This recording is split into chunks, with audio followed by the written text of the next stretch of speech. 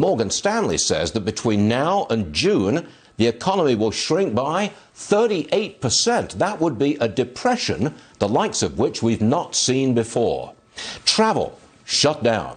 At the airport TSA checkpoints, they're processing 2 million fewer passengers every day. That's down 93% from a year ago. Those flights that do take off, virtually empty. Public transit ridership down 75%. Commuters just have to stay home. The vast retail sector, that's shut down. Foot traffic at stores down 97% from a year ago. Target is now restricting the number of people allowed in at any one time. Factories idle. The automakers have extended the shutdown into May. Yes, it is April the 3rd. That means 27 more days at least of social distancing. And Dr. Fauci suggests the stay-at-home order may have to go national. All right, political tempers. Well, they are frayed. The president's in a public fight with Senator Schumer.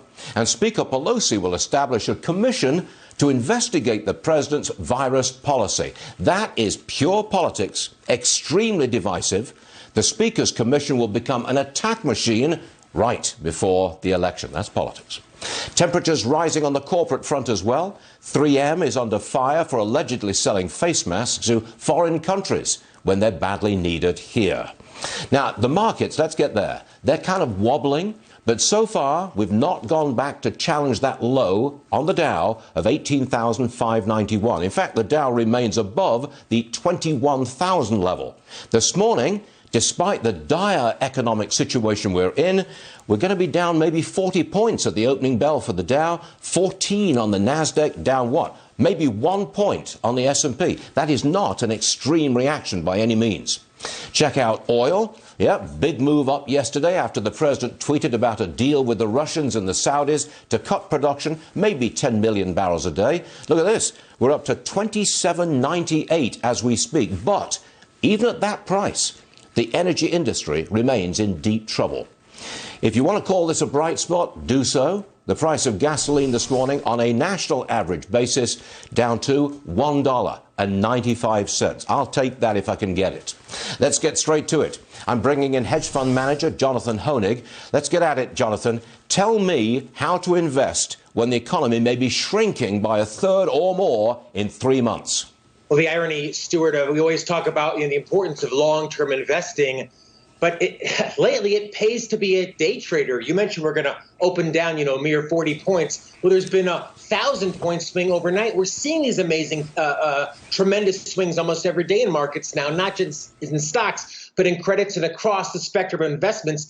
That's because of the watch where we've talked about, the uncertainty. Morgan Stanley, as you said, predicting as high as 15% unemployment, certainly higher than the global financial crisis. And Stuart, we're talking about, and I know this is not hyperbolic, we're talking about depression-level standards by some of what the dire predictions that are expected. And that's, of course, what happens when you shut down production. Unless we can find some way to free the creative minds, the Dyson with the ventilators, or creative minds that are finding some ways to get this economy forward, it's very tough to invest for the long term when legislators and regulators are making it up moment by moment.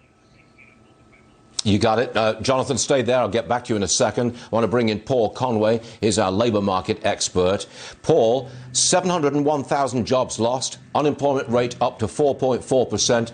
The picture, the real picture, is much worse than that, isn't it? Yeah, it absolutely is. So I would view this month's report as another vital sign, probably the more relevant vital signs over the past 2 weeks, the unemployment claims. But you're looking at a report that's based really on mid-March reporting, and the true report will actually come at the end of this month for what we're looking at right now in the past couple of weeks. But I would see these weekly reports over the next 3 or 4 weeks as better indicators of it, Stuart. And I think that April number won't be surprising, but I think it will be quite high. Absolutely. Now, at 10 o'clock, literally 55 minutes from now, we get the big report on the service sector. I'm expecting a service sector collapse.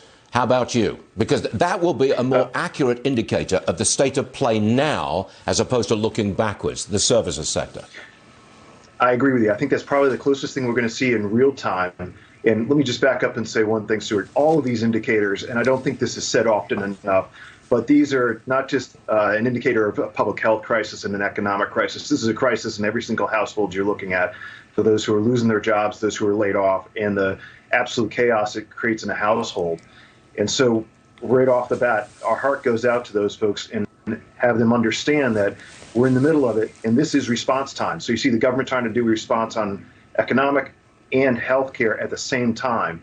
And we got to get to the point where we start having the conversation, obviously, about recovery, but then longer term rebuilding in terms of what are those companies and what can entrepreneurs do 1 year, 2 years, and 5 years from now coming out of this to build something that's more hardened for future events. I think that has to be part of the discussion Paul, now. Look, I'm with you all the way on that, but I want to get something clear here. The money is going out starting today, this $2.2 trillion.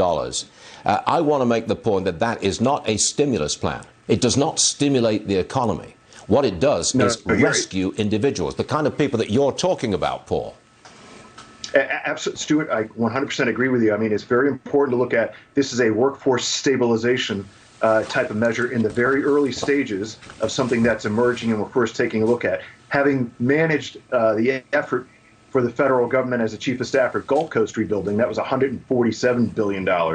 I can tell you that the logistics that are involved in pushing a lot of money out into an area over the next 2 or 4 weeks here is going to be critically important on how people see this and the efficacy of the program. Whether the banks and the SBA can actually get this money into the hands of people is going to be critically important over the next 14 days. Absolutely. Okay. All right. Thanks, Paul. Hold on for 1 second. I want to get into the politics that's going on here. Political temperatures really are rising. There's a number of elements to this story. Senator Schumer, he's not happy with the president. Listen to what he said on MSNBC last night. Roll tape. I'm just appalled. You know, I'd say to the president, just stop the pettiness. People are dying. And so, President Trump, we need leadership. We need to get the job done. Stop the pettiness. Let's get it done. Let's roll up our sleeves. Yeah. I sent the letter with the best of intentions, trying to improve a very bad situation. Okay, look, okay, the senator says he's appalled at the president. Ash, come into this, please. What did the president say in the first place to prompt Senator Schumer's response? Well, he sent a letter that went after Senator Schumer, calling him a bad senator of a state that was ill-prepared for the pandemic of the coronavirus. Let me show you one of the excerpts of this. It's strong stuff. The president saying, "We have given New York many things, including hospitals, medical centers, medical supplies, record numbers of ventilators and more. If you spent less time on your ridiculous impeachment hoax, which went haplessly on forever and ended up going nowhere, except increasing my poll numbers, and instead focused on helping the people of New York, then New York would not have been so completely unprepared for the invisible enemy. No wonder AOC and others are thinking about running against you in the primary. If they did, they would likely win." That is the president firing back both barrels at Senator Chuck Schumer's criticism of him and his leadership in this pandemic and the crisis. Okay, thanks, Ash. Now, there are other political arguments going on. Speaker Pelosi is going to start the select committee on the virus. I call that an attack machine. We're going to deal with that in just a moment. But right now, I want to go to Susan. We've got news on a variety of companies and what they're doing here. Tesla. I noticed that the stock is up big time. What's going on with Tesla, Susan? Speaking of big time, what about their best first quarter when it comes to deliveries? 88,400 vehicles. That's even more than what analysts had expected. And yes, that does push the stock higher. Also, they're making Model Ys, that's a crossover SUV, delivering them a lot faster than anticipated. But I think you have to take these numbers in stride because we're looking at 76,000 deliveries, Model 3s, Model Ys, 12,000 deliveries, Model S's, Model X's. But their Fremont factory, which is where they primarily produce their cars right now, didn't shut down until March 24th. And of course, the first quarter ends at the end of March. But guess what? This is the bullish part, is that they are keeping their delivery estimates intact. They're saying that we will easily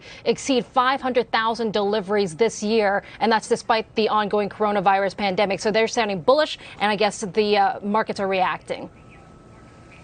Okay, Susan, we've got an analyst on in a few minutes who says they'll not hit the $500,000 delivery target that they've got. We'll see about that in a little while. But right now, Tesla's up $60. Lauren, come in and tell me about J.P. Morgan Chase, please. Biggest bank in the nation, and they say they are not ready to accept applications for small businesses looking for loans. The Small Business Administration, their $350 billion loan program is off and running today. In fact, the Treasury Secretary said community banks have already processed over 700 loans. Large banks coming soon. But as I just said, banks like J.P. Morgan said they don't have enough time. They're not sure of all the requirements. They are not ready yet, and they will email their customers when they're ready to accept those loans. All right, thanks very much, Lauren. We've got a big show lined up for you today, especially bearing in mind that we've got a dire economic situation. We have with us later this hour National Economic Council Director Larry Kudlow. He's the top White House economist, and he's on the show today. We're also talking to the CEO of Verizon. How are they keeping the connection going here? Hans Vestberg on the show. Speaker Pelosi, here we go, announcing that coronavirus oversight committee. Next, Dan Crenshaw will deal with that, and we'll be back.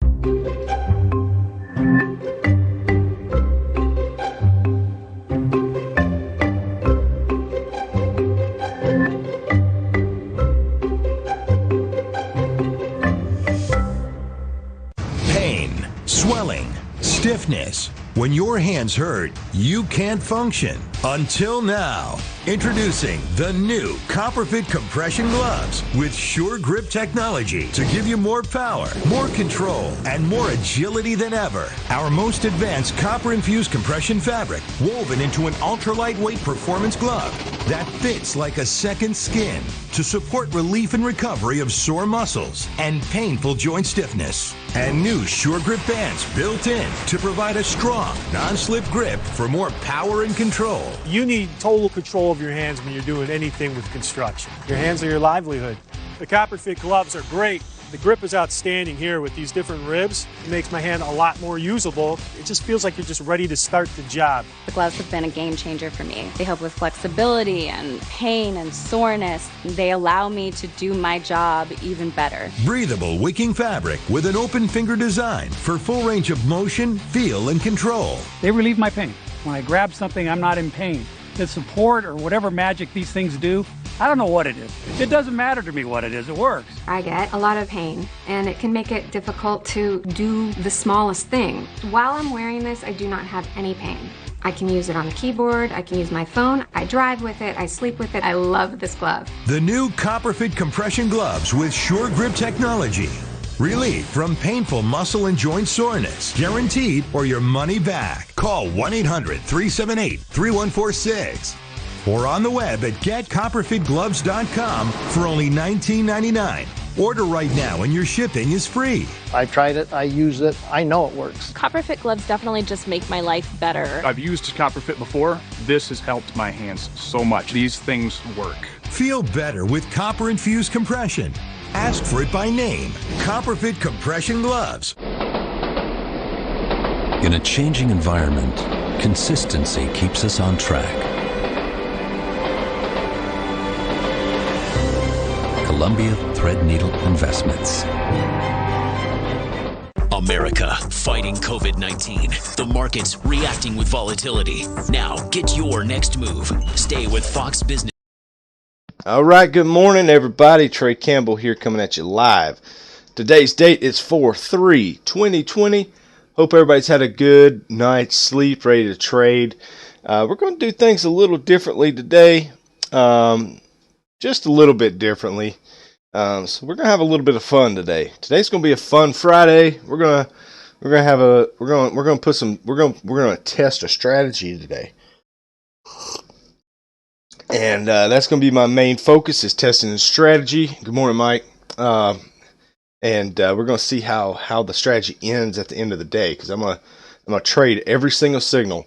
And the reason why I like this particular one, and the one that I'm going to be using, is Neal's dot strategy, the reason why I like it is because you get signals often. So it keeps you involved throughout the day. Whereas like mine may give one or two sometimes a day, sometimes it does, sometimes it doesn't. You never know what's coming.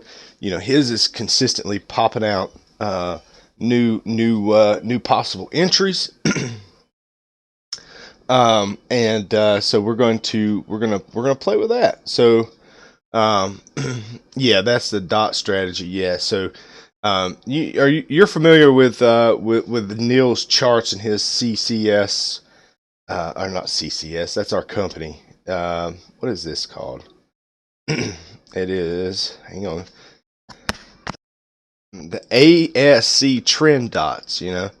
That is what we're looking at. And it's just the dots that you normally see on his chart. But what I'm going to do is I am going to use probabilities to show you guys how you can just take the dots for signals and hopefully come out green. So we're gonna see how that works out today. Like I said, today's a test, so we're gonna see. I'm gonna test the probabilities for the day, see how we end up. But we'll see.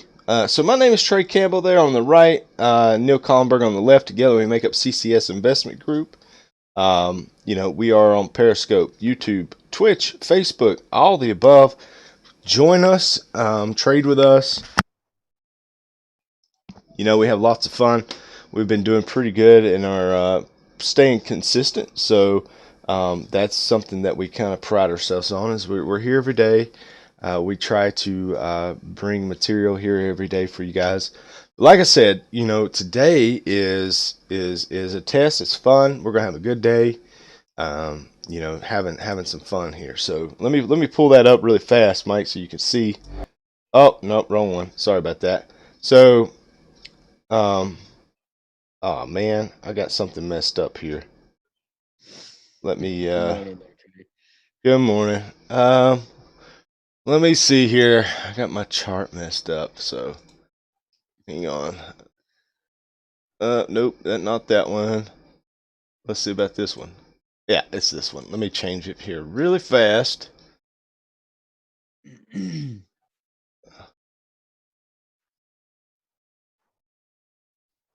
Boom. Okay. Now you can see. Now you can see it. So you see the ASC trend dots. That is what I'm going to be doing this morning. I'm going to be following those dots. Going to take them, and I'm going to use probabilities to show you guys how you can take a 50% win rate. Something, any strategy, not just this one, any strategy with a 50%, at least a 50% win rate. And then what you need to do, and Mike, it doesn't matter like this strategy particular, as long as it's a strategy. You could do a 2200 cross strategy. You could do a moving average cross. You could do whatever your strategy is, as long as it's a 45 to 50% win rate. I'm going to show you how you use probabilities to actually make that a winning strategy. You just need the odds. You just need good odds, and at least 50%, something like that. So it doesn't particularly have to be this strategy. It could be any strategy, really. But it has to be right at least half the time. You want it to at least have a 50% win rate. And then we kind of go from there. But we'll see what happens. And like I said, we could end up today red. I don't know, but we're gonna try and see what happens with this particular strategy. I think it'll end up very green. I think we'll be in good shape, with no issues at all. So. Yeah, I think it's gonna be good. I've been like looking back. I'm looking back on it and stuff, and just right now, this morning there were since I've been sitting here, there was 1, 2, 3. This was a bad one, but then 4, and then 5. So 5 out of 6 so far. Mm-hmm. This one it would have just gotten you out. You would have stopped out right here. but you would have still been able to get back in because your buy would have been here. So you would have gotten stopped out. You would have gotten stopped out like right here, and then you would have bought right back in more than what you had here, and you would have taken this. You could have taken this up to even just here, or up to here. I probably would have set my target right here, just because of where the the resistance was before, and gotten out. Mm-hmm. Yeah, absolutely. Oh, Bethany Sharon's with us. Beth does need she needs a t-shirt there, Trae. We need to need to make one up for her. Yeah, the drug slinger. It's funny. Funny. All right, what defaults to 14? Your Williams percentage. Yeah. I'm not even using the Williams percentage myself. I'm just strictly going off the dots. Like, I'm not even looking at support. I'm not going to look at resistance. I'm going to look at somebody that doesn't know anything. Today, I'm a guy that doesn't know anything about the market. All I'm going to do is strictly take the signals that are delivered to me in a way that I am, I don't have to have any knowledge of what's going on, just using thank you for doing this, man. That's man, no issue. No, that's awesome, dude. I want to see how it does too, because I back tested mine so much. I'm just like, I want something different. And the reason why I like yours, in the sense that it doesn't always give correct signals, but here's the thing, it's consistently giving signals. So you're always involved. You know what I mean? Like, you're always involved in the market. Like with mine, you could, like, look, you're almost getting a blue dot right there. I mean, so it's always, throwing signals, and that's small trade often kind of mentality. That's kind of the thought behind that. So, so we're gonna do it. Just a quick overview, really fast. We are holding value area high. So you can see all the wicks here. Right in this area right here, we did get a buy trigger here. And then we're wicking out. So we are holding value area high as of right now. And we've targeted Monday's POC a couple of times and rejected it.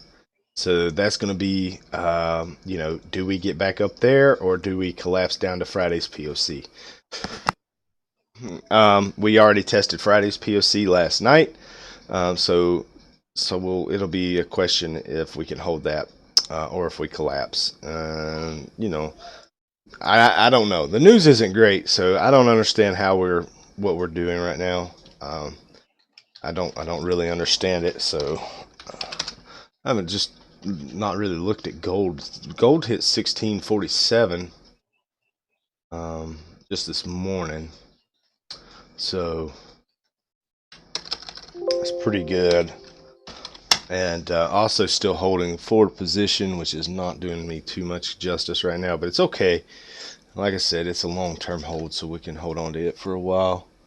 And that's about it. That's all I got. Neal, I kind of rambled on, man. I'm sorry. I missed No, dude, it's okay, man. I've been super busy this morning, so I'm literally just I'm here. I'm here physically, but I'm not really. Right. I haven't even looked at the market, man. I literally got in my office and just started working. Sure. Still trying to get that stuff set up for this new client, and they're asking me about setting up email for these people, and I don't even have access to their email. So I have no idea how this is gonna happen, how this is gonna work, but it's gonna be interesting. Yeah, for sure. I heard from the old IT company. They emailed and they said this client was notorious for wanting these things done after they hire somebody. And then they want it like that day. Right. Like, you got to give us some lead time. We work with lead time. We have way too many clients to deal with that. Like, you're just a small pea in the pod. Right. Yeah, absolutely. It's like, who are you? Yeah. Adios. Get in line. So I hate saying it like that, but that's just that's what it is. Yeah, no, I totally understand that, man. Daddy, can I change my move? Sure can. So, Like we are definitely getting a buy signal here. Let's see if it holds. yeah, and that's 3 another thing minutes. too. I won't start the dot strategy till after the open. So it'll start. It'll be the first signal after the open, and we're just going to go. We're going to go down the whole chain of events. I'm going to create rules as I go, because once I get a feel of it, I'll start developing an idea of what works and what doesn't. One thing I was noticing last night with it is a lot of times when you get a buy signal, there is a big probability that you're going to get a retracement back. So sometimes it's a tough one to say, should I buy the close of that candle, or should I wait for the retracement, or should I buy the close and then just add a position? Here's the one thing I noticed, right? In particular with this here, I've noticed that your stops need to be the dot. Yeah. Oh yeah. Yeah. I'm not going to hesitate with putting. I'm gonna find the last swing or the dot, and that is going to be. It's going to be a big stop. Like this one in particular, like this one here. This here would have been it's not that bad. Well, 17 points on the ES is pretty big. Yeah. But it never came down and touched it. But for me, my stops would have probably just been underneath that candle. I would have done the 13 points. Just underneath that candle, and that is also, there's also resistance here. Right. Yep. Short-term resistance. On the only using the 2 minute to identify the resistance level. But it's short-term resistance. Yeah, I see that, and what I'm gonna this one here would be pretty close to getting stopped out right now. It'd be tight, but it wouldn't have stopped out yet. Right. Yeah, see, like on the one on the NQ right now, I'd have the stop underneath that last swing low, 75.81. Yeah. And then it would be, do I average in? Like, do I add a position in down in this area? That's what I'm gonna play with today. I'm gonna play with that today, because if anything that you add and then you lose a trade, then you have to start the next trade automatically with the next two. Like, let's say you average, you got one in. The next trade is going to be it's going to have to double up. So look at that. Look at how that played out too. Red, blue, red, and now here. So, sometimes there's like there's like that whipsaw action. Right. And the other thing too that I've noticed with this is when it breaks above or below, depending on like the dot, that's like the level of like strength with it. Right. Yeah, so we won't take that dot. We're going to wait on the next dot, which will be a buy dot. So we're going to be in a long. We know that for sure. This thing hardly ever does like a double sell dot. So no, it will not. It won't. Yeah. I think there was like a few times where I've seen it, like on the back test. I'm like, how is it even? Doesn't even giving me, that. Like, it doesn't make any sense. Yeah, I think I've seen it a few times too. And then also, another time that I will switch the trade automatically is if we do get another dot. So let's say I'm in a buy trade, and then we get the sell dot. I'm automatically flipping the trade. I know I'm going to do that. Yeah, it makes sense. Yep. Looks like we're going to be getting a dot here soon. This thing just needs to break above. Yep, we're getting the dot. Really having a hard time there. So looks like we're going to end up with that dot.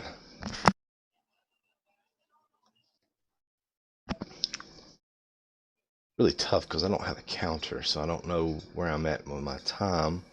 Right now. Yeah. We didn't get the dot. But it didn't give a signal yet.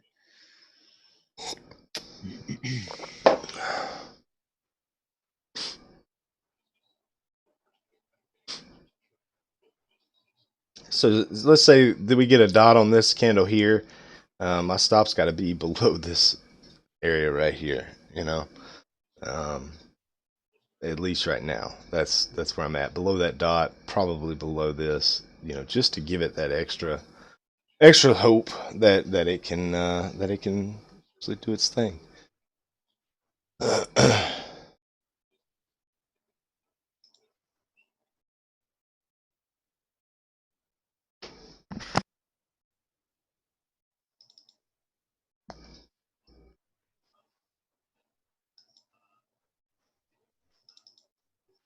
All right, there's it's coming.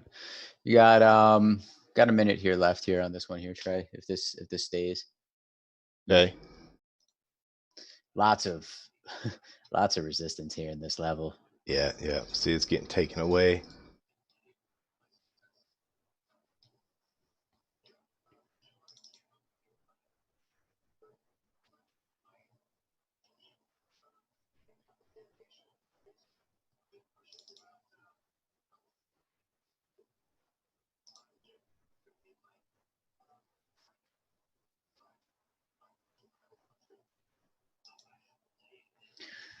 Wow.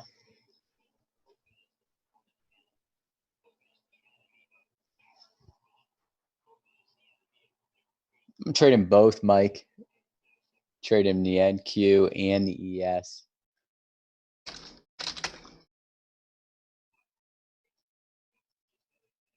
This is the micro ES though that you guys are looking. There's your buy, Trey. Okay. I'm in. No, I'm in. $20.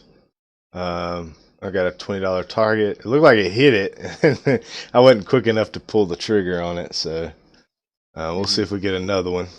This is a micro, so you know, $20 here, $20 there is going to be kind of the goal, unless we come back down into this area right here, which will then be the add.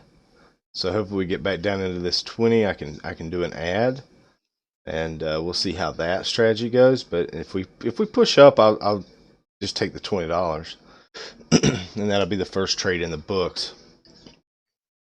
Yeah. I took mine. I had like $60 on it, and I missed it. And then came right back up. Okay. It was a quick little trade. Yeah. I mean, micros, you gotta, you know, at least do $20 a pop. Yeah. You know what I mean? And otherwise, it's just kind of. That one was 31. Okay. Let me change this. I want my history custom period. I want it to be today. All right. So I'm up 56 so far in the day. I took a trade. I took a trade last night.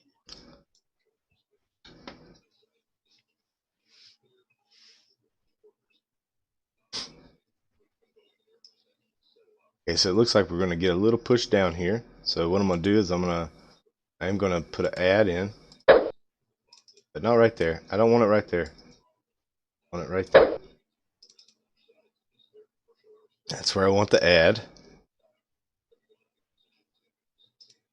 It's really going to pull my average down very well. I can hopefully, you know, start, you know, be able to pull my take profit down.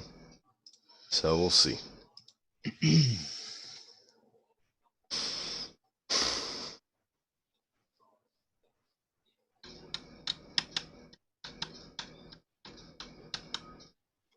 Almost had it. Almost had it. See, that's another thing too, is positioning ads. See, if I'd have put an ad in there, that would have been pretty good move back to up to the upside for me. The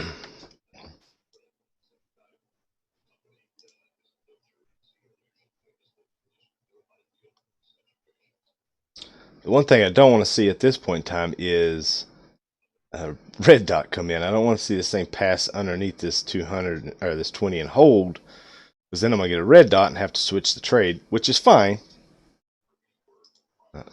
It will be what it is, you know.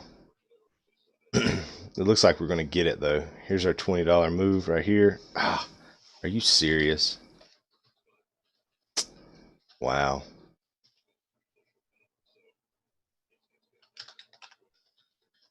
Really, NQ? See, that would have, if I had already averaged in, though, that would have been out. I'd have been gone. I'd have been done. That'd have been it. So Yeah. There's the maybe I should have set this exactly on that 20 period moving average instead of a little below. Because that would have been my move right there. I'd have been done. That would have been a good trade. And it would have been more than $20. There you go. It looks like it's gonna go. Well, it's got all this all this keeps whipsawing right there, man. Yeah. All right. Well, I gotta finish this here. So this guy is. See if we can get this. All right. Now we've got the now we're in. Okay. Let's go right there. That's going to be our new target. You see my new target. It does not have to go much.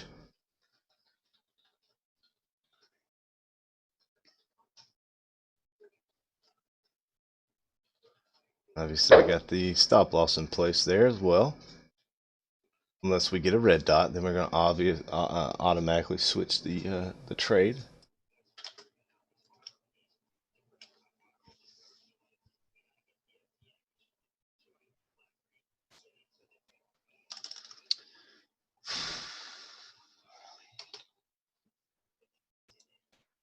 This company's gonna hate me, but gotta ask these questions.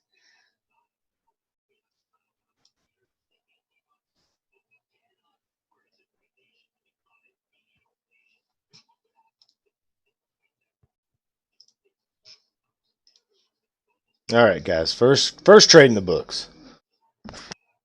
$42 in the books here. We got the $42 locked in. The first trade is good.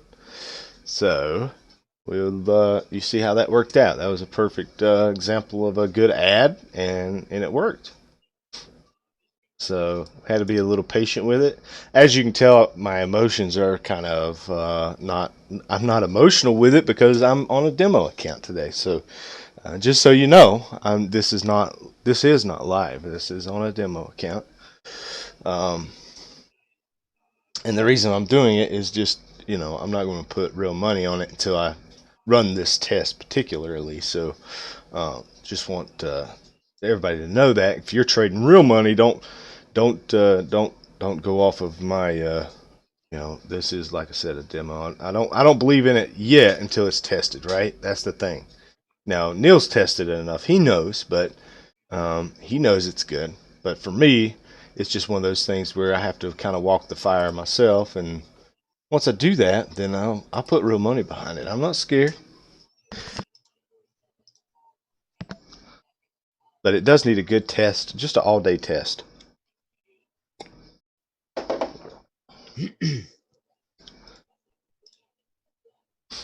Just an all-day test here.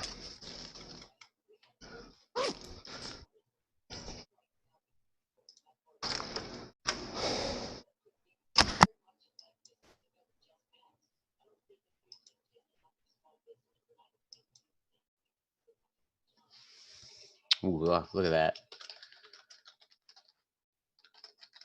Oh, wow.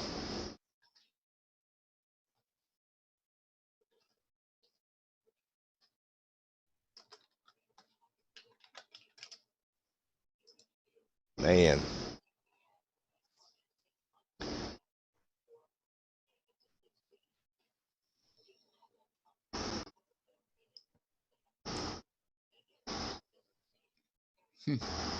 Well, it's interesting, man. I don't know. Like we get, seems like on bad news, the market just goes up.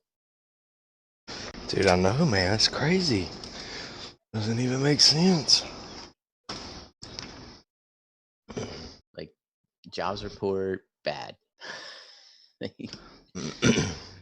we rock it, I don't get it anymore. Right. Oh, hang on, dog. So, yeah, Mike, the the actual calculations are a little bit differently than your normal, but they are unfortunately they are trademarked by CCS. So I can't share exactly the exact math on it, but they are their own. I can assure you of that. They don't have any calculations um, from any other group or any other math. It's all math that I've just tried and tested. So I know, right? But CCS owns it. The company that we have owns the calculation. So basically, what we're going to do, CCS doesn't know as a business what it's going to do with that in the future. So it may be, in the future, it may be a room where the charts get emailed to you or get shared with you or whatever. But as of right now, we don't know. So that's why we won't disclose it at this time. So we just don't know. So um, look for right now. You want to look for 76, 26, 78 to hold as support. And if this trend continues, you have to move up to target that plus zero point 0.5 deviation at 7,723. Yeah, and that Mike is just just kind of an agreement we came to when we formed the uh, the company, because we don't know what direction we'll go in the future, and we don't um, we don't want to be handing out something that we could that the company could use possibly for uh, you know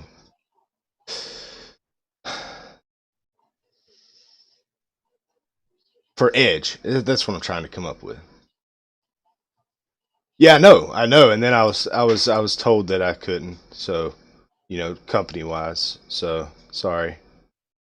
And I would have too. Like I would have, but I was stopped pretty fast because you know we just don't know what the future holds with CCS. So, um, or what we will use those deviations for, if that makes sense.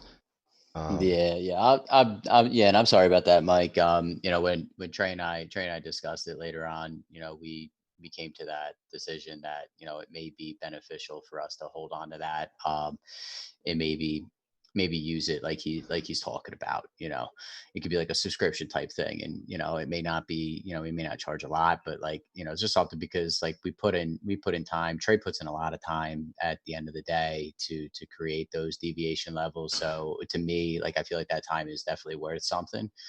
Um, you know, aside from that, like I mean, everything else we do is here for free. But like these types of things that we develop, I feel like they definitely need to be like a subscription type thing. Um, so apologize for that, but just how we feel.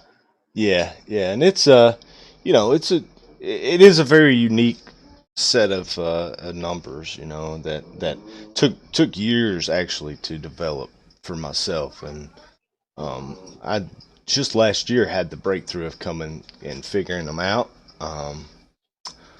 So it's just one of those things, man, where uh, and That's it weird. and it may not ever be used. We may never use it, and that's fine too. We just, like I said, we don't know.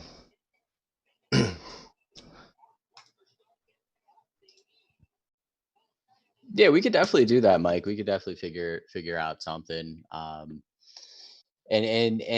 the nice thing about it is too is when Trey will post those deviation levels. Basically, it is a link that gets added to TOS. So like, there's nothing that you won't be able to you can't really share it.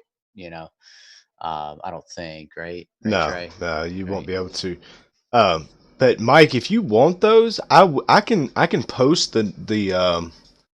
um I can post those levels for you in Discord at night. I don't mind to do that at all.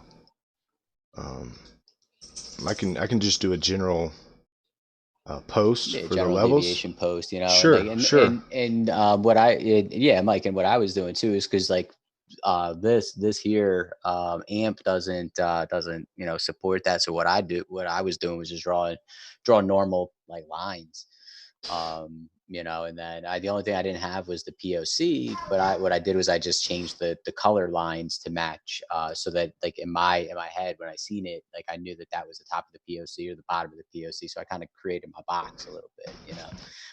The problem is that like there's edges of the box too, so like the value area box doesn't always extend. So I just had to just pay attention to that. Yeah.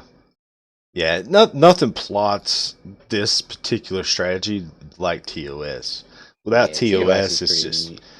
without Yeah. TOS, it just doesn't look as pretty for sure. Look at that, we're right back down in that 76, 26, 78, like I just called out there a minute ago, that POC. So watch this area right here. Let's see what happens in this area. And the POCs are highly important too, Mike. Value area is highly important. This volume profile box here is huge. That traders use as well, and then also your POCs are very, very. They're just as important as the deviations, in my opinion.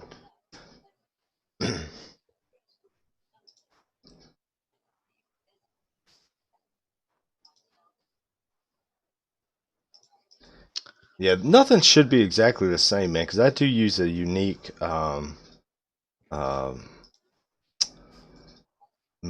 what's the word I'm looking for?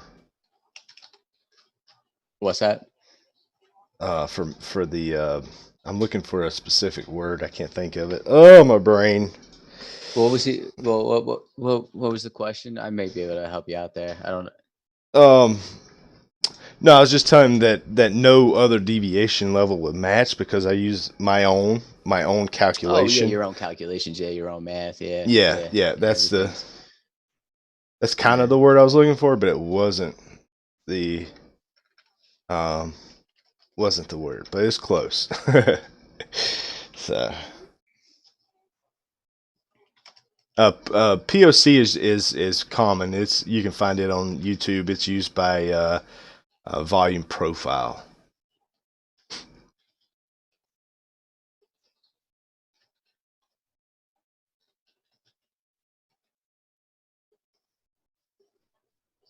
Okay.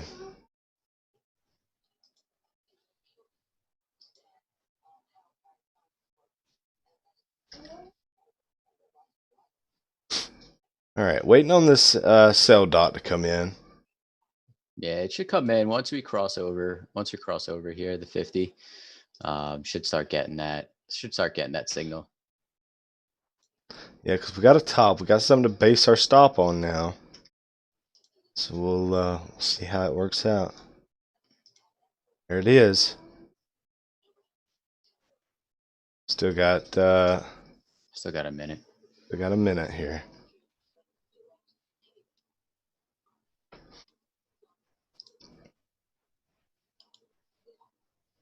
You generally don't have to get in a hurry once you see the dot, because like I said, more times than not, they do retrace.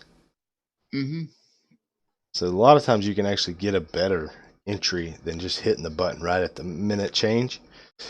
I just like to get my toe in the water with the first one and then try to average in.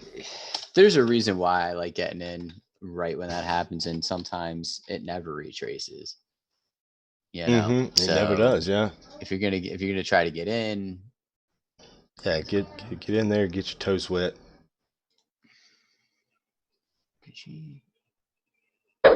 Okay, we're in. Oh shoot! Second trade. $20. All right, I'm gonna get in now. big stop, but we're gonna, it's a scalping strategy, so you have to understand that. Also got a ad that I'm willing to do right there.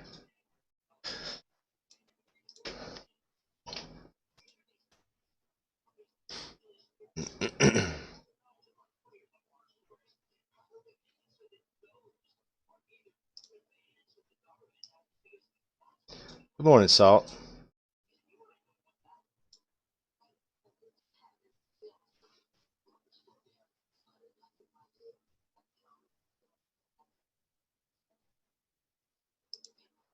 All right. We're out of that trade. I'm still in. Out of that trade. Yeah, good morning, Salt.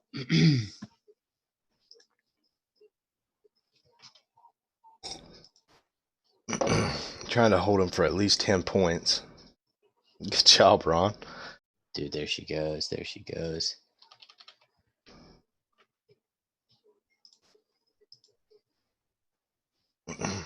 Ron's killing it this morning.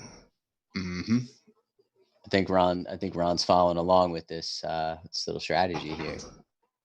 There you go, man. There you go. That would have been a much better trade if I held it. I mean, it's still good. It still made 47, I think. Dude, it came all the way down. It literally 43. touched my exit. 43. Can y'all believe that? It touched and didn't. Wow.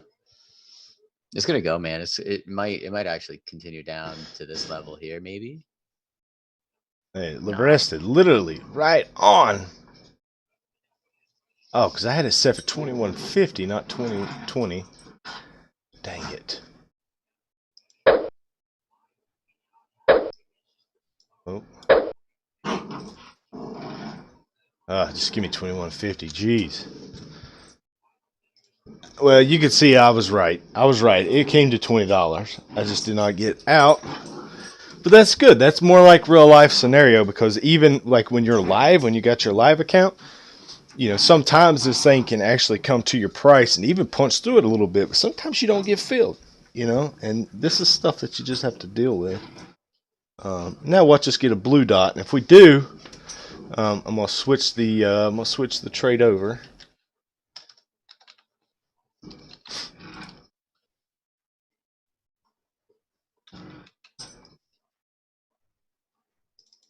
Can't believe that.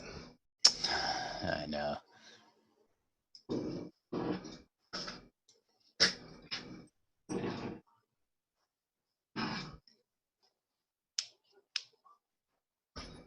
Man, that is aggravating. Kind of surprised that we didn't get a buy signal. Yeah, you're buy gonna signal. get one. It's got to pop over here. It's gonna pop over the 50, and it'll give you it. It's got to get up here. So I probably should take this 42 or 43. It's not necessary that it may actually retrace. That's the thing. Like, it's got to pop over here.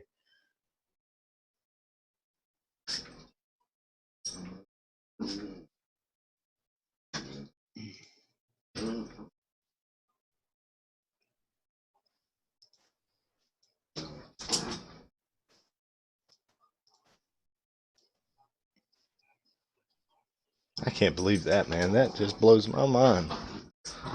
That I know.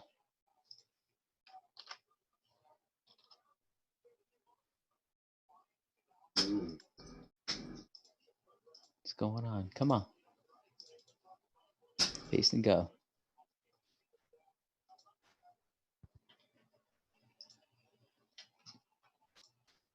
Where are we at on the... Okay, so we're underneath POC on the other chart here. So if it can hold that as resistance, we might still be all right, guys. Should be getting a signal here soon. Problem is, I think the signal is going to come in up here near 20.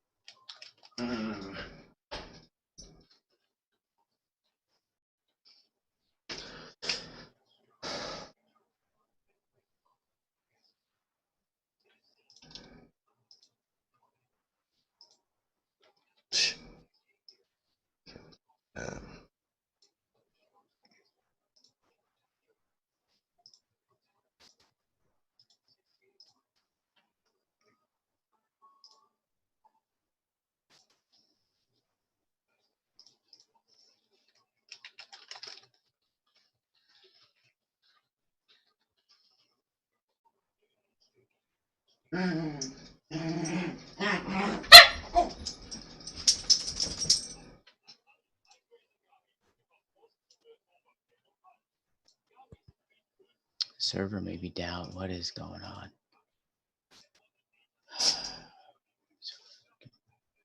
Being crazy. Oh man, nothing's working. Nothing's working today.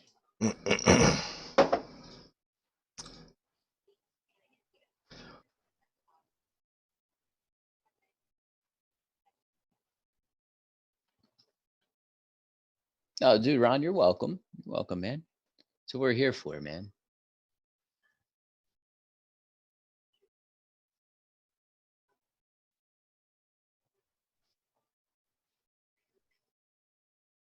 How much did you take on that trade? 43, 43.75. Okay.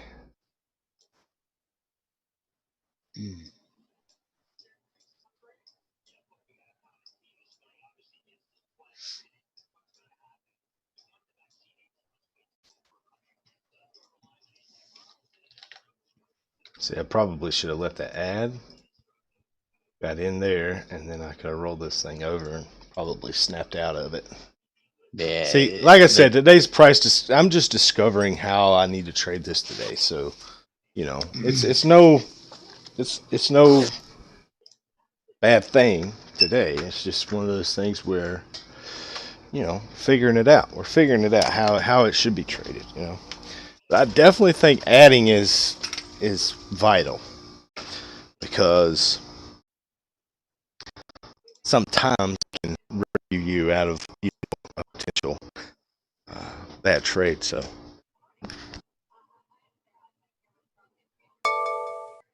Or just, you know, in particular, give you a better price.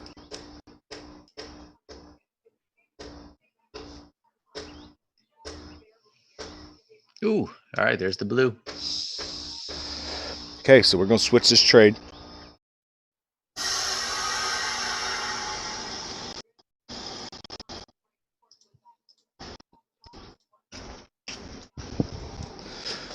Switch this trade up here if we get the blue.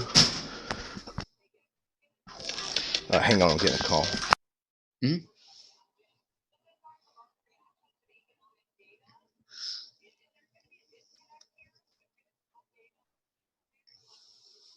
No worries, Mike.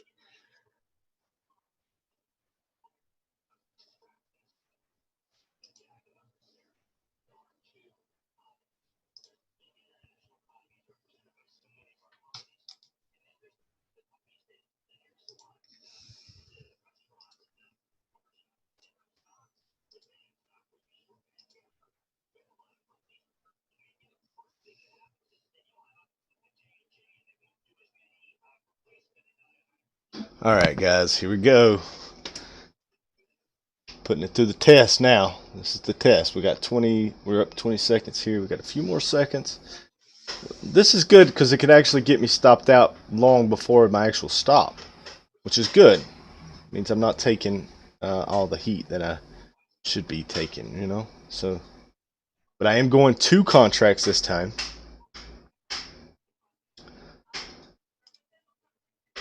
I'm probably just going to target up here on the ES. Probably just a little spike here is what I'm looking for. Gonna hold. All right, so we are I'm in, and my stop is just underneath. So I got 2. Yep. My target. So what did we lose here? What was our loss? We lost $60. So we need to target 60, about $80. So we're gonna target this area right here. Stop is now going to be placed under here.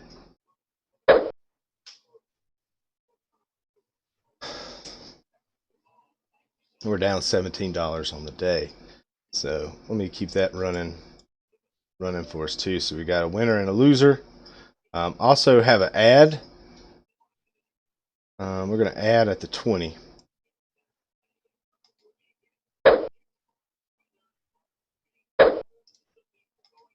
Oh, that's what I'm missing on this chart.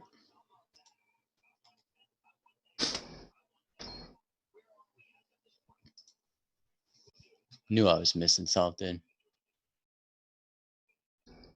What are you missing? 20. Uh-oh. You know what I'm saying? Most of the time, you do get that retrace. So just keep that in mind as we go forward. If you don't want to pull the trigger right at the close, just remember. Looks like I'm going to get in there. I'll have an ad. There's the ad. All right. Oh, now we just got to move our stop. There's our new target. There's our new stop. This will hurt. This will hurt. Yeah, it's going to stop me out. We're going to get now we're getting the pink. Ooh. Oh, come on. Oh, it's going to get. Okay. So now we are down $100. All right. Now we got the sell trigger on. Am I flipping this? Like, what's happening here?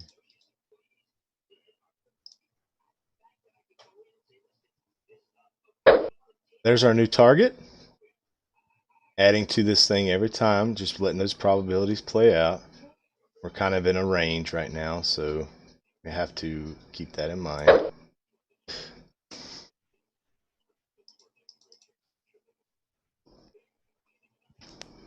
Looks like I'm going to be adding the what the hell's happening here? Come on.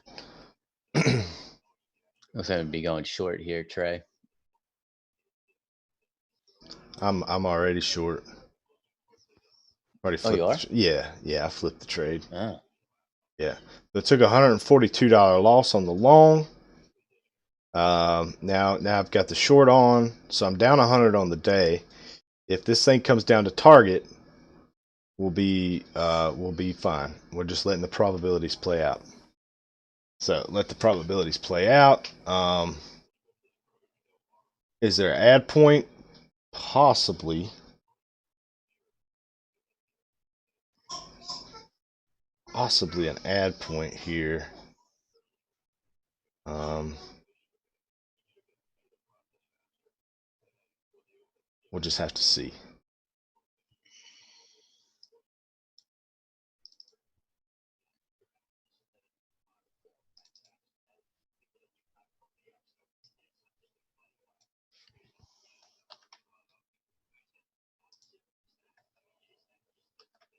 Okay, there is going to be an add point here.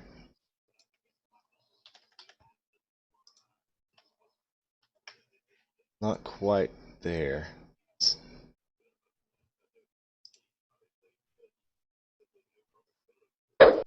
Add there. Uh-oh, getting blue dot area now.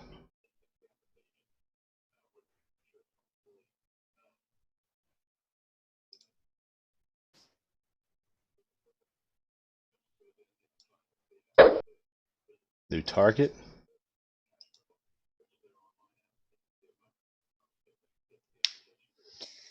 Oh, man. Getting whipsawed here, man. Mm-hmm. It gets a little nerve-wracking when you get up into the when it starts ranging like this. That's the hard part. Yeah. I'm still in that long. Oh shit. Damn it. I'll probably be long with you here if this I closed it way too soon, man.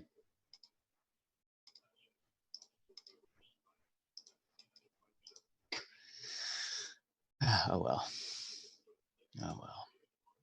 All right, so they got Project and Bluebeam.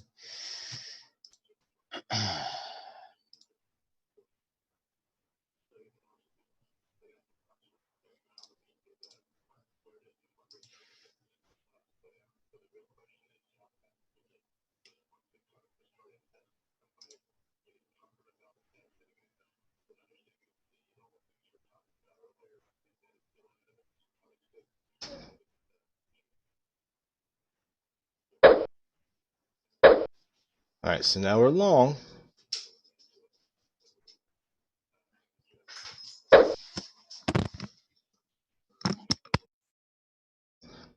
We're holding $366 in red right now, guys.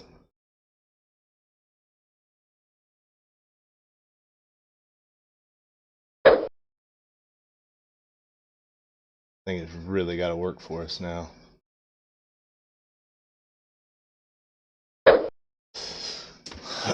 We're letting those probabilities just go. We're just trusting the probabilities. Shoot, I missed that. Missed that second buy there.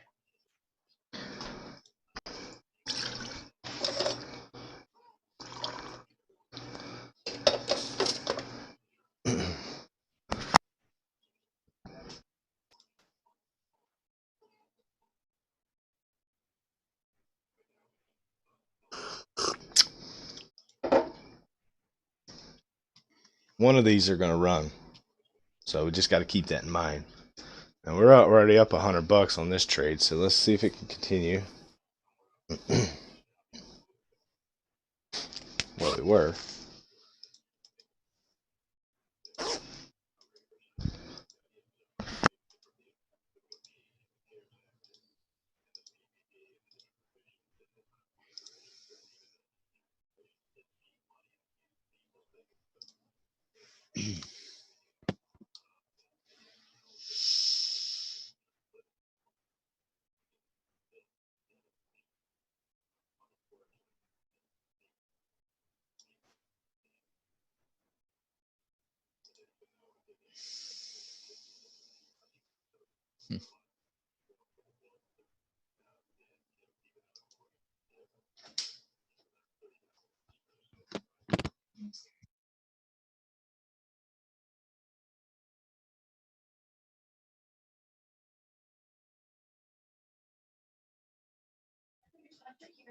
I see here.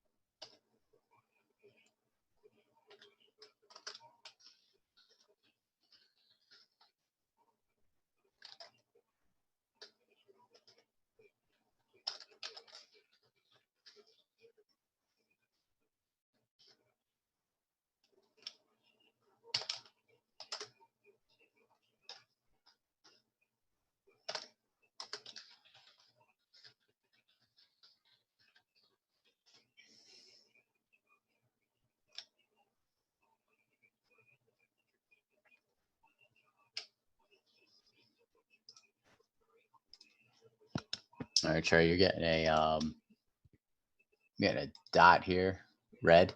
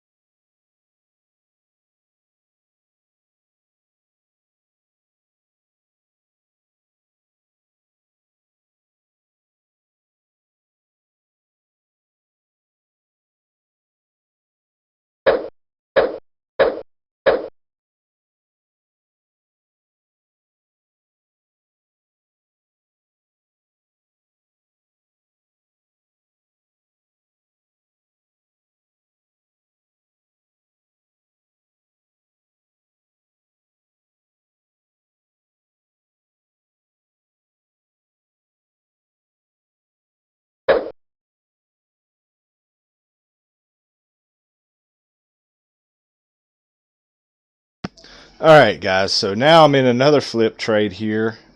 This not going so hot for us today. I pulled the trigger too early. I've been getting just hounded with phone calls this morning, so I'm not like fully with it here. But I am in the short, letting this probability play out. So we're gonna see what happens. See if we're still in the ball game here. We're up really nice right now.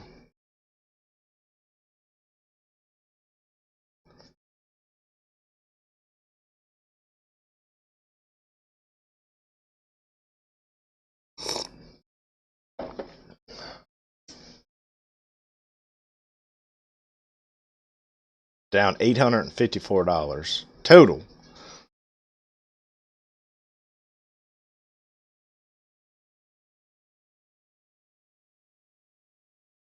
So we need this to come down and hit our target. If it hits our target, we're looking at being up 200 on the day. So let's just see if it can do it. Stops in place. More of like a 1-to-1 ratio here. Let's hope that we can,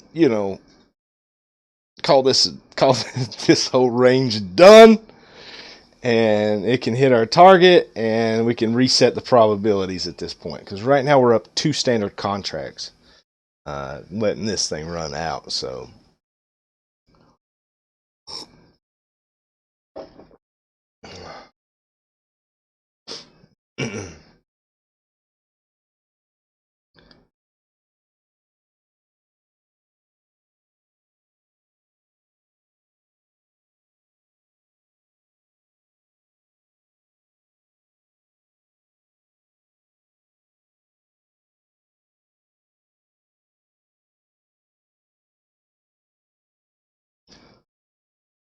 even Walmart's down today.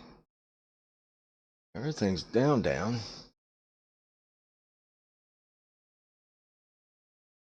All right, guys. Looks like possibly. All right. There it is. Let those probabilities play out, guys. Let those probabilities play out. Look how low percentage we are. 1, 2, 3, 2 winners, 3 losers. We're at a 40% win rate. We're up $200. So we're letting the probabilities play out. We finally got the probability to work. We're green $200. So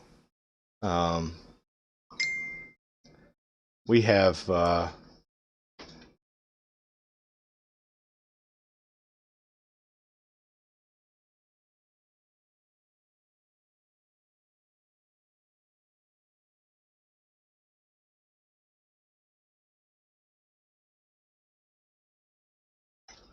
So 200 in the green.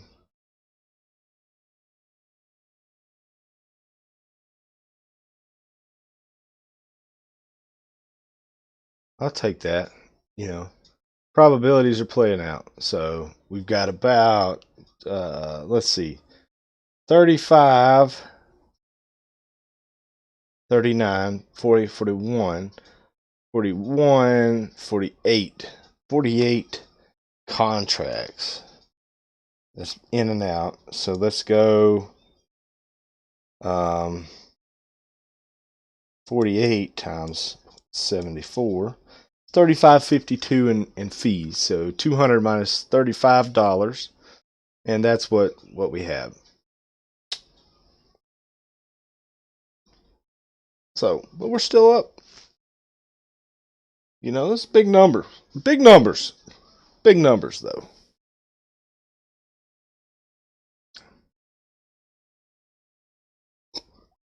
Like I said, this is just a test to show you guys how probabilities play out. If you allow them to, you can build trust with probabilities. That, my friends, is a very low percentage rate of wins right there. 2 wins, 3 losses, 5 trades.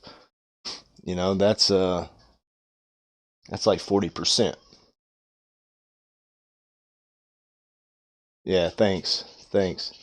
So we're, you know, but we're green. That's the important thing. You know, even through all this trash that we just lived through, you know, we knew that one of them was going to give a good signal that was going to take care of us. That's the important thing to know. And that's the important thing to know when you're trading these things, is to keep in mind, one of them is going to be your ticket. One of them is going to be your ticket. If you're not involved with it, and you're going to miss the boat. You're going to miss the boat. So, you know, that's, you know, yeah, it'd have been nice to make that $1,000 in one trade, but, you know, you kind of had to work your way up to get to that level in the first place. So,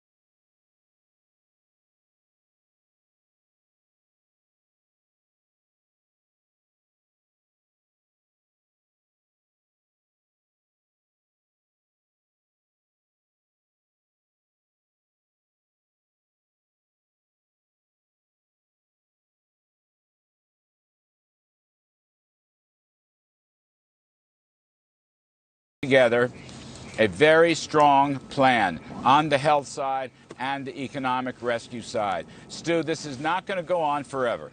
This is a temporary problem. Okay. The coronavirus is running its course. We are creating therapies, medicines, and ultimately vaccines. We have different procedures in place that will stay with us. You know, it's kind of like 9/11. Remember, 9/11 came, life changed. I mean, we had in airports metal detectors, just to use one small thing.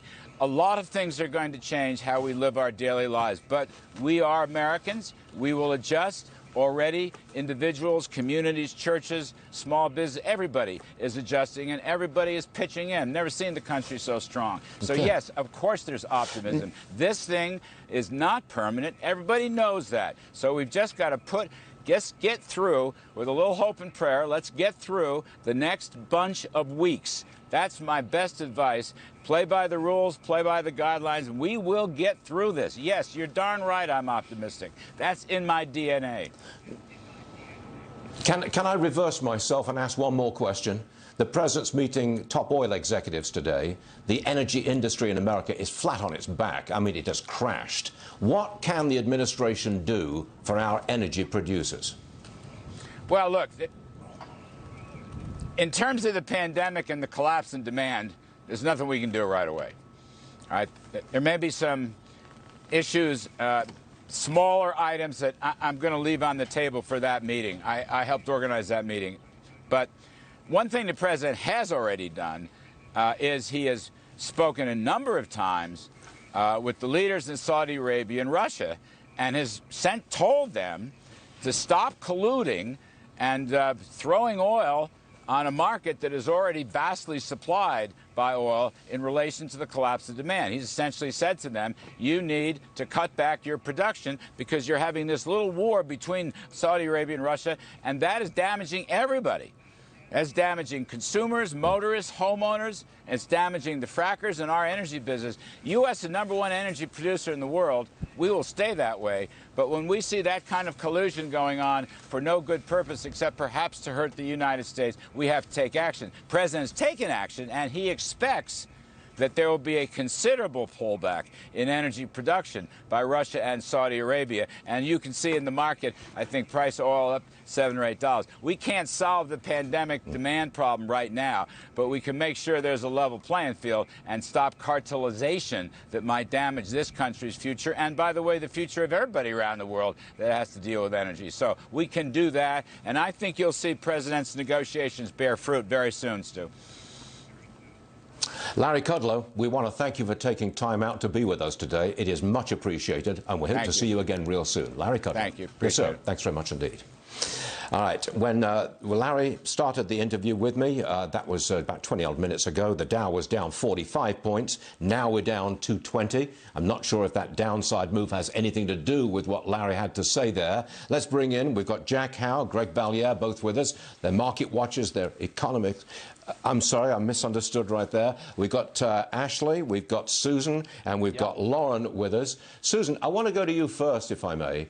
You're our principal market watcher on the company. So, Susan, what did you hear Larry Kudlow say that you really picked up on in terms of the stock market? I think you made a lot of headlines, actually, in that interview. I was looking at all of the red flashes coming up on my screen. So we have some of the headlines that in that interview. The Kudlow says that the U.S. is suffering through a very painful economic contraction. Will things get better in the weeks immediately ahead? No, but they will eventually get better. But he does see a very strong economic recovery when this plays itself out. So, this is pretty much what we've heard echoed from the White House. So what about oil prices, though? I think that's probably maybe possibly dragging on some of the sentiment, given that higher oil prices means that consumers have to spend a little bit more. But it seems that the economic play out and how much it impacts the U.S. is grabbing all the headlines.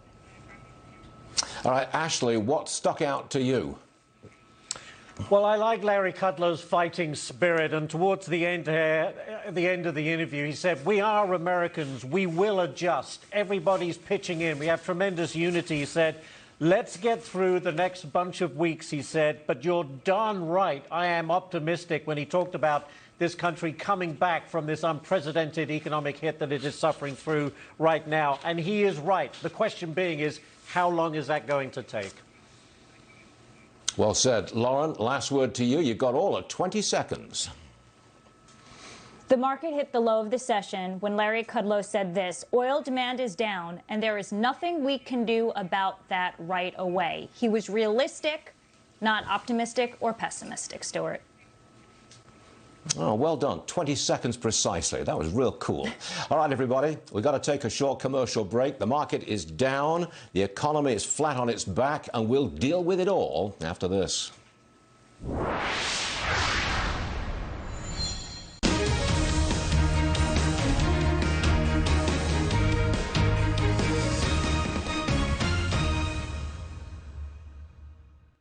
Life isn't a straight line, and sometimes you can find yourself heading in a new direction. But when you're with Fidelity, a partner who makes sure every step is clear, there's nothing to stop you from moving forward. I did have hearing aids from another company. I was just frustrated. I almost gave up. With Miracle Ear, it's all about service. They're personable, they're friendly. I'm very happy with them. We provide you with a free lifetime of aftercare, meaning free checkups, cleanings, and adjustments. I see someone new, someone happy. It's really made a difference. Call 1-800-MIRACLE to start your 30-day risk-free trial and schedule your free hearing evaluation at your locally owned Miracle Ear today. When knee pain stops you in your tracks and you need relief to keep you moving, introducing CopperFit Ice, the world's first compression sleeve to include the healing sensation of menthol and the energizing properties of cocaine. So that was a pretty good short, right?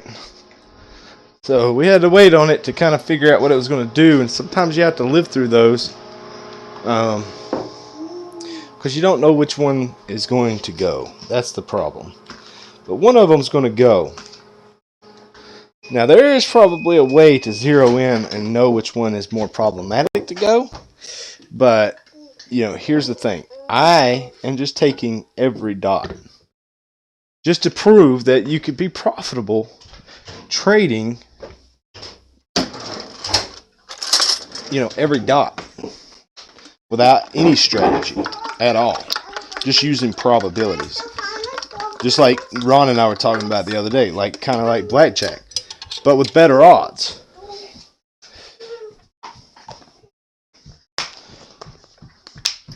So I'm showing how you can turn this into a game of probabilities without having to, actually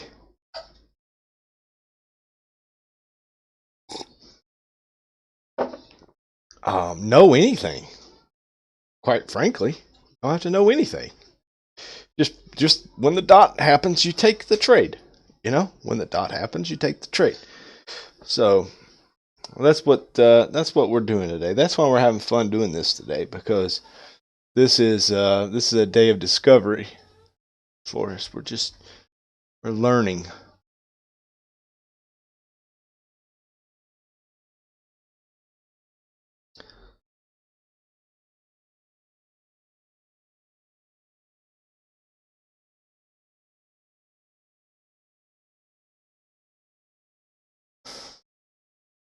See, now we're finding support there on that 200 period moving average. Let's look at the other chart.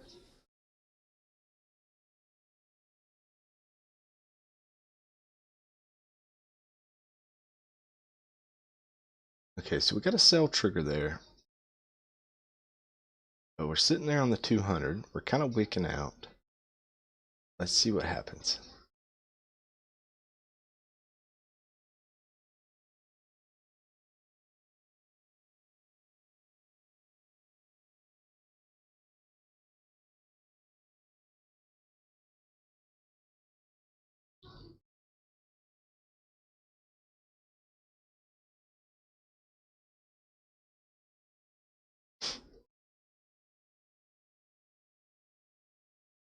All right, we'll continue. Next target down. I'm kind of hoping we find support right here, Ron. But if we do continue down, obviously the -5 deviation, 75.34, is my next obvious target there. If this does, if this sell trigger actually is true, then we could find ourselves going down into 75.34 pretty easily. And looky there, we're already getting there. What a sell trigger, though. If I'd have just held those 75 points at this point, that could have been a huge profit. Huge profit. Instead of just being up $200, we could have been up tremendously. Ford is starting to come on down towards the $4 area. Hopefully, if we can get there by Monday, start hammering putting some pretty heavy shares on it there at the $4 range. See what happens.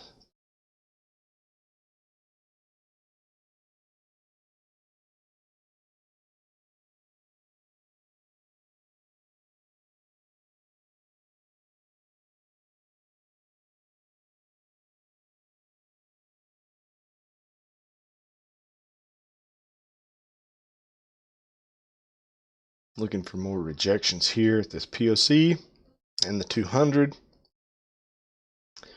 See if that happens there.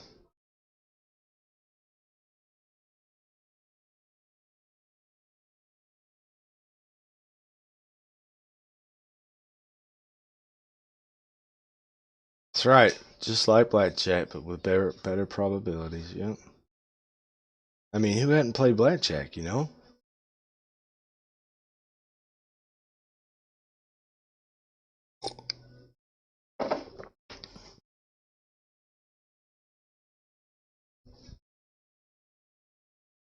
Another key to blackjack is knowing when to fold your, just fold the game and be done. Walk away.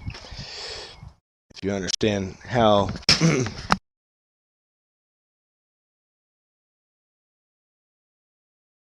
how the cycle really works, if you're up good, you have to, walk away because you don't want to withstand another round of having to give money back to try to make money. So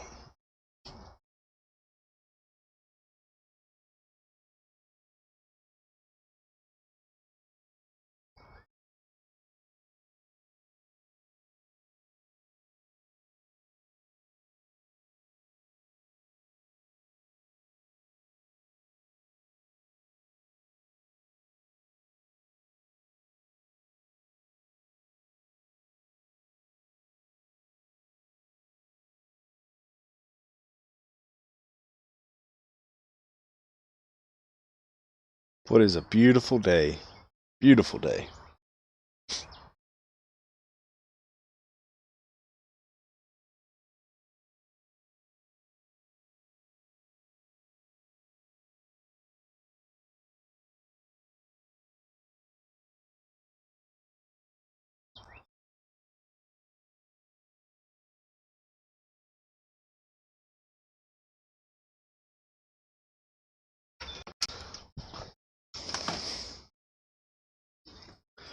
Okay, getting a buy trigger on my setup here. See this buy trigger coming in here. I'm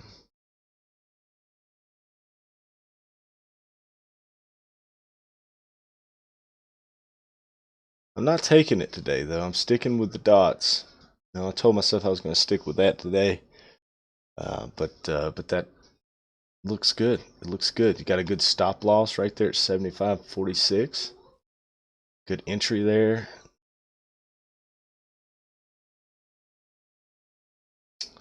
If that holds true. But we got that 200 and that POC that kind of concerns me right now. So that's the two that's kind of got me. But it could bust right back up through there. No issue there.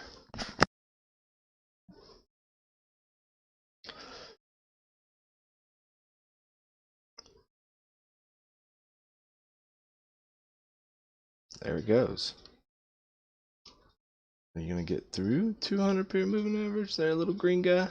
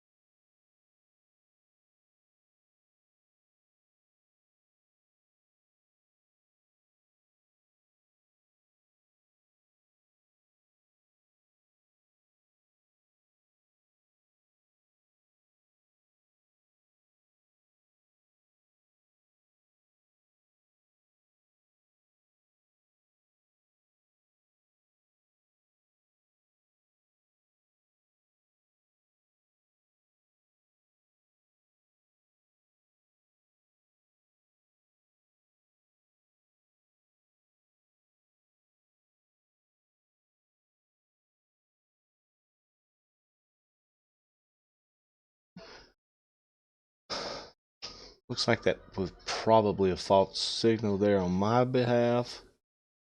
It looks like we're gonna tear through what would have been the stop loss. Still in it technically though, in my mental trade, so we'll just see. But it doesn't look good. The good news is that was a tight stop, so it wasn't too bad if somebody was actually in that one. It's not. But how about that trade there? How about this trade here? This was a good trade. If you'd based your stop off of this stop area, that was a real fantastic trade. The downside. This was a fantastic trade to the downside, so we're kind of due a bad signal there, I would say. We've had two good downside triggers there.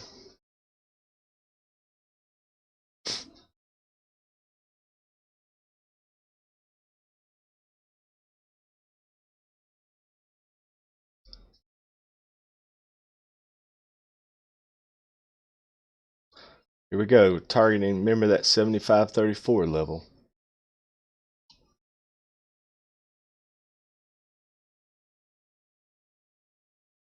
Come right into that level.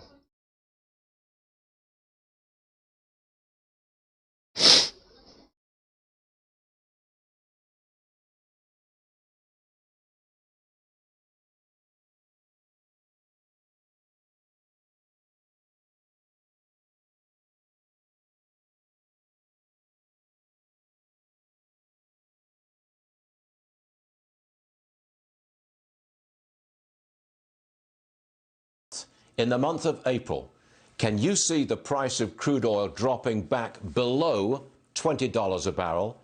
Can you see it at any point dropping below $10 a barrel?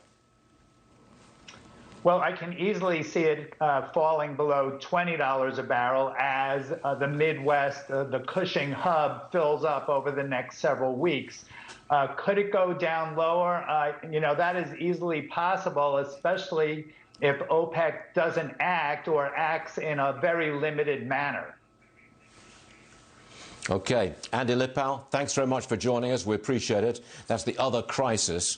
There's one crisis with the virus, and there's another crisis with the glut of oil on the world economy, and prices are sinking.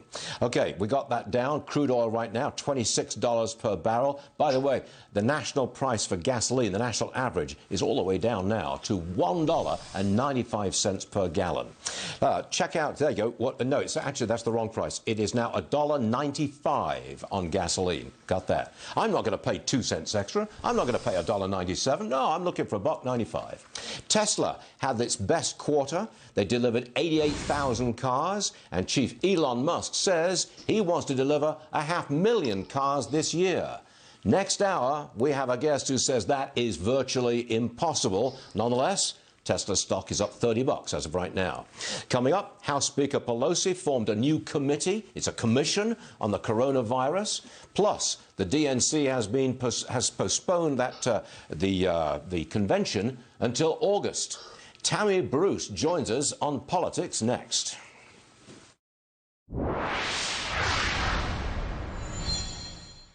As America takes on the coronavirus and the markets react, we help you navigate the uncertainty with must-see interviews from the biggest names in business and politics. Now more than ever, for the vital insight you need, stay with Fox Business. Attention.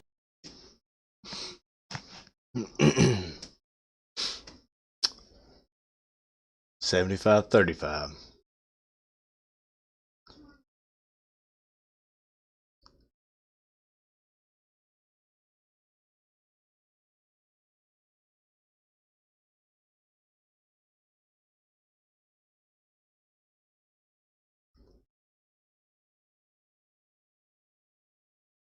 Bet we find support at 75.35. Or a little bit below it. I believe in it so much. I'm on demo, so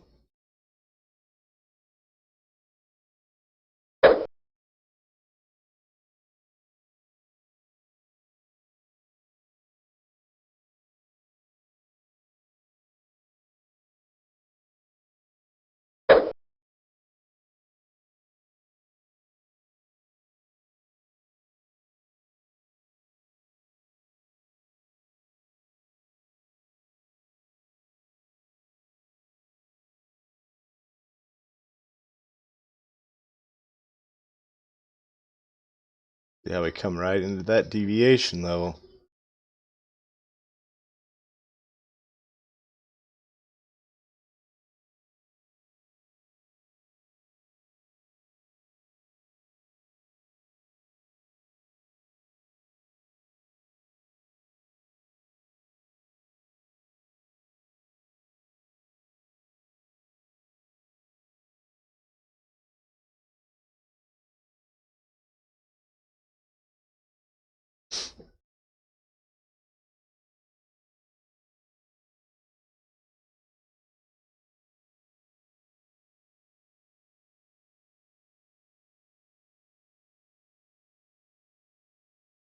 Hey, hey. Imagine that, guys.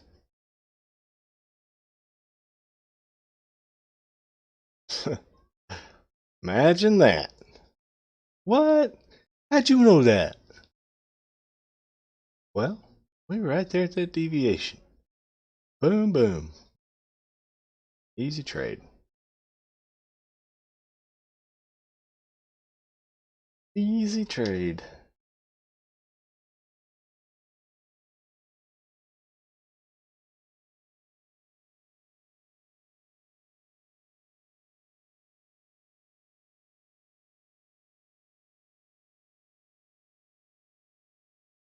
Yeah, yeah. Especially if it's not been tested in a long time. The longer the distance that it's been tested, the more that you can bet on it being a significant level. If it's just been tested, an hour before, it's more likely to.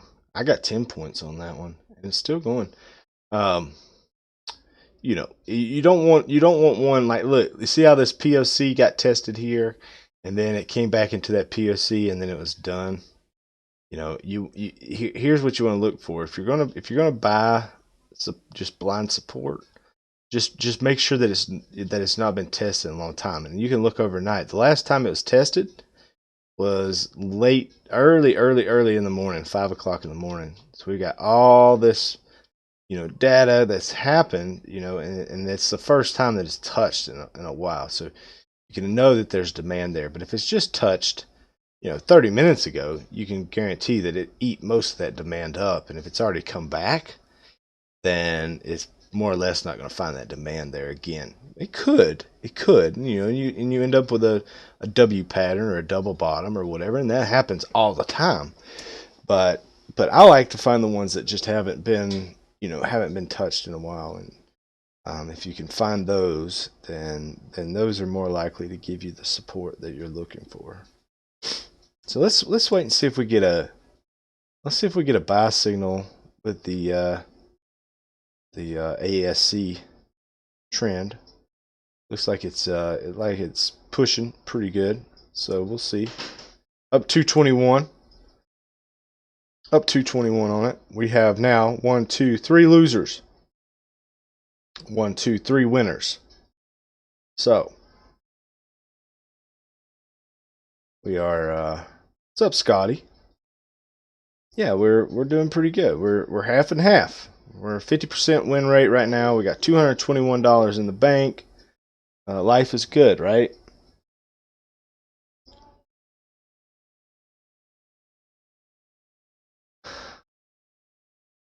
So we'll wait on this next signal.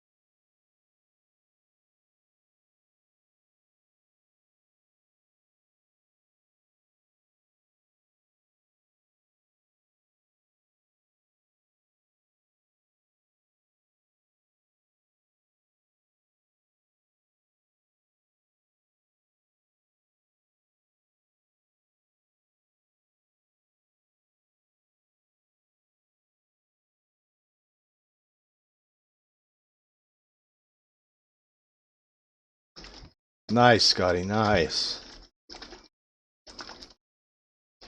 Trivia? Who are you talking about? The lady on Fox? Moved in July as planned, which obviously is really impossible. I think it's smarter to move it to August. Yeah, today we're having a little fun, Scotty. We're doing what I'm doing is I'm actually testing a theory on strict. Looks like we might be getting another long here. However, with that being said, I don't like it. I don't like the long signal. Looks like it's going away. Where are you getting along? I'm not getting along. I was on the ES. I was. Oh, on the ES. It literally just went away.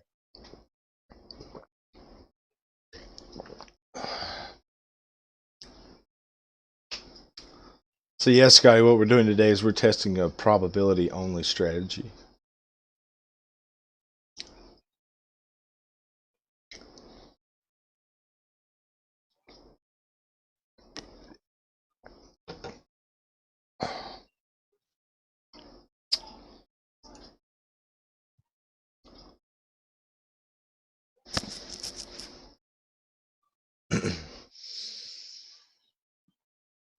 He's been in talks with the White House about that, calm. and he'll join us after this. Yeah, I mean, I'm dead in the water right now. It's just dead in the water. Problem is their old IT did a 2-factor authentication for their G Suite, and I can't get in because it's tied to one of their cell phones. Nothing to do but wait. I see it. I got a lot of other things to work on. I mean, I got like 20 freaking things to work on. What do you think about that first set of trades, Neal?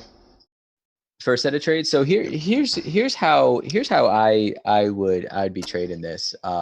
This is just something that I've noticed. I'd be trading the more trendy signals, right? So like when I say trendy is like something like this, right?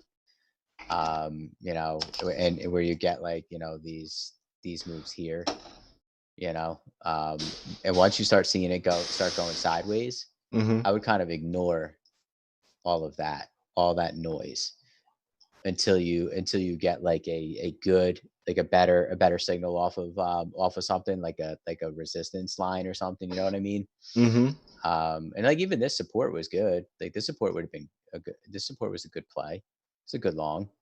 The problem is that, you know, you have a lot of this, like this choppiness here, you know, that could potentially eat you up.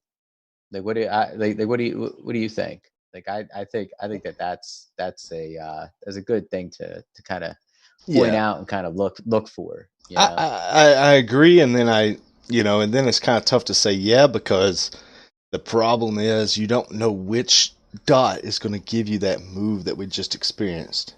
Yeah, that was a nice move too, man. I seen how much you got on that. Yeah, and really and truly, I was expecting this thing to go up, so I was more inclined to the blue dots, but it was the the sell dot that actually brought in the money. So it's kind of tough to say because you want to be, if you're not involved in the noise, you're not going to know which one actually makes the money. You know what I mean? So it's kind of hard to. Yeah. It's a tough one. It's tough. Either way you look at it, it's tough. We are possibly getting a buy trigger coming in here. Yeah. It's trying. Yeah, ES is absolutely trying to put it in. The issue with it, and this is the only reason why like I don't necessarily like it, and this is just using your own trading logic, with this, is we've got this cross happening, and we're also getting rejections right on the 200. So like I personally would be sitting here and waiting for the sell trigger. Daddy, are you ready to play? Oh, oops! That would have been a buy. I'm sorry. Wow, that was already a buy, and it would have been like 2 or 3 points. My bad. My bad. Here, but here's the sell. Here's the sell. This is what I like better. I like the sell better because of the trend that we're in. Right. You know, like I just, I recognize the trend. And I would just be waiting and get that signal, and here it is. And now what I got to do is just wait a minute and a half here, and then I'll get it.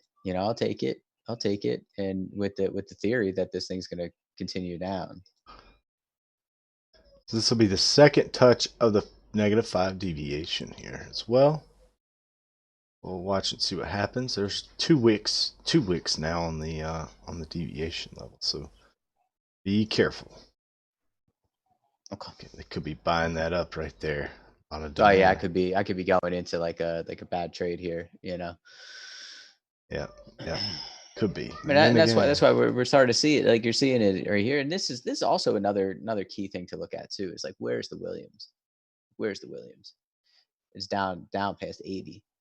And typically that's a reversal area.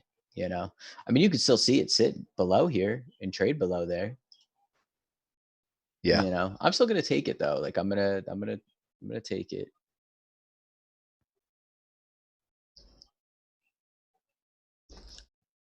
What's up, Scotty?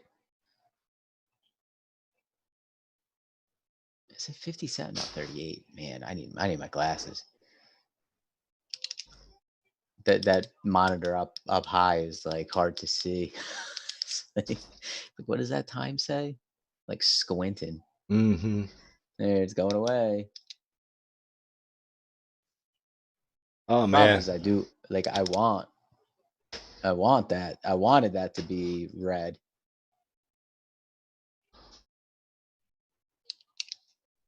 It's actually gonna be a good buy, I think.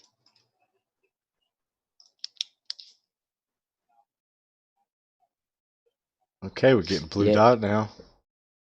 Oh yeah, on the okay. Well, NQ. hey, I'll trade the NQ if that's what it is. That's the reason why I got these both sitting here.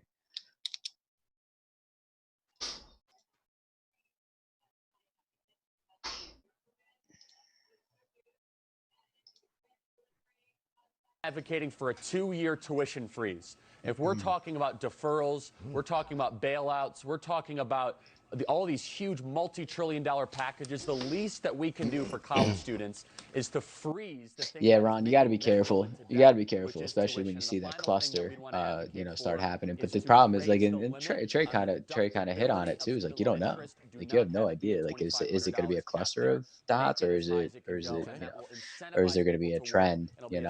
I guess that all comes down to like your technical analysis then too, right? Use that, use these, and then also use your own analysis of what's happening to formulate a game plan. Soon. Dow's down 247, and we will be back. If you're the spouse of a military veteran, here's money-saving news from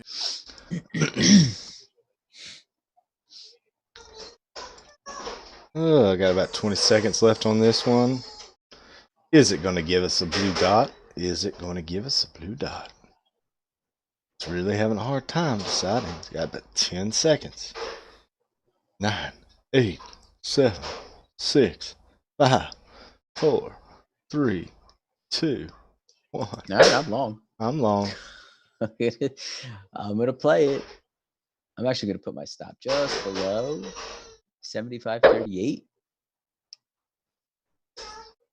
And I think I'm literally just gonna target up there. And I am going to put try to get this. No, Scotty, not right now. Not right now. Though I think that's where we're headed. In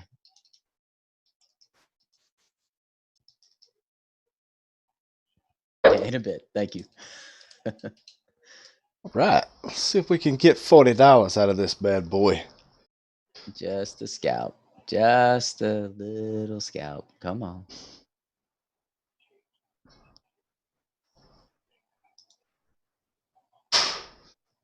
Ron got 750.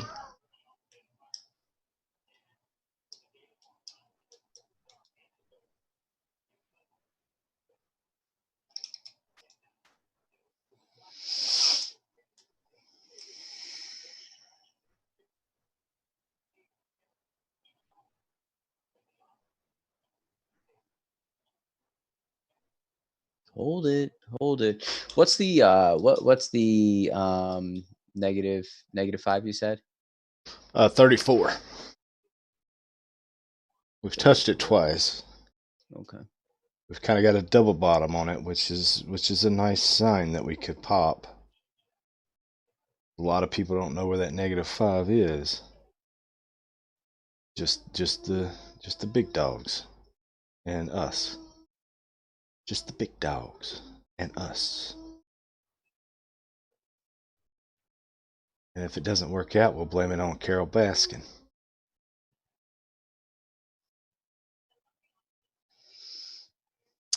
Oh, I think you want to go. Come on. Bulls are trying to buy it up. It's going to go. Here we go. 20, 30, 30, 30, 25. Come on. Come on.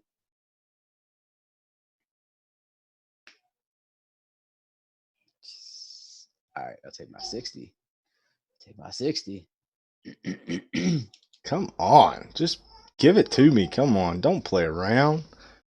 What is your problem? Why do you go right to my target? It would have been a decent trade. There we go. There we go. That would have been a really good trade, actually. Well, not really good. I mean, up 262 on the day. One standard. Let's see where we're at.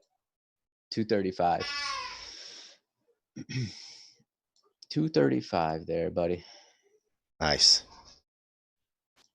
Now, if I was live, that cluster would have freaked me out. It would have been really hard to live through that. Just so y'all know, that would have been tough because you're looking at the first loss was 142, the second loss was 266, and the third loss, this was in a row.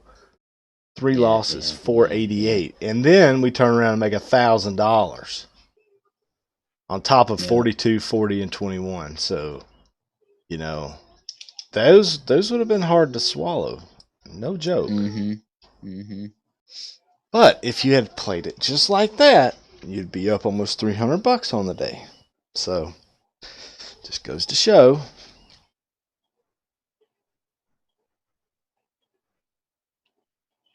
Should we change the indicator to all reliable? Yeah. Just push the button. That's the thing. Like, you gotta just hit the trigger. Yes, just hit it. And if that one don't work out, step it up. If that one don't work out, step it up. Problem is figuring out a balance with these ads. That's the problem. No clue who you are. Because when you're adding, you're instantly growing it. So if you're, one just only one time you add, now you're 2. So the next one has to be 4. But if you add on that one, guess what? 4 turns into 6. 8. Or 8, either way you want to go. If you add on that one, I'd say double it. Yeah. So you can get up. I was up to 2 standard contracts before. I was up to 20 contracts before it. Before I hit that, the big one, the $1,000 move. I did that with 2 standard contracts.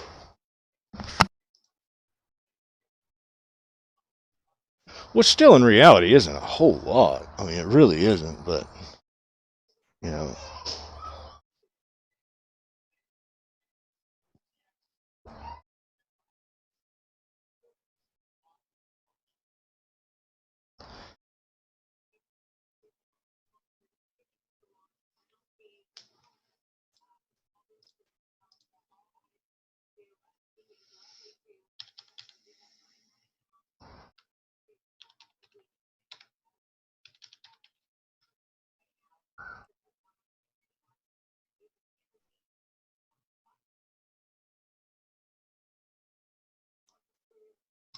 All right. Well, hey, let's see. A sell trigger. Can I sell? Well, hopefully. Oh. Yeah, we're getting there. That 200 pair moving average now. All right. I'll be right back. Yeah, I'll be right back too. almost completely gotten rid of the threat from the virus.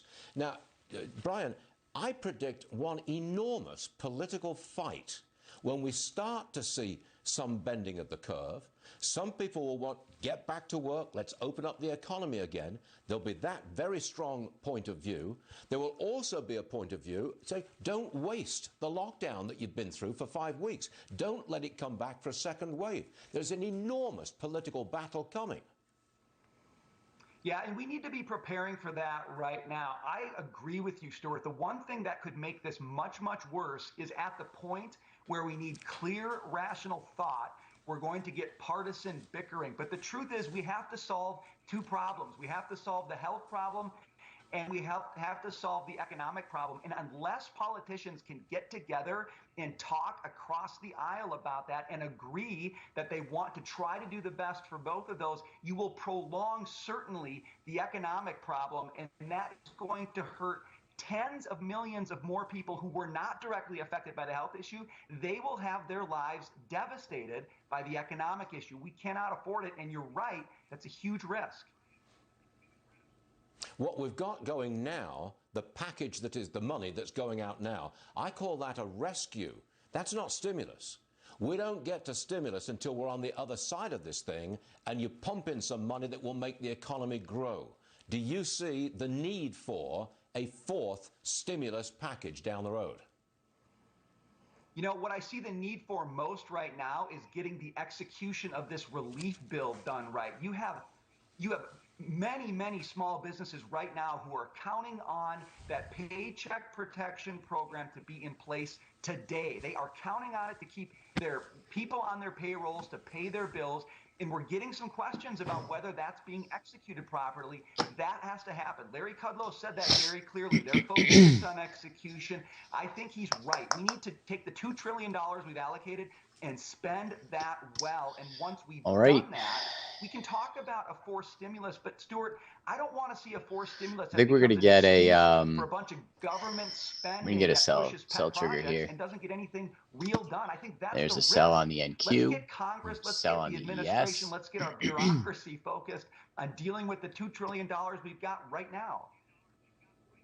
All right, you're right. Brian Bremberg, thanks for joining Yeah, us. nobody seems to care. Markets, Nobody seems to care. down They 200 all are points. going out That's shop what, with their entire 1% down families there, too. You know, which is almost the 1% down on absolutely the S&P craziest and thing. about 0.9% down on the Nasdaq.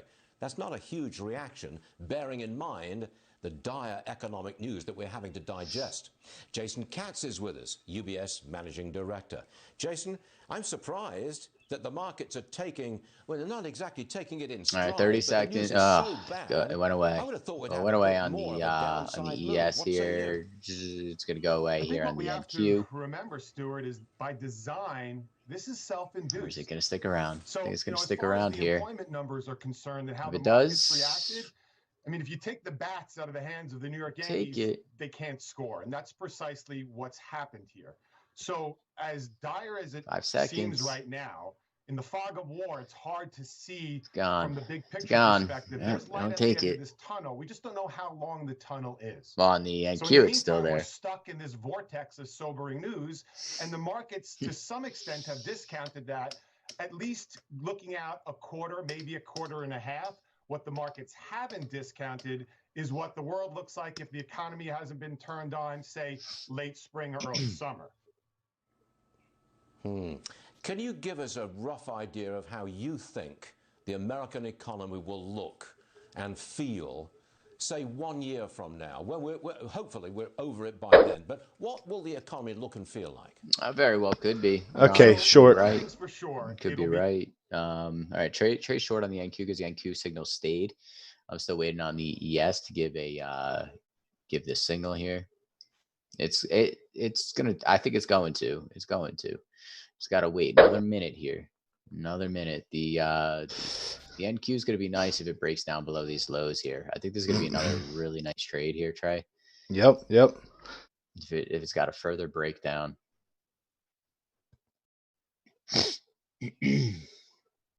Stop loss will be above the 200. We're going to put stop right there. Just emergency stop in case it spiked out of control.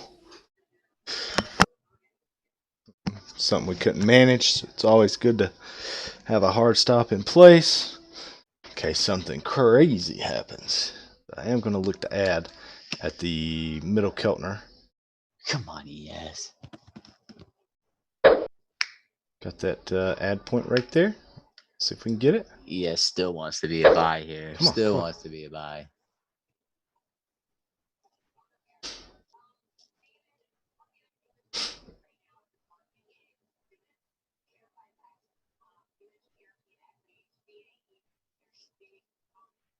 All right. Well, there's the next candle.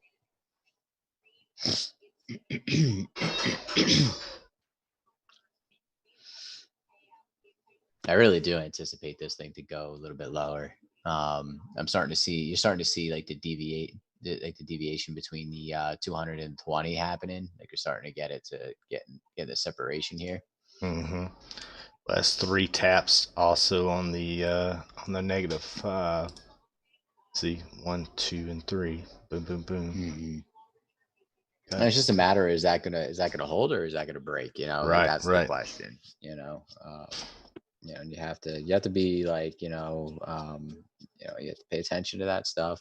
Pay attention to, reason why price action is having a problem. And even if you didn't have the deviation levels, right? If you didn't have the deviation levels, you could see clearly there's support in this area.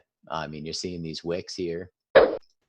So you have to just kind of look, right? You pull out a longer time frame and you kind of, look and see, all right, why is price, having a hard time to break below here? And you can see it was previous resistance, also support.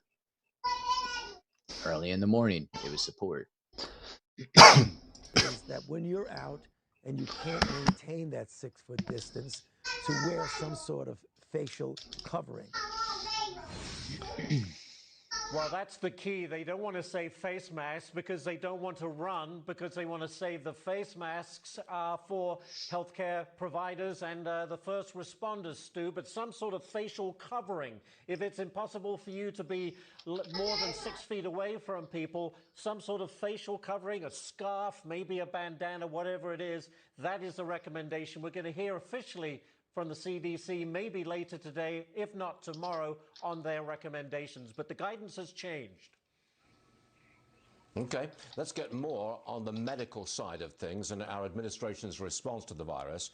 Dr. Birx, she had something to say on the states that have not yet imposed Ilios Pizza, on houses. Stay in your homes.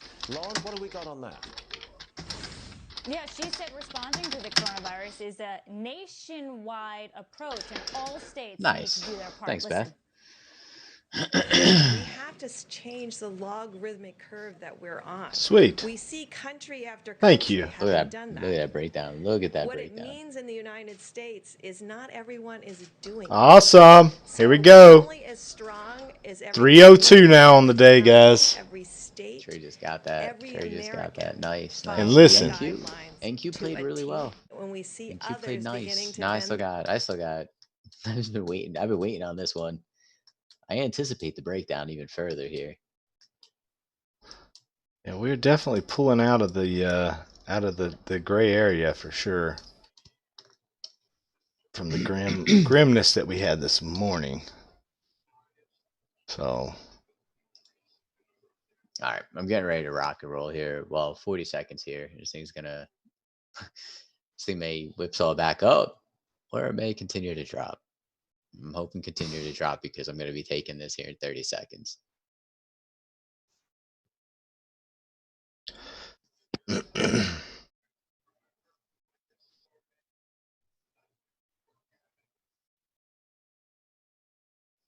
I'm going to put my stop. I'll put my stop above the 20 here because what I'm seeing here is the rejections at the 200 and then now rejections at the 20.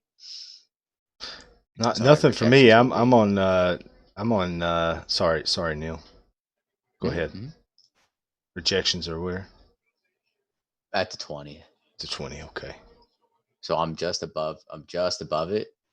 So it's not a terrible stop. And my target. I think I'm going to target right here. 2484. I may do an add point here. I may do an add point and then move my stop above the 200 if we come up. If we come up, because you see this here, you see a lot of this action here, a lot of this price action. Right. But this is a nice bearish candle. I am on a diet, yes. I had already had my protein shake. I'm good. I'm not even hungry.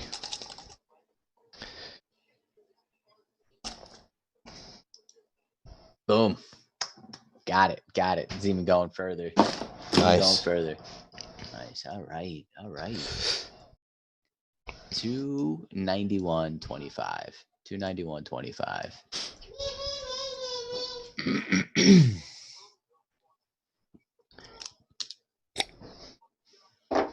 Ah, very nice.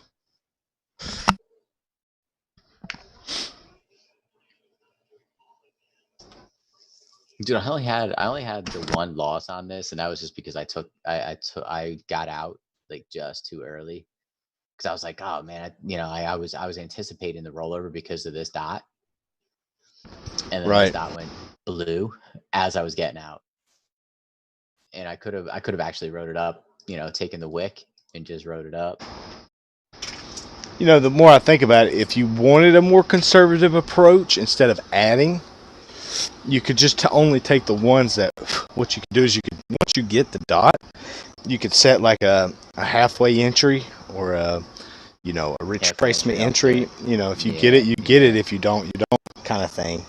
And that way you could keep it one contract, 2 contract, 3 contract until you nail the right one. But it wouldn't ensure that you hit every single one either. Yeah. It's actually not a bad theory there. It's really not. I mean, you definitely wouldn't be up $300 on the day, but you at least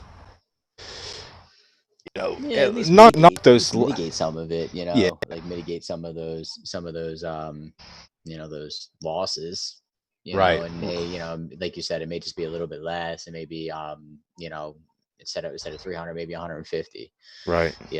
But in this game, it's meant to be a long-term game, right? We're sitting here, it's like everybody talks about it as like as a marathon. It's not a sprint, Right. So we're running ourselves like a what is it? I don't even know. 50K, 200K, whatever it is. Like I don't know what people run, but right. Whatever it is, I hated running, so it's one of my least favorite things.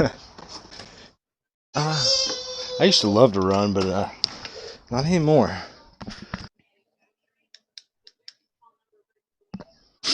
So I mean, if you see like everywhere I added, could have been the entry point Yeah, to could have been the entry. Yeah. Could have added here, could have entered here instead of entering here and here, and could have entered here instead of here and here. The thing is, like on that, like with that strategy, right? You would have missed this big one here. Right. Well, you could have went halfway up on retraced. Right. Yeah, you're right. You know what I mean? Because this was the candle, right? And then you would have entered here, and it never retraced halfway. That would have been, that would have been the bulk of what you would have made today. So really, you would have been probably been looking at maybe like $60-$70 maybe on the day.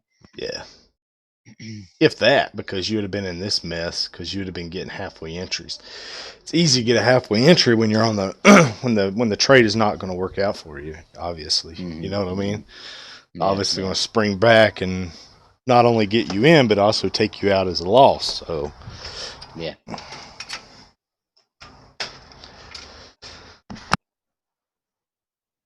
Another thing you could do is if you wanted to be more conservative, instead of adding, you could just go in the same size every time. The problem is, when you do get into a runner, you're going to have to let that thing run way out. Yeah. And you're going to, and like, are you patient enough to let it run? That's the key.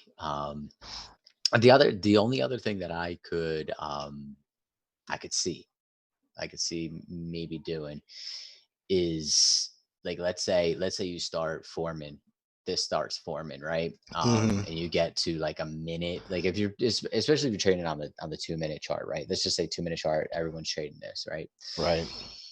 You could at a minute 30, if that dot is there, enter the trade. Right. You know, and you know, you're gonna get some good trades. You know? Yeah, and if the dot ends up disappearing, just jump back out. Yeah. So minute 30, then you leave it 30 seconds, you know.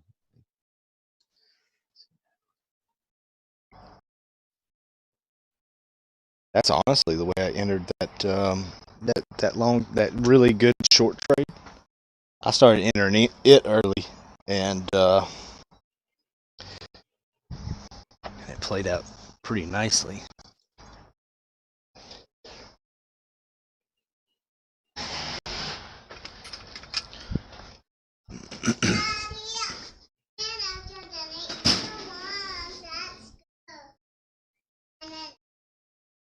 All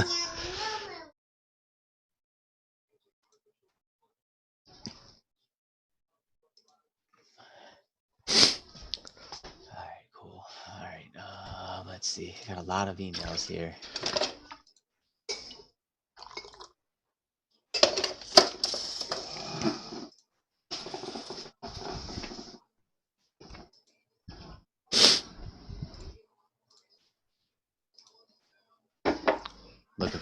Looking for a buy here.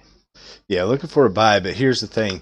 Also, the approach that we're taking today, the one that I've been taking for the day, just remember that is like the one to take if you know nothing about trading.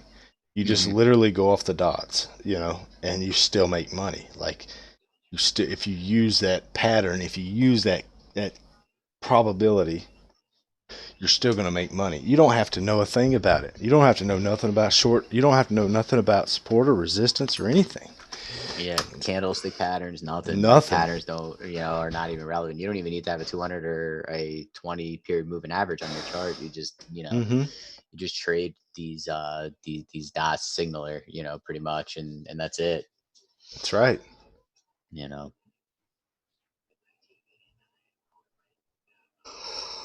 So.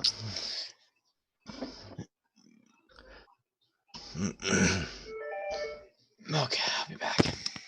A whole new level. Again, right before the election. Now, there's nothing wrong with accountability. When you're handing out and throwing around over $2 trillion, we ought to know who gets what and why. But does the Speaker have to conduct a probe at precisely the time that the nation is fighting a uniquely destructive challenge? You know what's going on here, and you know what's coming.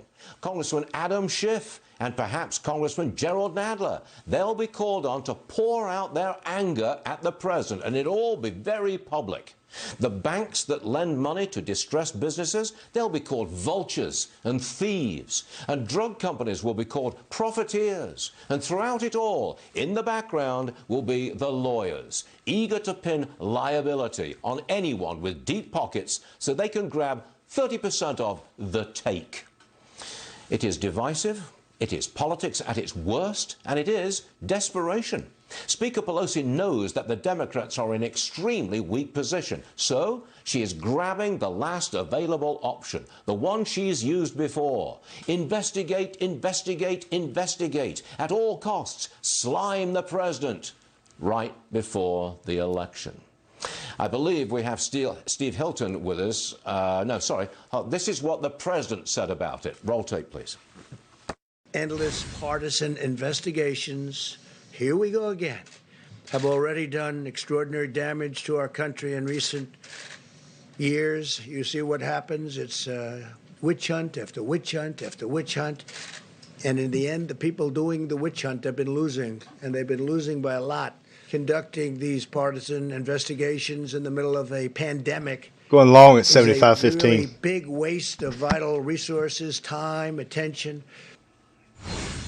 All right, let's bring in Steve Hilton. Steve, I'm sorry, I think this is a disgrace. This is a nasty Long here. political trick to slime the president in the middle of a virus crisis. That's my strong opinion. What's yours?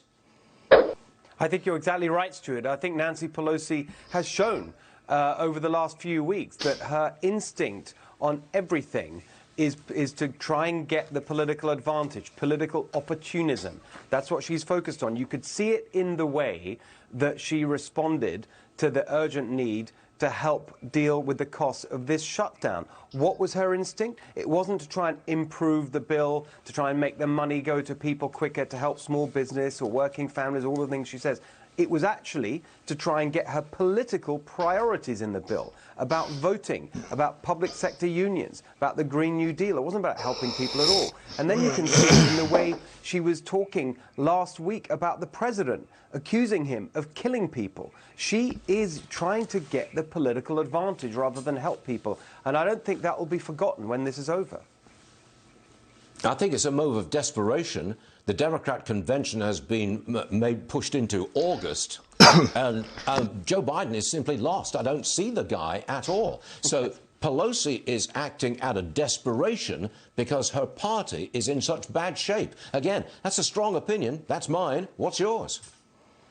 Well, that's right, because in a crisis like this, people actually want to put politics to one side. They want to focus on actually dealing with the current emergency and actually the increasing seriousness of the economic impact and the impact of the economic shutdown on people's real lives. That's not what they want to talk about. That's what the president is talking about day after day, showing that he's marshalling the resources of the federal government to try and help people. What's next? And Nancy Pelosi shut herself out of that.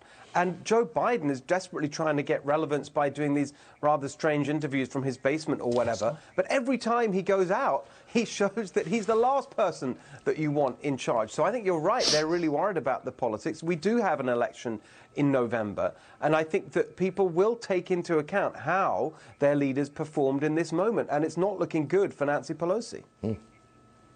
Yes, we do have an election in November. And Now, how did I know that there would be support right there? And I just bought blindly into that push down. How did I know that? Can anybody answer me that? You see my buy right here? I bought as this candle was going down. You see that? Now, how did I know there would be support there? Anybody tell me?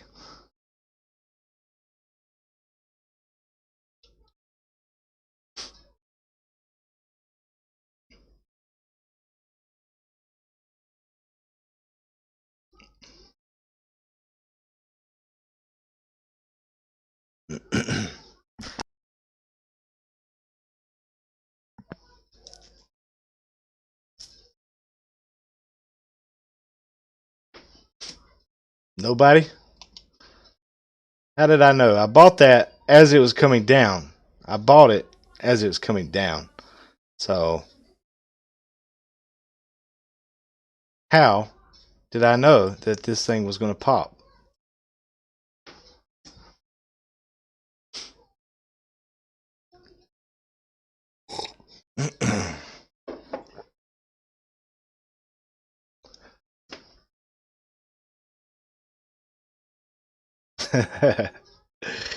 Yeah. Well, I told you I was going long 75.15. And I'll tell you why. I knew that. Because we're coming into Thursday's POC. You see right there? 75.15. I bought 75.15. Sold it. Boom. Hang on. Get a phone call.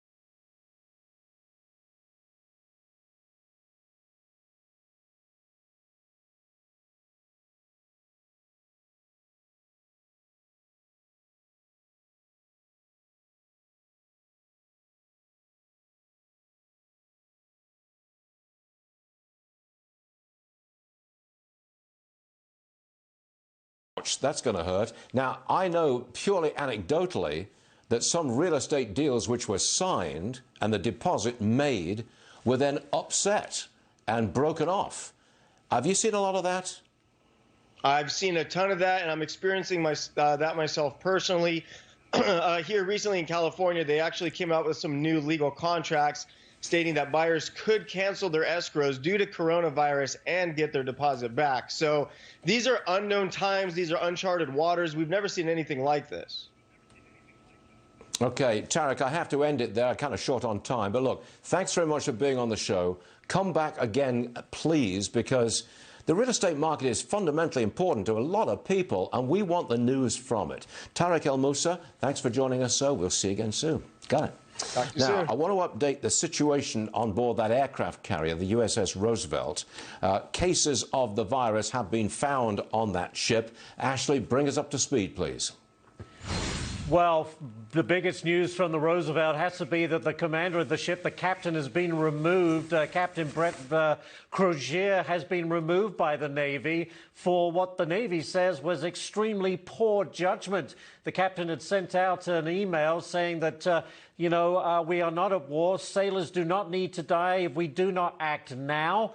He has been removed because the Navy said he not only provided poor judgment, but he used an unclassified, non-secure email to make that appeal and should have gone to his direct commanders to make that point. He went too far and wide with his complaints. Meantime, the crew of the Roosevelt, some 33,000 or so crew members, sailors, are being taken off that aircraft carrier in Guam as we speak. We understand 31% of the ship has now been tested. There are more than 100 sailors who have tested positive. The big problem has been finding somewhere to put the sailors in safety for a quarantine period. Maybe using hotel rooms. They're still working on that. Maybe setting up tents. This is not an easy. There's more than 5,000 people on this aircraft carrier. It is huge. But that effort goes on today, and we understand that finding beds for all of the sailors has been a real effort. But again, the captain has been removed. Critics say you're shooting the messenger, but the Navy says he didn't follow protocol and exhibited extremely poor judgment. So that's the latest on the Roosevelt, Stu. All right, as we end our second week of Home Alone kind of thing, and that's where we are, I just want to go around the block here and see how we're all doing. I'm in good shape because I'm not looking after young children or elderly relatives. I'm here all alone. So, Lauren, how are you doing with two young kids? It's been tough. It's getting tougher. When you need something fast or they want to go somewhere and you have to say we can't do that, that's hard to hear after a while. We're all fine and fortunate for that. I miss the small things, like, for instance, my coffee creamer. Everyone's out of it, and I don't go to the store very often. All right, we'll go around the block a little later. I've got to take a quick break. Here's what I've got for you next. We have a dietary supplement company that's now turning to hand sanitizer. Can you believe it? We'll be back after this.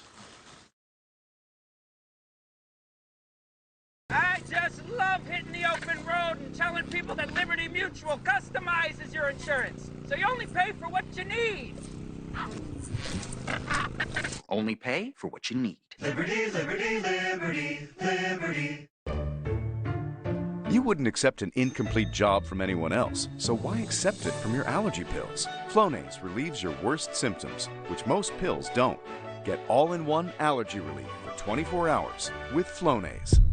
What if there was something that can reduce body fat, improve mood, get rid of wrinkles, tighten saggy skin, and make you look and feel decades, not years, but decades younger? Interested? Serovital, available at retailers nationwide.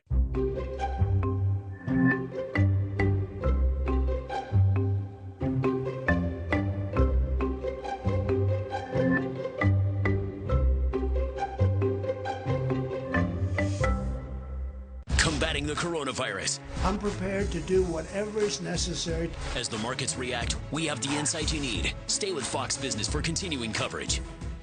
Hi there, I'm Bob Eubanks. Hey, if you're over 60 and you've taken a bad fall or your balance isn't what it used to be, well, you can get your independence back with 60 Up. 60 Up is a first-of-its-kind balance building system designed to restore your stability with simple steps that mimic everyday movements on a safe, dynamic platform. If you're over 60, there's a 1 in 4 chance you'll suffer a crippling fall. The reality is if I don't have good balance, the world becomes a very dangerous place for me. You'll regain your mobility, and you'll begin to see the difference in as little as 3 weeks. It's amazing how fast it happens. It's time to reduce your risk of falling with 60 Up. Steps like these, performed on a safe, dynamic platform, actually retrain your sense of balance by reconnecting your brain with muscles in your feet, legs, and core. Balance, stepping up, stepping down, stepping off, all of those skill sets can be managed with the 60 Up. The wide, non-slip platform makes balancing safe, and safety handles create a secure space to practice your balance moves. The 60 Up system includes everything you see here. Quick Start gets you on the board fast. Then you'll work with Bob Eubanks on the program that changed his life in just 3 weeks. The program is designed to get you off of the board and outside. Thanks to 60 Up, I can now do things I never thought I would be able to do again. You need to practice balance like anything else. If you don't practice, you'll lose it. So many people become isolated because they don't feel safe leaving their house. Building that balance can have an incredible psychological benefit, and they can start enjoying a quality of life that they thought was never going to be possible. It's time to regain your independence with 60 Up. Call now 1-800-387-0286 to get a special introductory offer. 1-800-387-0286 or go to 60up.com. 60 Up, it's my All right. It changed my life. So I was on the phone here back and forth and wasn't able to get on here and show you guys, but I took those last 2 signals. Took the short, actually took this long, took the short, and took this long here, and took the short. So we're sitting at 383 on the day. 3 losers and 1, 2, 3, 4, 5, 6, 7, 8. 8 winners. So we got 8 winners, 3 losers. Losers are big, but that's scalping for you.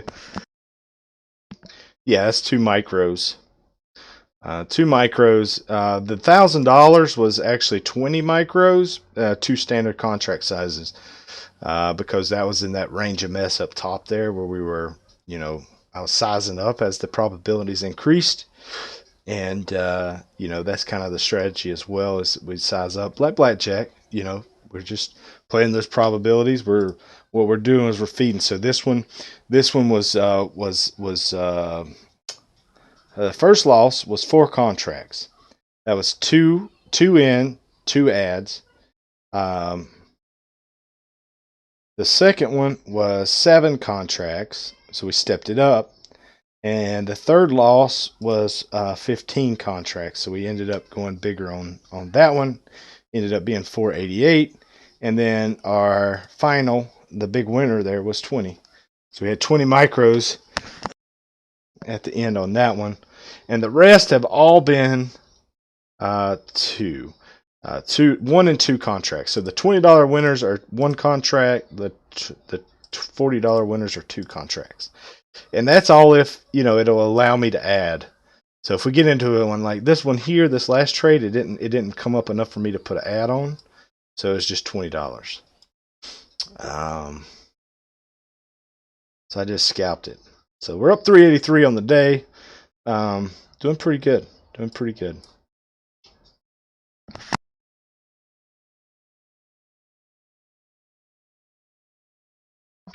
But definitely just starting with 1 micro.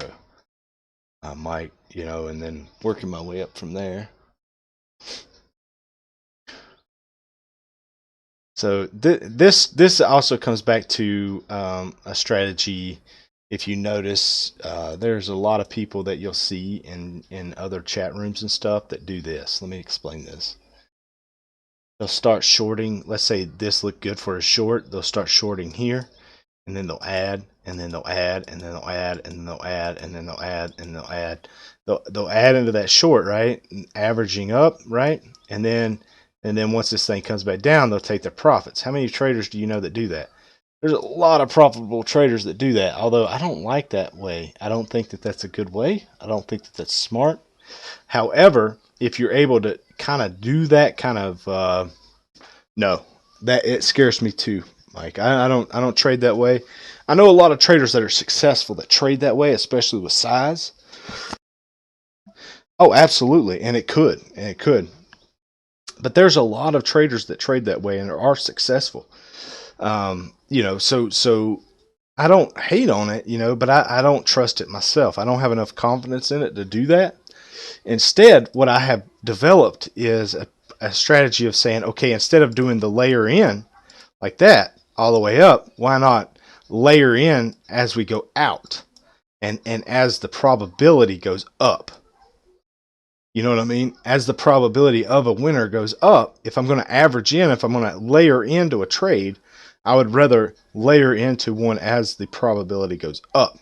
And so with that being said, then you can see here we've got the winner, and then we had a series of losers through here, and each one of those were averaged up each time instead of taking one trade. Instead of saying, okay, I want this short, but I'm gonna start shorting. I'm gonna start shorting here and just start adding to it, and hope that it comes back down. Instead of saying that, and say what I do is I say, okay, well, each signal presents a opportunity, so let's get in here. If that one doesn't work out, let's go 2 on this one, and if that one doesn't work, if this one doesn't work out, let's go 3 on this one. If that one doesn't work out, let's go 4 on this one. If that one doesn't work out, let's go 5 on this one. If this one doesn't work out, we'll go 6 on this one. And then as our probability goes up, one of those are going to give us that big move, and it usually comes in series of 3s, or in this case, it was the 4th one. But usually 3 or 4, it tends to range in a 3 or 4 dot series, and then it will break out one way or the other. And then if you catch that, if you do catch that,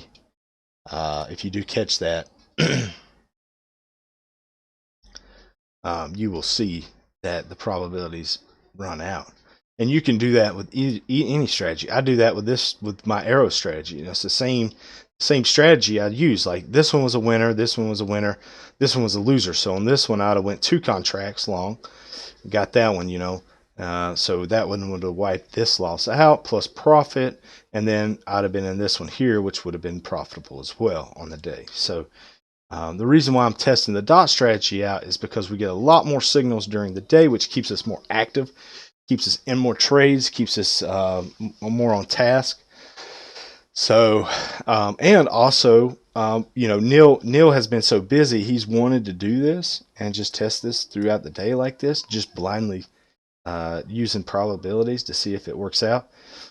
But seeing that he's, really busy with work, he's not able to just test this theory out. And so I said, well, I'm here all day. I've had a good week. I can flip on a demo and try this out. So that's what, I hit my weekly goal yesterday. So, today today's no big deal for me to take off and trade demo. So everything's good. We'll see how the end of the day goes. We're getting a blue dot right now. We'll see if that holds. If it does, we're going to go long. We'll see what happens.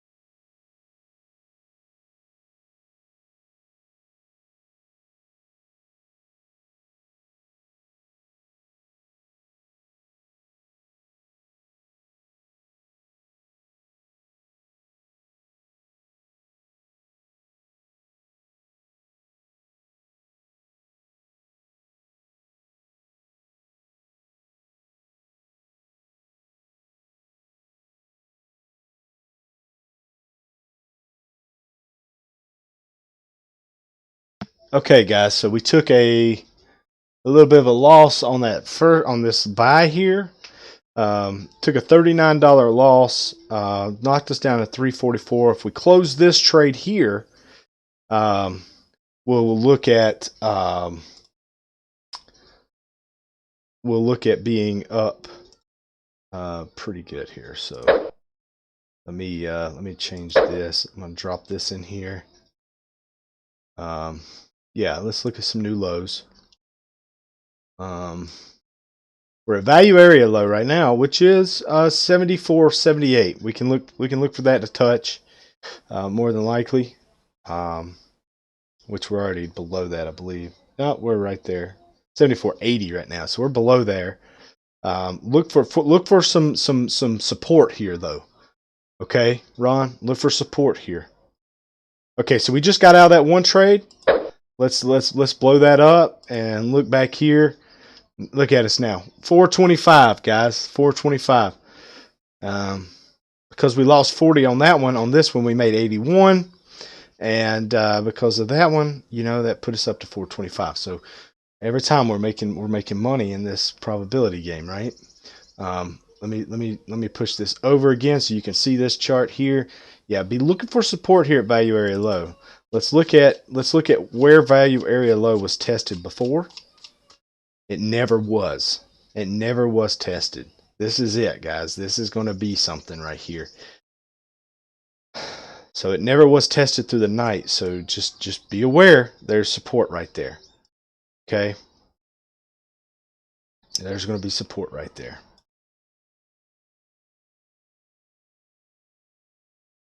It may not be perfect. It may not be perfect. It may come in 74, 78. 74.39. But you're gonna find a pop right here. This is your pop right here. We're gonna pop. Get ready.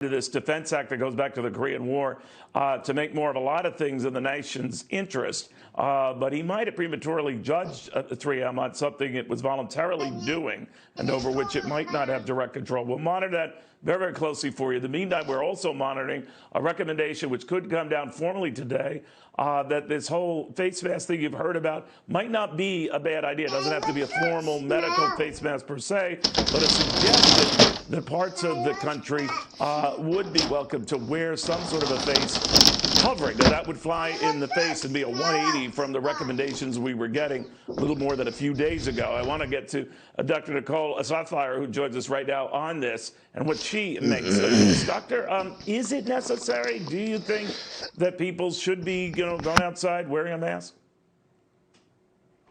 Hi, Neal. You know, this has been a question that's been asked since day one, since the virus arrived in our country. And the truth is that the robust literature shows that the general population wearing masks and then going on their normal daily lives doesn't actually slow the spread of the viral illness. However, we continue to get new information regarding this virus every single day. It's extremely fluid, and that's why the recommendations keep changing. But right now, what they're saying is this virus seems to be much more contagious than we originally thought, even with suggestion of aerosolization, meaning the virus doesn't have to be contained within those respiratory droplets. It can actually be within the air. Now, again, there's only anecdotal evidence of that right now. We won't know, honestly, for a little bit more. But right now, we're going to assume that maybe this virus does aerosolize. And that being said, when you're going out to the grocery store, people are still going to the pharmacy. Some people are still at work. Sometimes it's really hard to be 6 feet from other people when you have social interactions such as that. Especially think of the people at the grocery store right now. They're seeing a lot of people there. So at this point, now that we're having increased evidence showing that this virus is even more contagious, especially when it's asymptomatic, with just people talking, they don't even have to be coughing or sneezing to spread the virus, just a matter of talking. The best thing to do is potentially at this point put on one of those masks, not the N95 respirators. Those are not necessary, but really just any way of protecting your mouth, protecting your nose. You know, those surgical masks or just generic masks may work. If you don't have that, consider wearing a scarf. But here's my only caveat. if you're going to wear a scarf or something that you're going to reuse over and over again, you need to make sure you wash it every time. You don't want to take the side that's been touching your face and then the next time you go out, wrap it around the opposite way, and what was exposed before is now on your face. And what I really want to get in people's minds are, if you're going to wear a mask, that does not mean you stop socially distancing.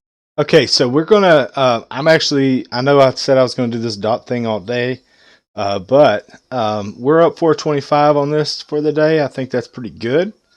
I'm actually going to. I'm not going to stop trading, but I am going to go outside and play a little bit with my daughter, and kind of play in the yard a little bit, and then I'll be back here in a little while. So just. This looks like it's going to tear through. I would not trust that. I would not trust this right now, this sell. I would be looking for support right here. It's going to come. It's coming. Just be patient. Support will come in here, and you will see support coming in very soon, in my opinion. Where it goes, I don't know, but I think there's got to be demand right there. There's got to be. So just be patient right there. Once you get a signal here, I think it'll be a pretty decent one. Whether or not it may even come down further a little bit outside of the box, that's fine. But it will find demand right here somewhere. Just be aware of that. So I'm gonna step away from the computer for a minute. Guys need me, I'll have my phone, so I'll be around. I'm gonna cut the news back on too, so you'll have something to listen to. May we will start seeing things reopening. All right, we shall see. Doctor, thank you very, very much. Again, to the doctor's point, the official goal is to slow down this whole stay-at-home thing, or at least lighten it a little bit by the end of this month. But again, it would be sporadic because some states are still in the middle of dealing with this and others are on the cusp of dealing with something worse. So this view we have of 6th Avenue in Midtown Manhattan right outside our Fox headquarters, where it's a ghost town and has been a ghost town for a few weeks now, will that magically be allowed to change at the end of this month so everyone can get back and do their thing if they're still in the middle of this thing? Who knows? More to this.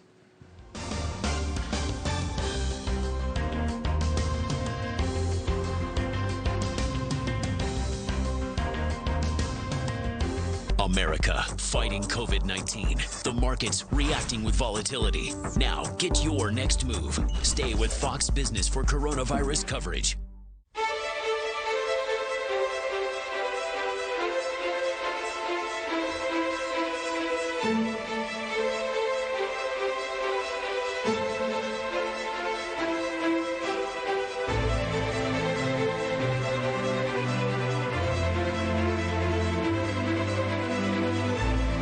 Alright, I think this trade's too good to walk away from. I think this trade is too good to walk away from right here, guys. If this forms here, if we get it, let's take it. Let's take it.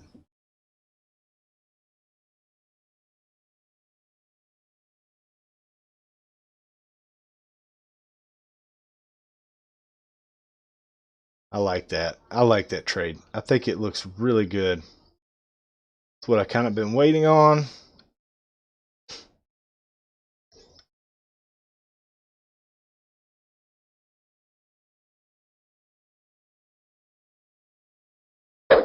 All right, I'm long. Targeting 74.38.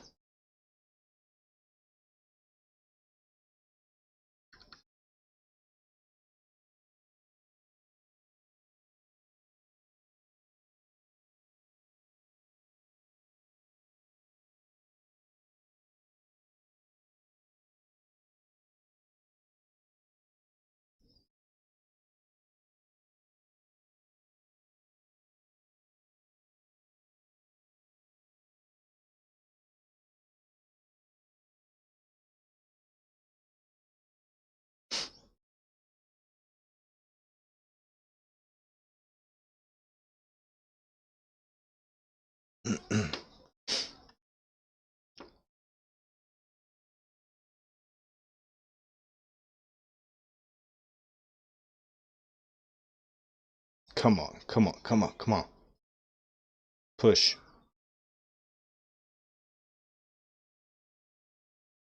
Uh, 74.38.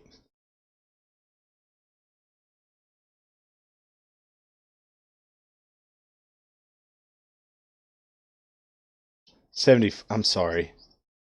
74. 98. I apologize. It's so hard to see. The numbers are so small.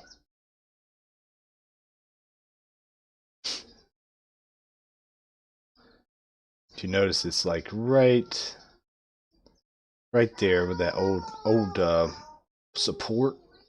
See if we can get it to come up there and make new resistance. I may have been too greedy. I may have probably just should have taken profits when I was up. Got 16 bad field. That's oh,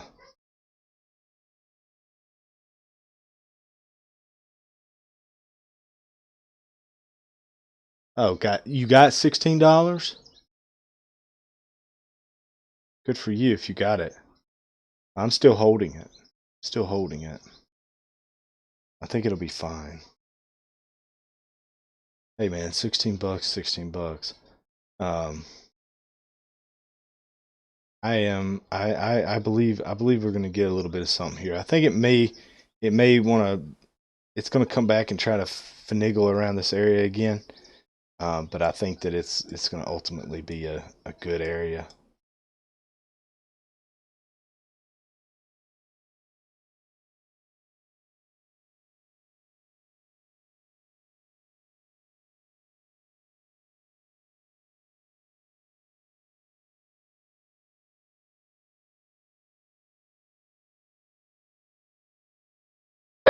All right, I'm adding to the position there.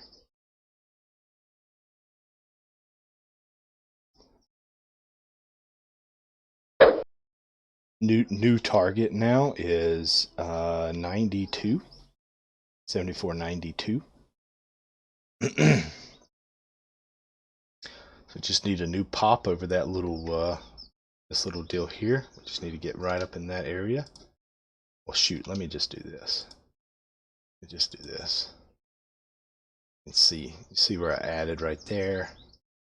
So we got one little more push here. Okay, babe, we're gonna go outside in just a second, okay? Oh, it's probably a good thing you got out. I'm holding this right now. I'm holding it. I want to see if this gets faked out. I like this area. I really do.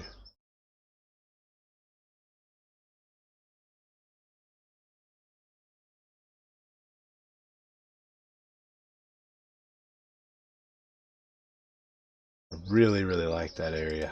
I'm adding again. New target now is 74.85. Yeah, it's running that lower Keltner. Kind of getting faked out right now. Yep, it's in a good spot for support right here. It's just trying to find it, trying to find the demand. It'll come. I'm just looking for 85 now. So just a little pop is all I need. We'll get out of this trade. You can see boom, boom, boom. Took the ads.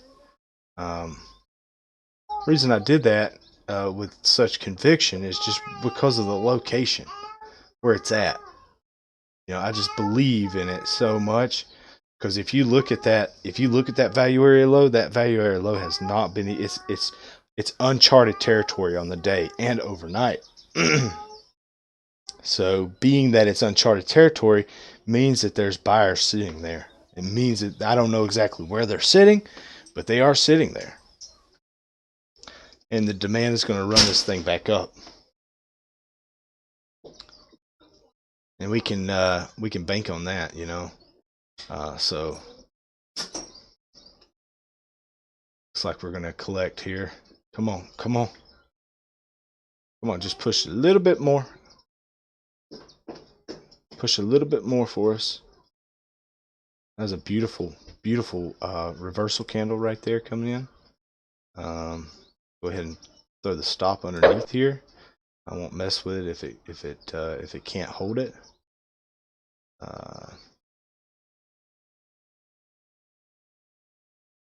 Really fighting here.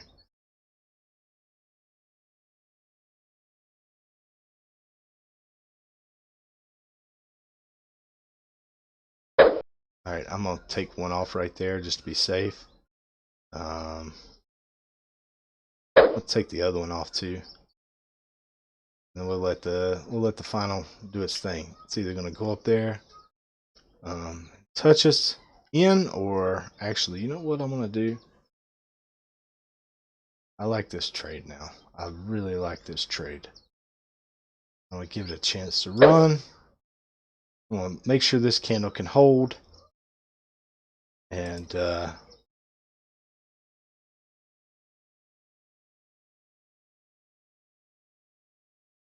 if we can get up in that area. Yeah, we're going, baby. We're going. Okay, so I got my stop in place, and I've got my take profit in place. Let's see which one happens first. I'm gonna go. My daughter is pulling at my heels, wanting to go outside, so I'm heading outside. But I'll be back to check on this after a while.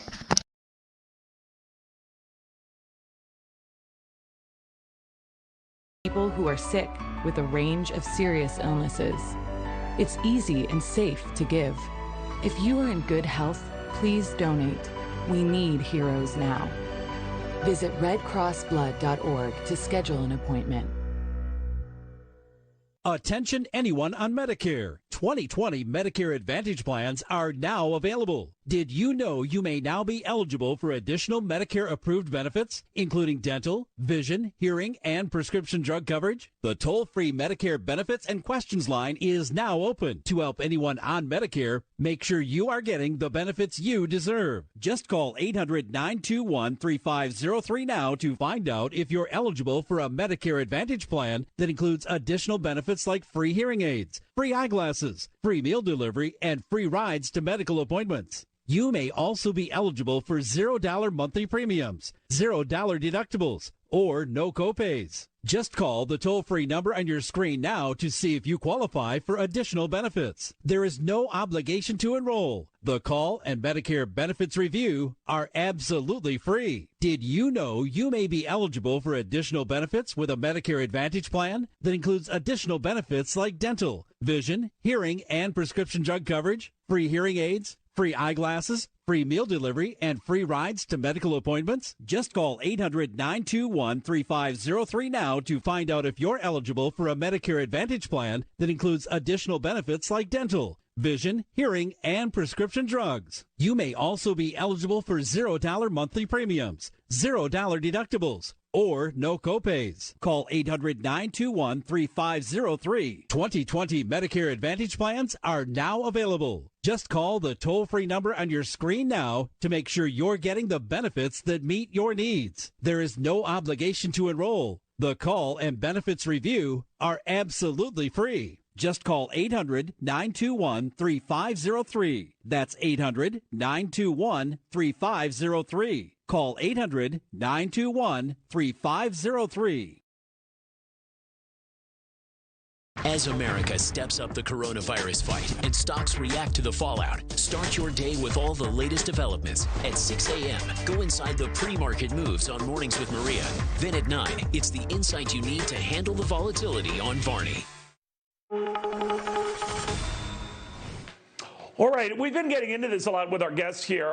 We're down about 4 to 4 points on the Dow. The battle to say when will this be over? A lot of people sheltered at homes and they want to unshelter, at least think of the day and the time they can do that. The president is saying we'll give this another month, this idea of staying in our homes, or at least trying to, for the end of April. But already the World Health Organization is warning that if countries rush to lift restrictions too soon, the economic impact, I'm quoting here, of coronavirus could be even more severe and more prolonged. So again, there's this battle that's gone back and forth. It might have started with Germany's Angela Merkel, who was noting the rate of increase in German cases has begun to slow. It hasn't reversed, but the increase has begun to slow. And the World Health Organization is saying developments like that are not enough to just sort of say, all right, all these mitigating measures can stop now or slow down. This seems to be the World Health Organization's way of saying, cool it.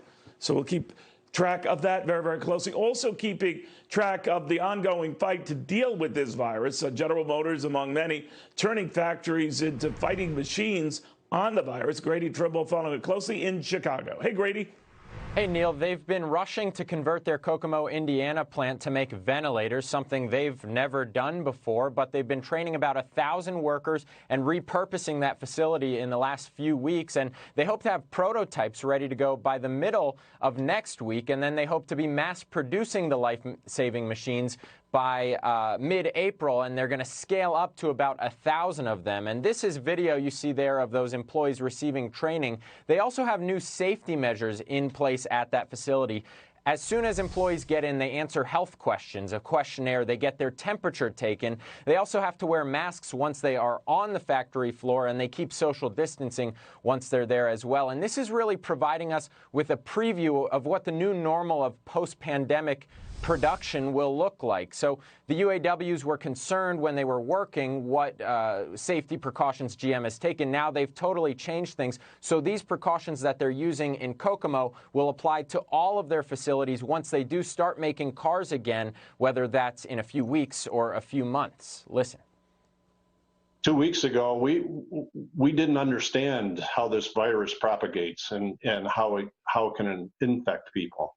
And so there was a lot of unrest. So frankly, we didn't have this protocol in place. We absolutely did not. We didn't have the screening. We didn't even have the self-selection on the rules or the questions to ask yourself. So it's vastly different.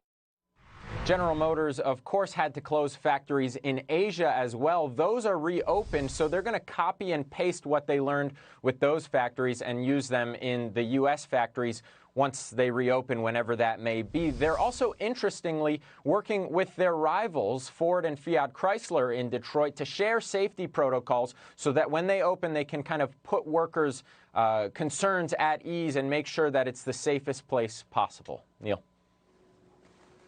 Grady, thank you very, very much, my friend. Right now, we're also focusing on what's going on in Florida, particularly around Fort Lauderdale, major port of call for cruise ships and the like, including the Coral Princess, which is headed to Florida with at least a dozen cases of the COVID-19 virus on board. Right now, we have Dean Pantelis. He is the mayor of Fort Lauderdale, was kind enough to join us on the phone right now. Mayor, how are you doing? I'm doing great. Thank you, and thank you for inviting me today. What do we know about this ship and how you're going to handle it and how the state's handling it? Could you update us, sir? Well, when the first two ships, the Zaandam and the Rotterdam, were first planning to come to our city, it concerned us significantly because there was no protocol in place as to how to receive these passengers.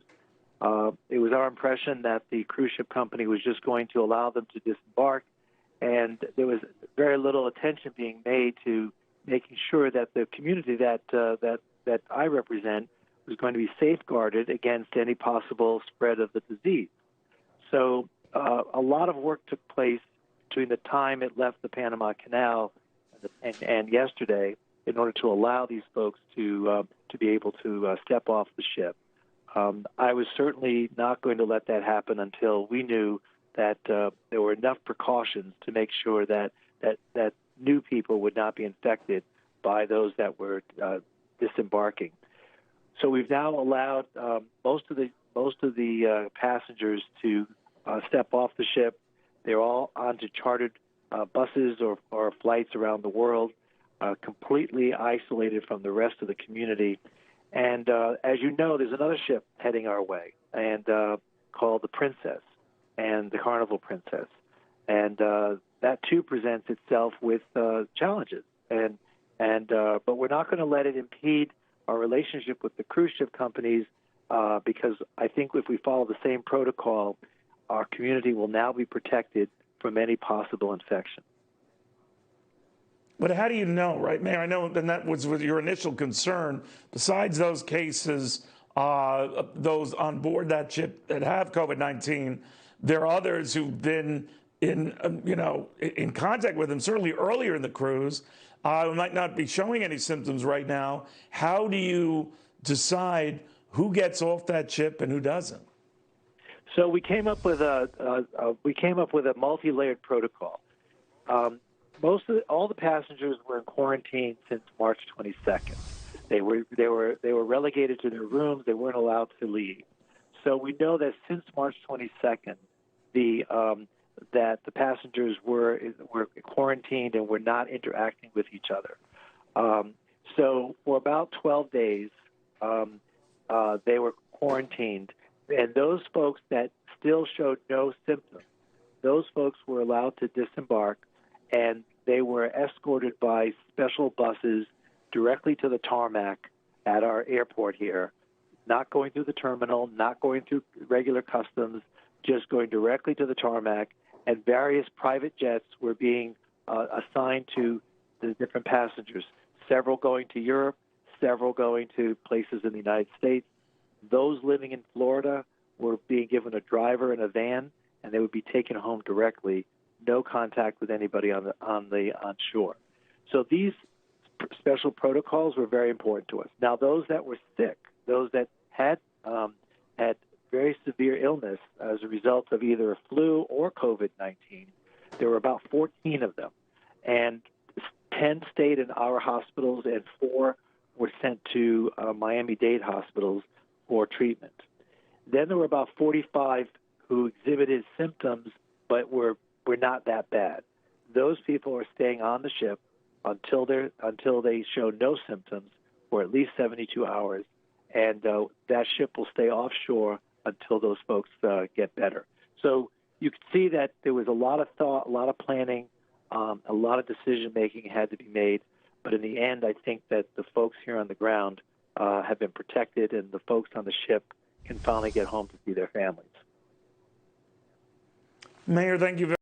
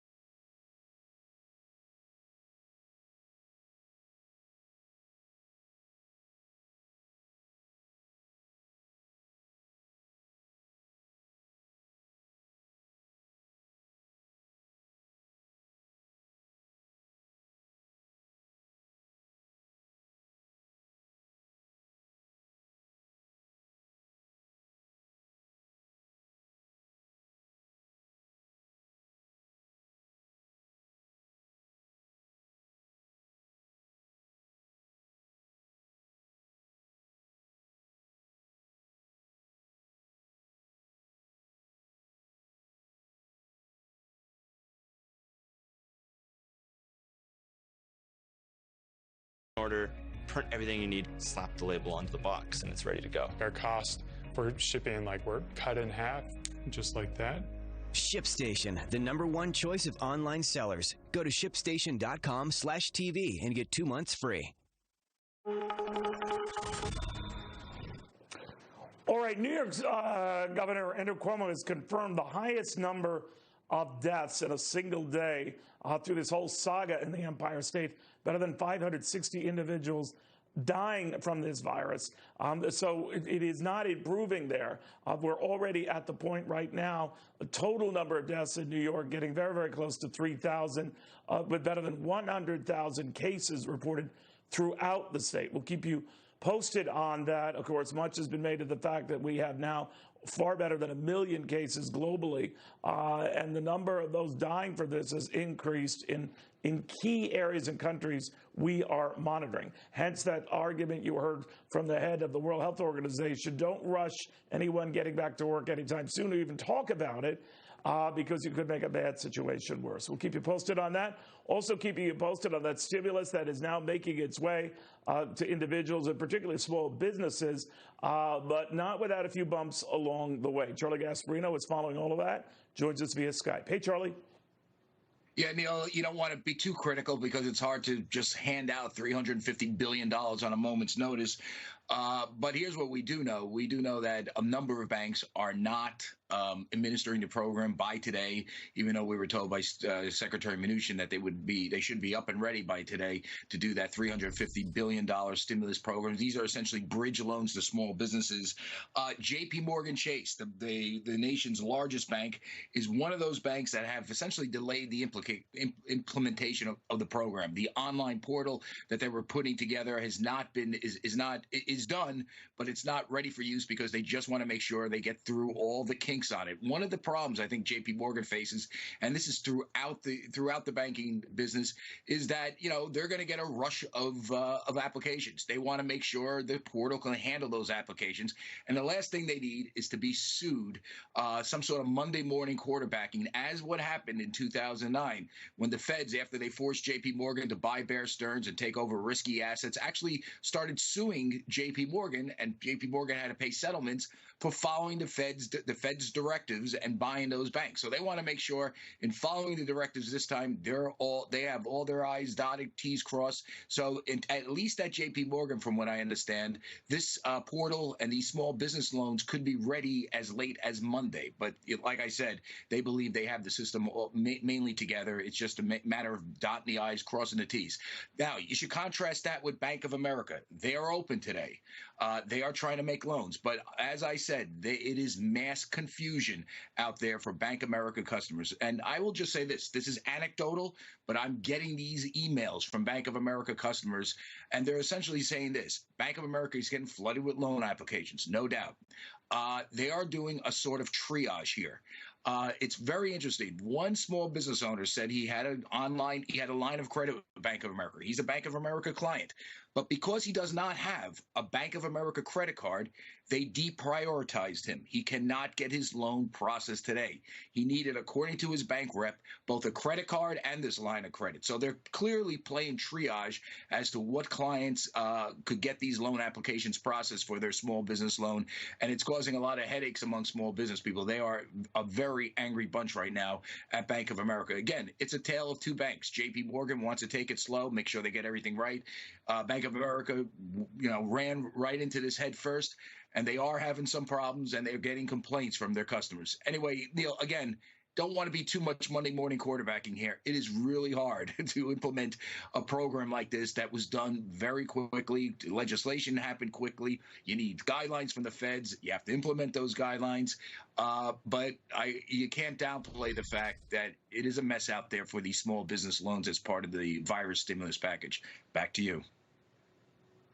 Yeah, I've not met a one who knows the process or how it goes yet. But thank you. Great reporting as always, Charlie Gasparino. And to Charlie's point, this is what happens. It's a big package, a $2.3 trillion package. The small business component of it is about $370 billion. So it's expected to have some bumps along the way. These numbers are so gargantuan, just organizing them and who gets what and how you sort it out when not all the banks are on the same page to say nothing of within their branches how they're handling it. It's a mess, but we'll get through it. Stay with us.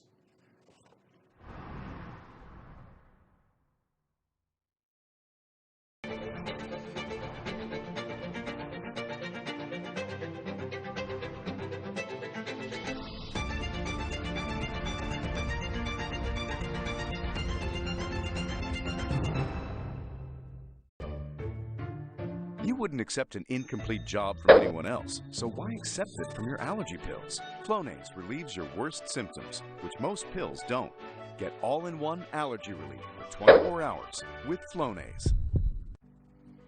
Perhaps you've heard of the Zona Plus. You may have even wondered if it would work for you. I mean, how could this little device have such an impact on something as complicated as your cardiovascular system? The Zona Plus is a software-controlled handheld device which uses the proven science of isometric therapy to aid in the lowering of blood pressure, naturally.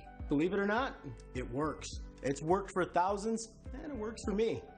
To order your Zona Plus, call now or visit us online. Combating the coronavirus. I'm prepared to do whatever is necessary. As the markets react, we have the insight you need. Stay with Fox Business for continuing coverage. Hi there, I'm Bob Eubanks. Hey, if you're over 60 and you've taken a bad fall or your balance isn't what it used to be, well, you can get your independence back with 60 Up. 60 Up is a first-of-its-kind balance-building system designed to restore your stability with simple steps that mimic everyday movements on a safe, dynamic platform. If you're over 60, there's a 1 in 4 chance you'll suffer a crippling fall. The reality is if I don't have good balance, the world becomes a very dangerous place for me. You'll regain your mobility, and you'll begin to see the difference in as little as 3 weeks. It's amazing how fast it happens. It's time to reduce your risk of falling with 60 Up. Steps like these, performed on a safe, dynamic platform, actually retrain your sense of balance by reconnecting your brain with muscles in your feet, legs, and core. Balance, stepping up, stepping down, stepping off. All of those skill sets can be managed with the 60 Up. The wide, non-slip platform makes balancing safe, and safety handles create a secure space to practice your balance moves. The 60 Up system includes everything you see here. Quick Start gets you on the board fast. Then you'll work with Bob Eubanks on the program that changed his life in just 3 weeks. The program is designed to get you off of the board and outside. Thanks to 60 Up, I can now do things I never thought I would be able to do again. You need to practice balance like anything else. If you don't practice, you lose it. So many people become isolated because they don't feel safe leaving their house. Building that balance can have an incredible psychological benefit, and they can start enjoying a quality of life that they thought was never going to be possible. It's time to regain your independence with 60 Up. Call now 1-800-387-0286 to get a special introductory offer. 1-800-387-0286 or go to 60up.com. 60 Up, it's my wonder board. It changed my life, and it can change yours too.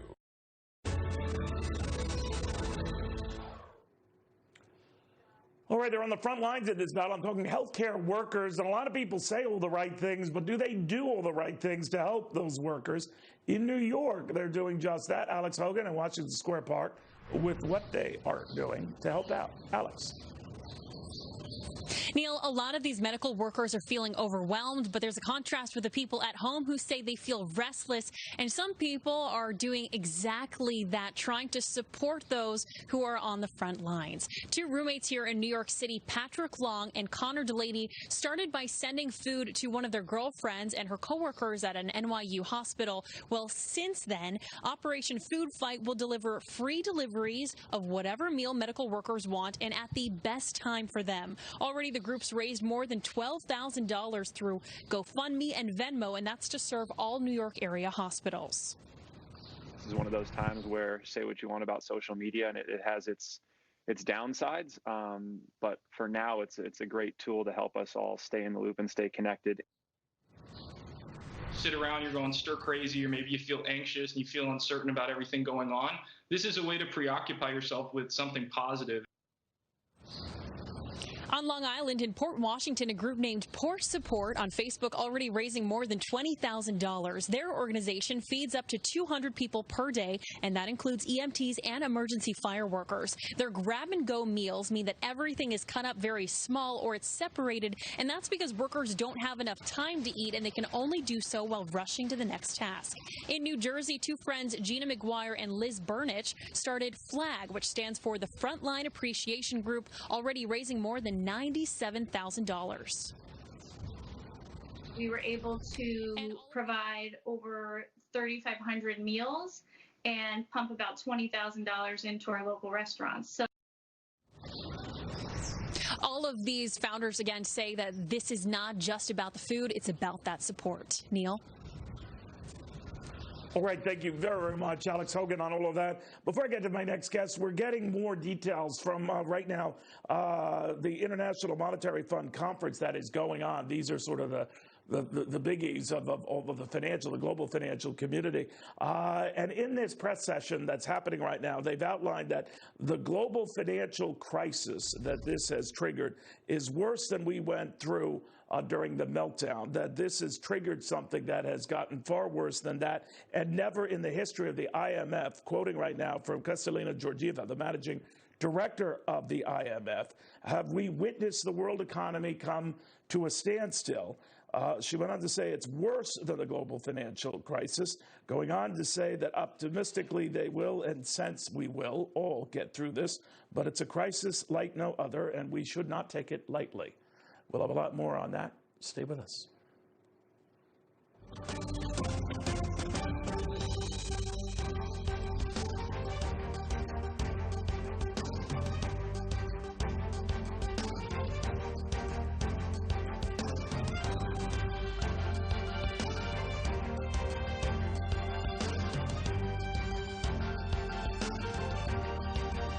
This piece is talking to me.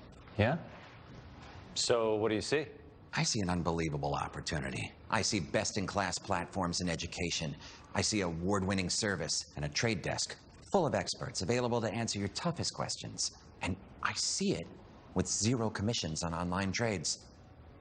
I like what you're seeing. It's beautiful, isn't it? Yeah. TD Ameritrade now offers zero commissions on online trades. For 95 years, our trucks have hit the road to deliver the goods that keep businesses and communities moving. Now, in this uncertain time, we won't stop going that extra mile. Because at the end of the day, we're all in this together for the long haul. Saia LTL Freight, driving stability, safety, support, and strength. Your people are spread out, but decision-making can't come to a grinding halt just because everyone is remote. It's now more of a challenge than ever to get a common operating picture of your business. No matter where you or your people are in the world, Bluescape is the only solution able to provide your remote leadership with a view of all the critical data and content surrounding your business in a secure, hybrid cloud environment. Bluescape. Together from anywhere.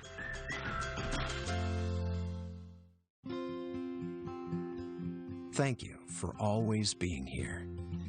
When dawn breaks a new day, when Mother Nature changes her mind, you're always here when others need a hand. On the farm, taking care of family, carrying this nation, and so we're here in over 1,800 communities with the feed and supplies you absolutely need. Always. Our retirement plan? Well, our advisor chooses mutual funds he likes and invests in them. Simple as that. Yeah, he knows about this stuff. Yeah. That's nonsense.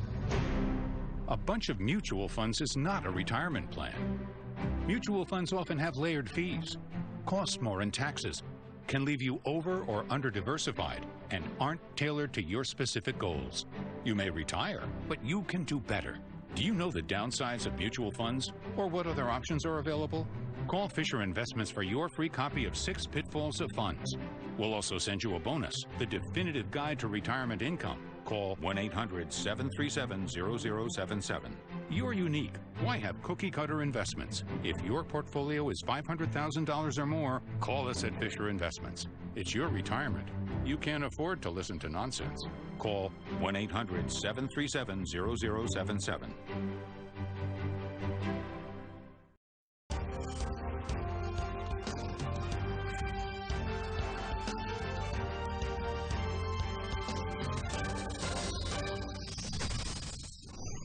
All right, we are now getting word. This is coming on the Wall Street Journal right now. The Dow is down about 402 points. It's trying to get a plan going to use a federal stimulus package to pay hospitals, quoting from the Journal, that treat uninsured people with the new coronavirus as long as they agree not to bill the patients or issue unexpected charges. The Journal points out that the plan, which could be released later today, comes as the White House is facing mounting criticism for not launching a special enrollment period for people seeking coverage under the Affordable Care Act. But again, this would be a way of protecting those who cannot pay the bills or would be predisposed to not making good on payments for coronavirus treatment. The administration plans to pay hospitals to treat those patients, and that would be, I think, if I'm getting this correct, from a new stimulus measure, not the one that's already, or the three, by the way, that are already out there. News like that probably can't come a moment too soon for cities and states that are dealing with this and reporting cases that are running staggeringly high. In New York, for example, the number of new deaths reported in the most recent day has eclipsed those of all prior days. So it's going up, it's not going down. The rate of increase is exceeding, not retreating. David Lee Miller with the latest on all of that. David Lee. Neal, New York State has now seen the greatest single increase in number of cases in one day. There are now nearly 100,000 people testing positive in New York State. And among those on the front line in this battle, the healthcare workers here at Mount Sinai Hospital. Earlier today, those workers and others from around the city held a rally to draw attention to conditions that they say endanger patients as well as staff. Hours before the scheduled protests took place, they say the hospital agreed to some of their longstanding demands, but they added it was simply too little, too late. Among the things promised, PPE, including masks. They have now stated we will get our N95. We demanded for staffing who are sick to be tested because that was never done. So we had asymptomatic nurses and doctors who would come to work because there was no test available for them. Now we are being told all testing for employees will be available, but that's still pending. And that's an all too familiar sound we hear now in New York City. So many ambulances, so many people being transported to hospitals, and the hospitals are at or approaching capacity. The same can be said for the city morgue. The chief medical examiner says refrigeration trucks are being used now as an expanded place to store bodies throughout the entire city. New York Mayor Bill de Blasio is urging New Yorkers to reduce spread of the virus by wearing a scarf, bandana, or a homemade mask across their face. The mayor is asking people not to use professional surgical masks, which are badly needed by healthcare workers. And lastly, Governor Andrew Cuomo is now issuing an executive order for the state to take physical possession of all unused ventilators in New York State. The National Guard is going to redistribute the ventilators. The governor says the owners of the ventilators will have them returned when the crisis is over, or the state will pay the full cost for the ventilators. That's the latest, Neal. Back to you. All right, David Lee Miller, thank you very, very much. For those of you who are looking at the corner of your screen and seeing the Dow down better than 400 points, the big catalyst for that was the worse than expected jobs news we got for the latest month. 701,000 people entered the unemployment line. The unemployment rate itself zoomed up to 4.4%. That is the highest we've seen since August 2017. It is also the biggest jump we've seen in close to 20 years. All of this at a time when the administration is now working on a stimulus measure that goes beyond the three that we've already have in place. But it's the one that's part of the most recent one, the $2.3 trillion stimulus measure, a big chunk of which goes to small business, on which many are placing their hopes for a turnaround from this, or at least a mitigating factor for this. Lauren Simonetti following all of that. Lauren. Oh, hey, Neal. Would you like me to do a report on the small business loans right now? I'm sorry, I thought I was part of a panel. Just tell me what you want me to talk about. I'm happy to have a conversation with you. No, it's all right. First on the small business part of that, Lauren, this is meant to address that awful employment report. What are you hearing? Yeah. Okay. So today, the Small Business Administration, the part of that stimulus plan was open for the banks. And a lot of these banks were saying, we want to help these small businesses. There are millions of them in the country, the backbone of our economy. But there are so many question marks we have about actually getting people the money that they need. We don't understand all the rules and regulations here, but they have started to dole out the money that is good. Because when you look at the numbers that you saw for the payroll report in March, which you just said, it only scratches the surface, and it was so much worse than expected here, Neal. You know, we saw a loss of more than 700,000 jobs. So the losses that we're seeing are wiping out basically an entire decade of gains. These numbers are going to get so bad. If you look at the March payroll report, the first half of the month was only included. So I was pulling some of the dates here in New York City, ground zero for the number of coronavirus cases. New York City closed officially all restaurants and bars on the 15th of March. In Las Vegas, they closed the casinos on the 18th of March. So those dates came after the period ended for calculating the data, and still we lost 700,000 jobs in March. So it's going to get a lot uglier, but I think what a lot of people want to know is how long does this last? And the answer is it's unknown, and it is unknowable at this point. Everybody's looking for the end date because we know it's going to be hard. Going back to the loans that these small businesses need, that's why you need to get them this money as fast as you can. Bank of America, the first big bank to tap that money, to start giving it out. $875 million processed in small business relief loans thus far. That program up and running today, Neal. Very fast on your feet, young lady. Thank you very, very much. Lauren Simonetti, we just threw that at her, and away she went. Lauren, thank you very, very much. I want to go to Ed Lawrence on this because we were talking about just the sheer size of this package of the Small Business Administration. With $360 to $380 billion, you're going to have bumps along the way. But, you know, the money is getting out there. So what's the latest you're hearing? Yeah, almost $1 billion. You know, what isn't being talked about here is this loan program is retroactive back to February 15th. Now, that means that money you see on the screen there, $889 million, could be used for small businesses to rehire some of the folks they have already let go. And those rehirings would come from that 701,000 figure that we had on the jobs report here. So that could mitigate a little bit of this jobs report, depending on how much of that money there you saw on the screen will go actually to paying that payroll of those back wages back to February 15th. But this is direct money, Neal, going straight into the economy through small businesses. And as we know, small businesses are the backbone of this economy. All right, guys, check it out. So we took a short play earlier. It did not work out. Stopped out. It was a $68 loss. So currently got this long play on with a target of 75-14, 75-13 area. If we can get up in there, if we can get up in that area, we're looking at $120-ish. So the loss on this short will be made up plus 60. So that'll be a plus. We're up $46 right now. Can it continue? That's the question at hand. Can it continue? Needs to break out one more time. Needs to break out over this level here. If it breaks out, it could run, and we could hit our target. We kind of danced around in this short for a little while before turning it long, and you know, so now we're just sitting there. We're currently 467 on the day. Shoot, you can't see nothing.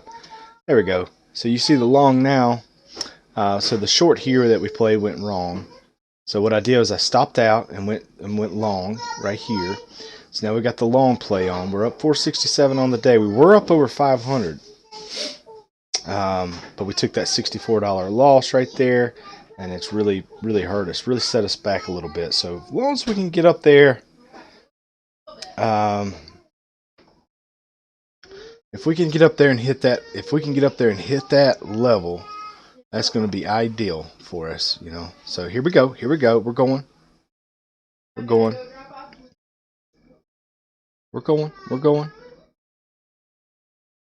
98.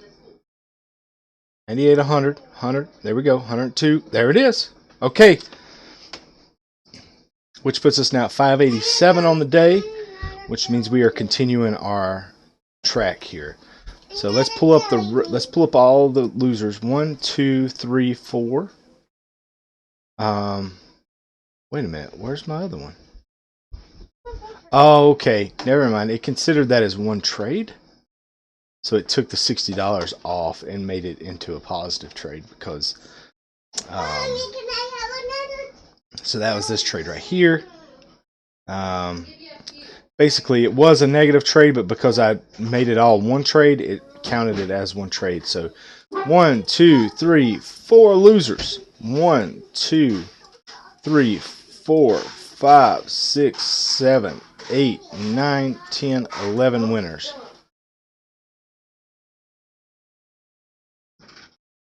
On the day.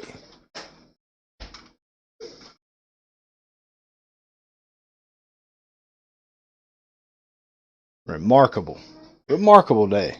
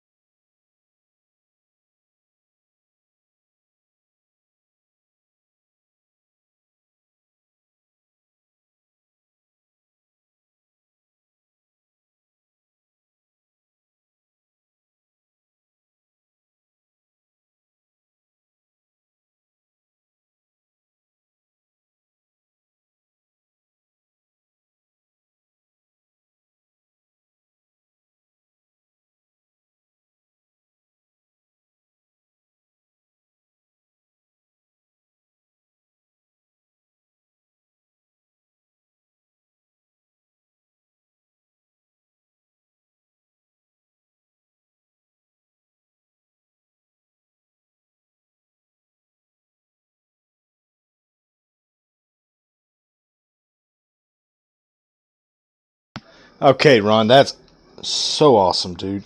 So awesome. I'm so glad to see you up today. I'm sorry I'm not live with you today, but I will be Monday. You know, I'm still in this demo account here today, and I'm just staying in it today. You know, I'm not in a hurry to jump back in because, like I said, Monday through Thursday was really good, except for what was it, Tuesday? That was such a hard day for us.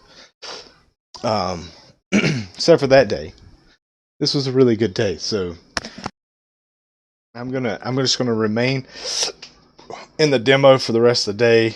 I just want to see how this ends. I know I have sidetracked some trades and taken a few trades that I normally, you know, that weren't the dot strategy, but they were just too good to pass up. To be honest with you, like, how do you not get in there? You know. All right, we got a short signal coming up. Oh, maybe. Let's see where we're at on the. All right, so we are rejecting the POC. Hang on, let me check, make sure my daughter didn't go outside. Okay, she's good.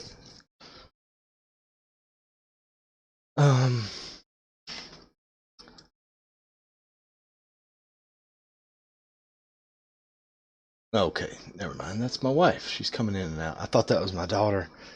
Like, oh, where are you going? My yard's fenced in, but still. And I live on like a bunch of acreage. Okay, so we're short. So we don't have any neighbors or anything, but still. Okay. So we got this one in. Trade's in place. We're short. Looks good. Looks good. We got a nice rollover to put our stop. I wish I could make these dots a little smaller. Kind of big. Oh, boom. In your face, you know? Okay. Are we going to hit our target? If we do, we're going to be up $600 on the day, guys. Whew. Heckgum, man. I should have just traded this live today. I've been enjoying this.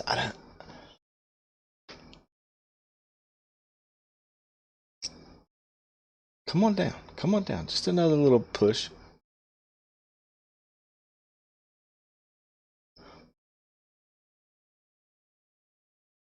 Well, it came really close. Now it's going to reject. I've noticed that a lot with this strategy is they come just like my strategy. You know, they come really close and then they reject. But that's all right. Sometimes that allows us to get more meat on the bone too, by adding in some positions and such. So let's find a good add point. Where do we want to add? Let me pull the chart over here. I keep forgetting you can't see it. Let's go ahead and throw that on the chart. That looks good. I like that spot.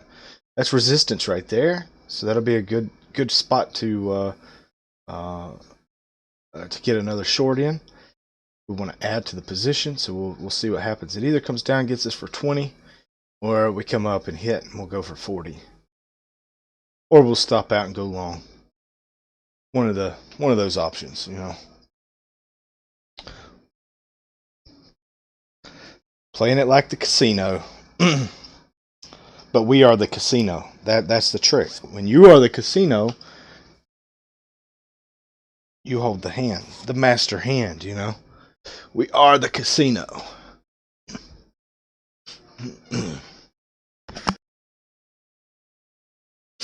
Ham and cheese with provolone, Frito honey barbecue twist, red grapes. Okay. All right. Not too bad. Not too bad. I'm laying off the bread myself. I really want a sandwich too because I've got some good ham in there, and I wouldn't mind having a ham sandwich right now, like toasted on toasted bread. But I can't. I gotta lay off the bread.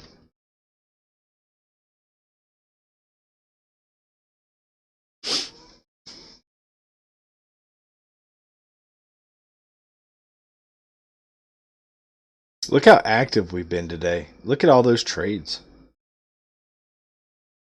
That's what I like about the strategy. It keeps you involved, you know. Keeps you involved, heavily involved, and that's the key to making money as well. Is being heavily involved. You got to be trading small, trade often. Trade small, trade often. You know, that's what's going to add up a lot of money for you at the end of the day. Yeah, absolutely. 14 trades. Yep, I'm 15, I think.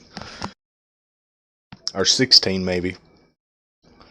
This is another one too, so I don't even know. I don't even know where we're at now.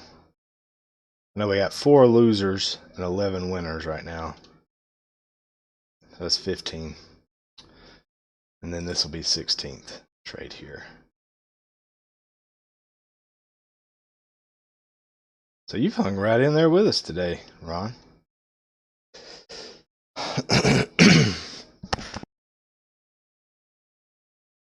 My allergies are getting me. I've been outside with the and it doesn't take long. Everything's in bloom. It's nuts. Beautiful though. Really, really nice. Ford's at 425 right now, so That is not helping me out at all, but I don't really care. Okay, so just got the ad. So now let's drop this down. We want 40.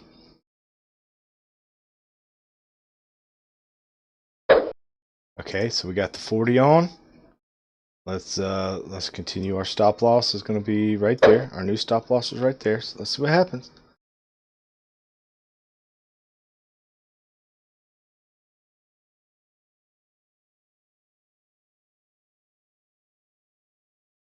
I cannot nail it on the 40 mark. So aggravating. So we got the ad. Now all we need is this little rollover, and then we'll be up $40 more. If not, then we'll go long.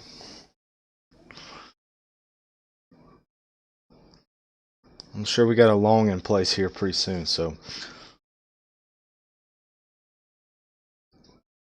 let's see what happens. 10-4, yeah. Yep, awesome, man. 10 wins, 4 losses. I'm 4 losses, 11 wins. And if they can get this one to win, it'll be better. But, you know, like I said, it's probability game. Looks like we're going to get stopped out right now. I don't know. Hard to tell.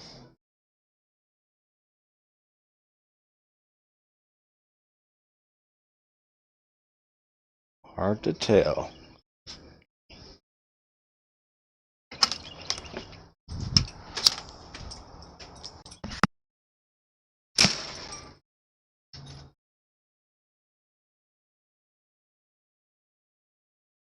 Ron, I have to send you a picture of my magnolia tree, man.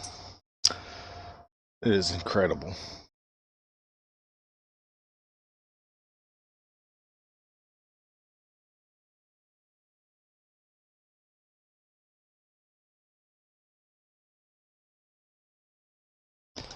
We got pink, it's flowering pink flowers right now, man. It's just such a, such a really awesome color. I mean, I'm not big on pink, but I mean, as far as the tree goes, it looks really pretty.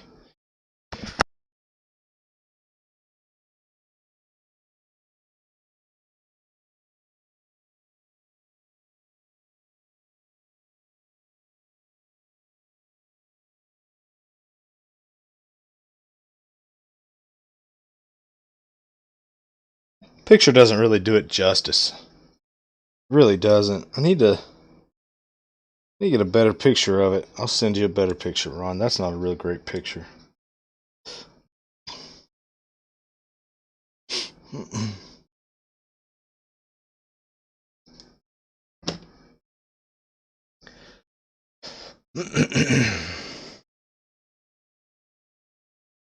Yeah. Yeah.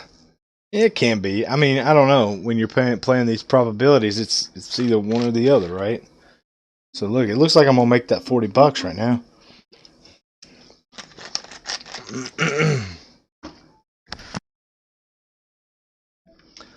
I could technically just take 20 right now if I wanted it.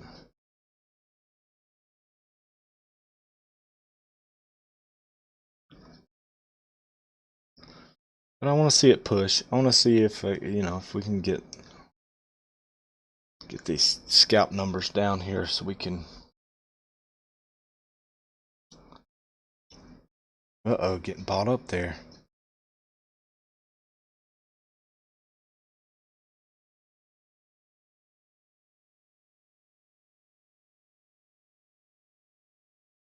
Will we get it? I know you are, Ron. And it's been a crazy hectic day too. I mean, it's been pretty nuts. It's just good you didn't get caught up in all that we got caught up in this morning. It's nice that you were able to jump in and out and not get caught up in having to play those probabilities out like we did. Here we go. Come on, just touch. Just touch. One more push. One more push. One more push.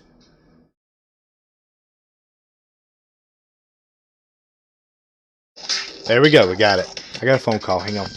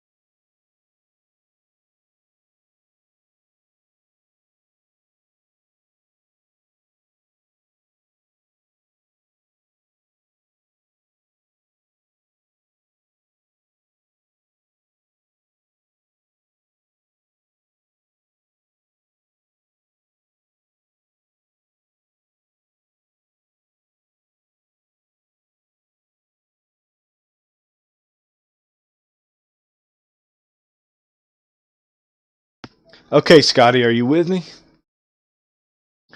Can you hear me? Let me know you're there still, and I'll explain it.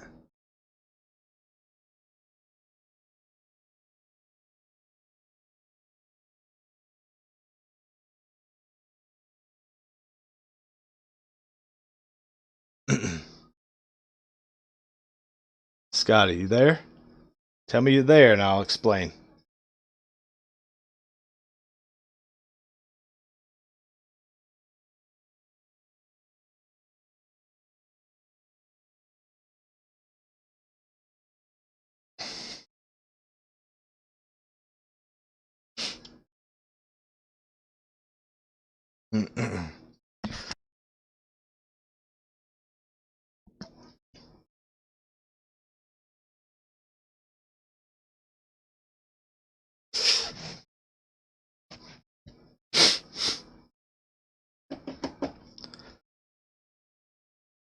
Scotty, are you there? Let me know. I'll explain to you if you want to. If you want an explanation, just let me know you're still there. Because I was away from the computer, so I don't know if you're still with me. Now, at this point, I think we're going to go see 7439.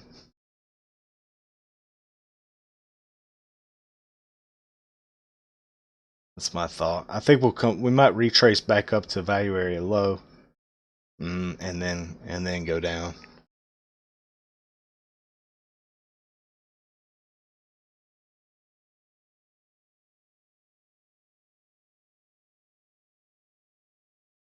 So Scotty, I don't know if you're with me or not. I'll go ahead and explain.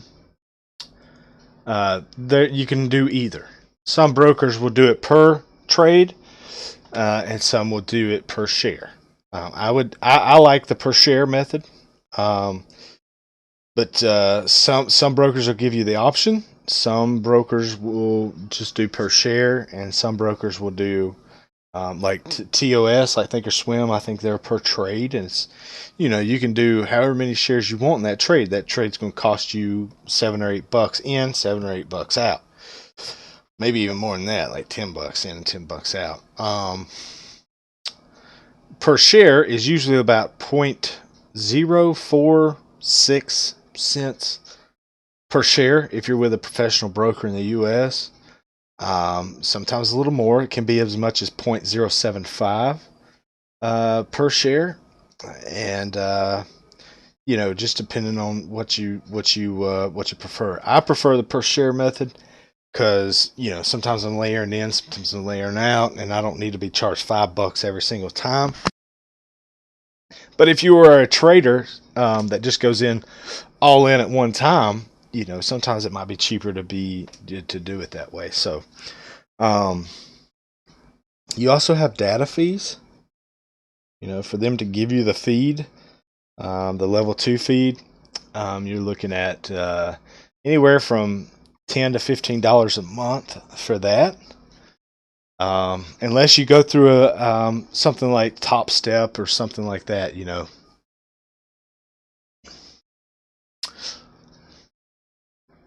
Yeah, Ron, it's probably not quite that much, but yeah, that's a good estimate. That's a good estimate. I mean, I would agree to that. Yeah.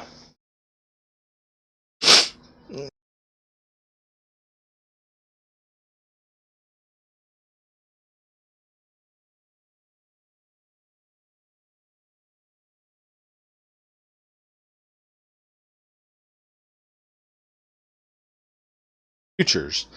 So when you go to trading stocks, it's a little bit different. The good thing about Top Step, though, if you did decide to trade futures, Top Step actually waives all the fees. You still pay like your you don't pay any data fees or anything like that. All you pay is your normal brokerage fees, the in and out. And they give you a really cheap in and out fee too, pretty cheap. So that's something to keep in mind with Top Step. I am going to be going through Top Step pretty soon. Yeah, see, that's not too bad. little bit more than $1. So you're pretty much on the money.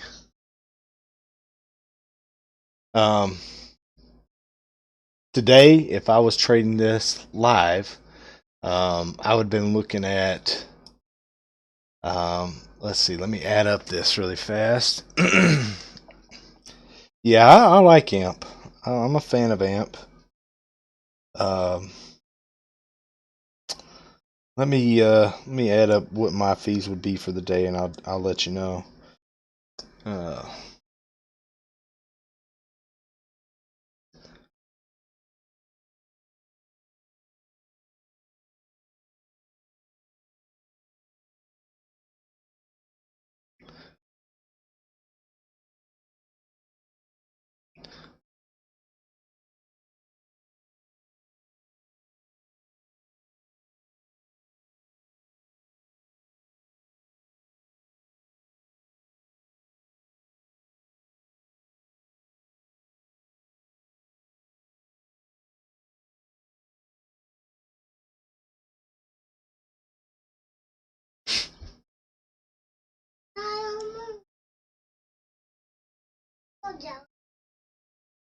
Okay. So my fees so far today would be $55.50. So that would be the fees for today, which on 630 is not bad.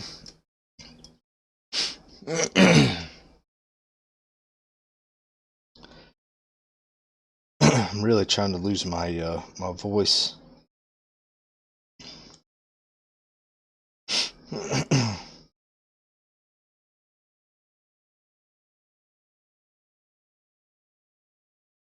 Yeah, Ron, that picture doesn't know justice either, man. That thing is spot on beautiful. I'm kind of amazed with it myself because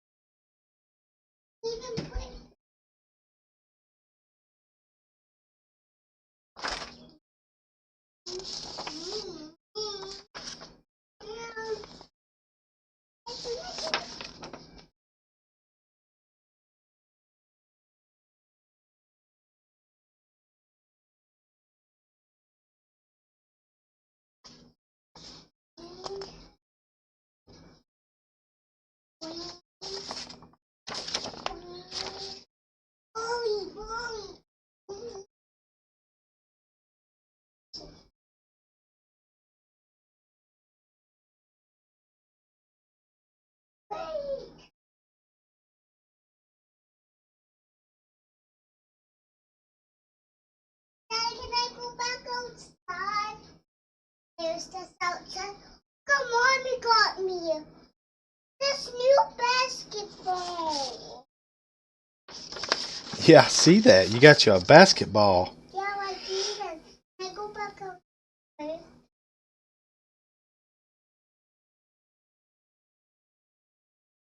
I got it.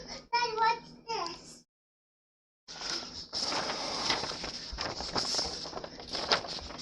Then what's this?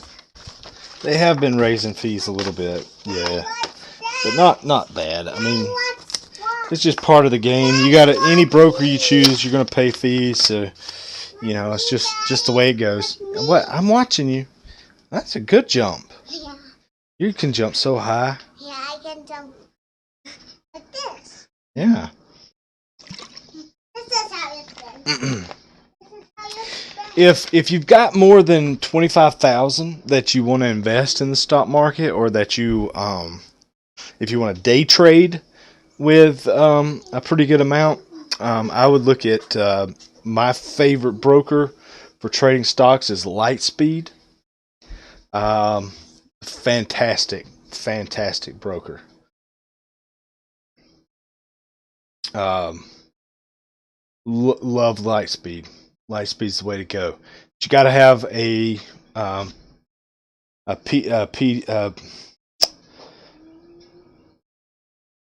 whatever the day trading account size, you have to be over 25,000.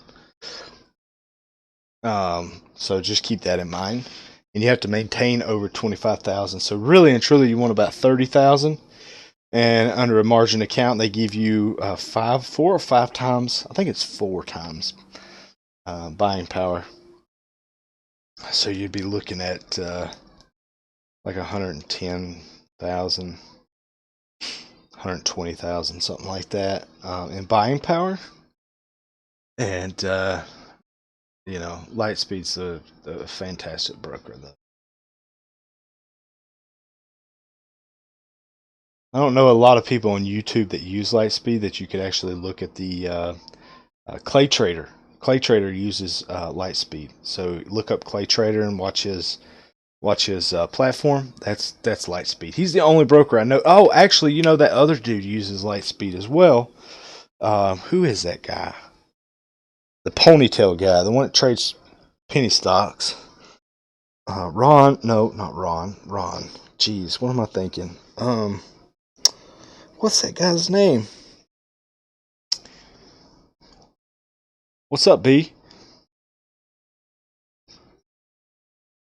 But anyway, he uses Lightspeed as well.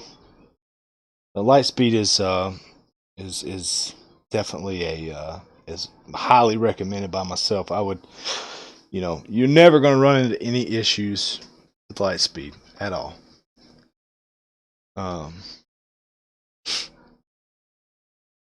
Pretty good day, B. We're up $630. $630. Trying out a new method as well today, so we were kind of just playing around. Look how active we were. Let me show you this, B. Look at all these trades. Starting from the morning here, you can see very active, very active, very active. All through here, we're just in and out all day long. So that's the upside of this strategy. I love being active. That's the thing. Like I don't like just sitting around. I like being in trades. And she went outside. Hang on a second. Hang on, you gotta wait on me, okay? You can't just go outside. Come back in. I was building my basketball. Daddy, can I open the Easter eggs? No, they're not ready for those yet.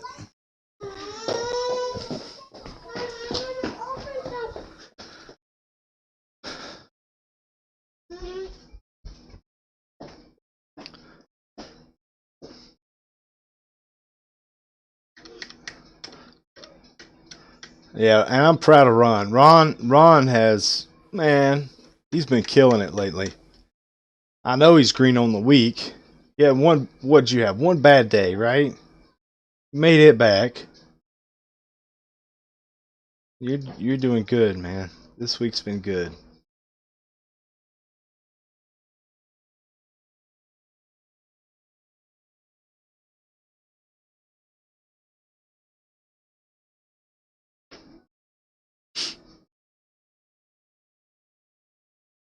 Yeah, one red day for Ron, all the rest have been green.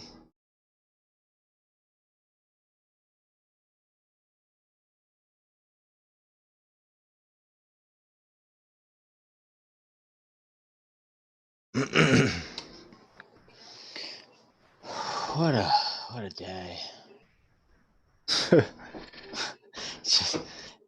just want it over with already, man. It's only 1:45. Hey, you ready for your strategy tester here? $630 on the day. What? Yep, and that's trading micros, dude.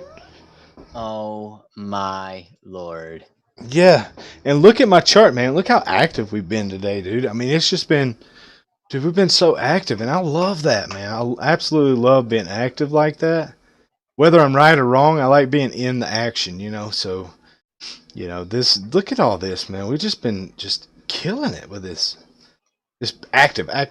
This whole from open all the way up until whatever time 17:24 is on this stupid thing.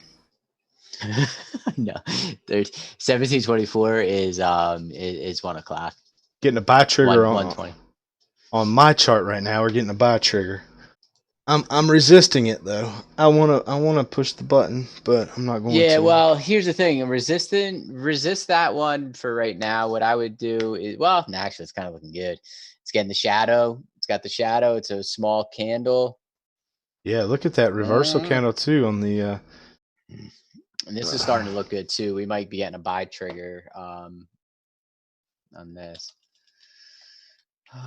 Let's see here. IP config 100.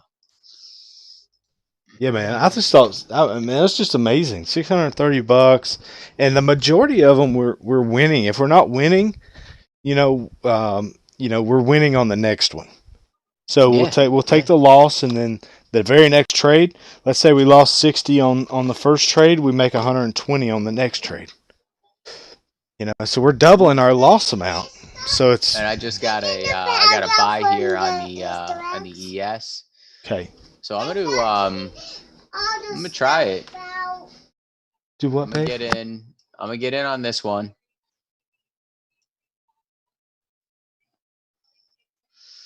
Let's see if we can't get something out of this.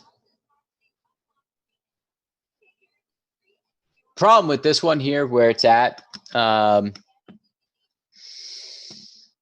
Hey B, what's up, buddy? How you doing, man? How you hanging? I'm thinking if this thing could bust through the 20 period moving average right here, dude, we got a good opportunity to make some extra money on top. And if it does roll itself over, then I'll just I'll do the the strategy here. Which thankfully I haven't really actually had to do that today. Yeah. Pretty decent. Well, cry me a river.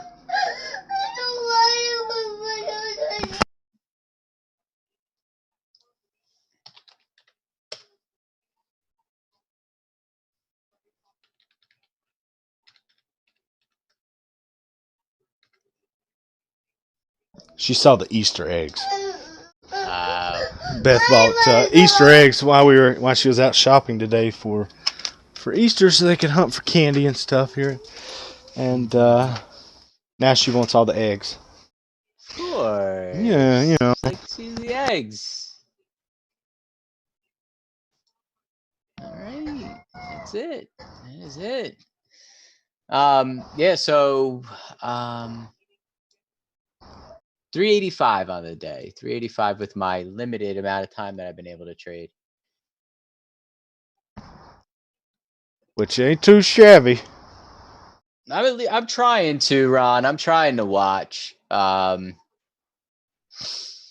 Sometimes I can't fully watch it. And this is why I was talking to Trae. I had sent him a message. That I may enable my bot to auto trade on the ES, like not fully auto trade, but auto trade to get me into the trade.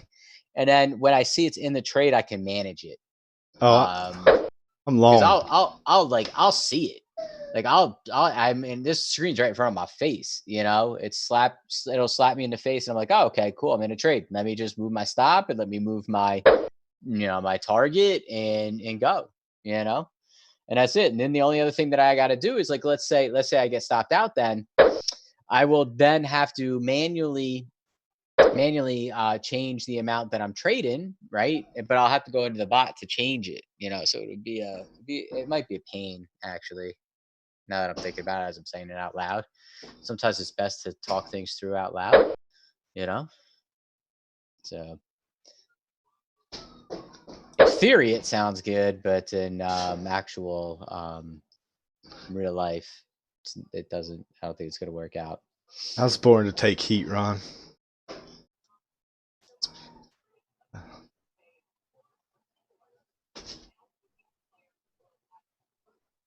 I was born to take heat.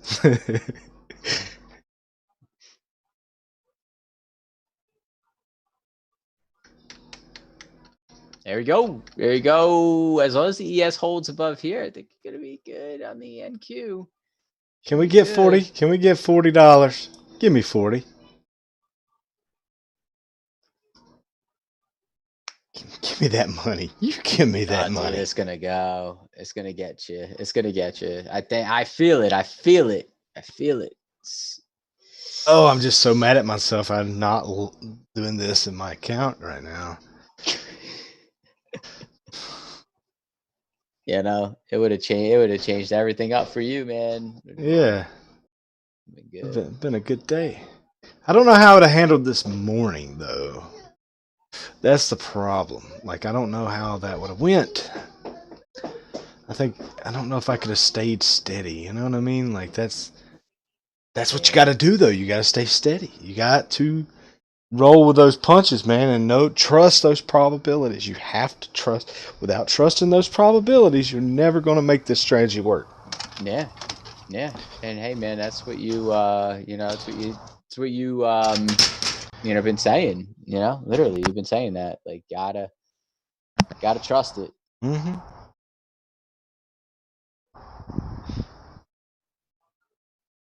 It's absolutely crazy. So you ready for my my week? Yeah. For my total net profit on the week. Mm-hmm.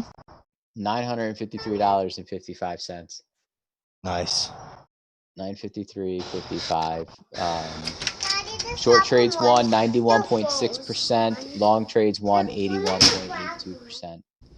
Nice.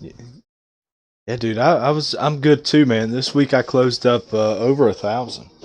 Nice. Dude, yeah. Awesome. Dude, sell trigger. Just fantastic all around, man. Dude, my brother, he was telling me, dude, remember his first account. Remember, he blew up his first account. Yes. He blew up his first account, and he literally he said he's still net negative, but he's almost there to making that money that he lost back. I don't know how much money I lost just now. Super close. Oh, that wasn't much. Is that just $20? Guess it wasn't much, and you're going to be getting this one here, man. Oh, you're already short. Yeah. So your strategy, I see what you're doing. Your strategy, as soon as the dot changes, you're dang right. Yep. I got it. I switched, man. I switched. Now I'm up 651. I see what you're doing. I got you. I feel what you're putting down now. Yeah, man. I got it. I ain't holding the bag. I would have been waiting. I would have been waiting for the next candle on this one. Yeah. I got you. Yeah, I'm changing it up, and then I'm also sizing up. So I had 2 contracts long on the blue, so I switched it up and went 4 contracts short. Got that money. Dude, got it. I see what you're doing. Okay. Dude, yep. That's awesome. That works, man. It does, yeah. It's working. And there's a cool thing, too. The bot actually gives an option to change on the dots. So, it does, doesn't it? Yes, it does. So there is some manual stuff that you would have to do, because if you want to add like halfway and stuff like that, you would have to manually do that, and then you'd have to manually set your stop and everything. But you could allow the bot to actually open and close your trades due to the dot changes or whatever, you know.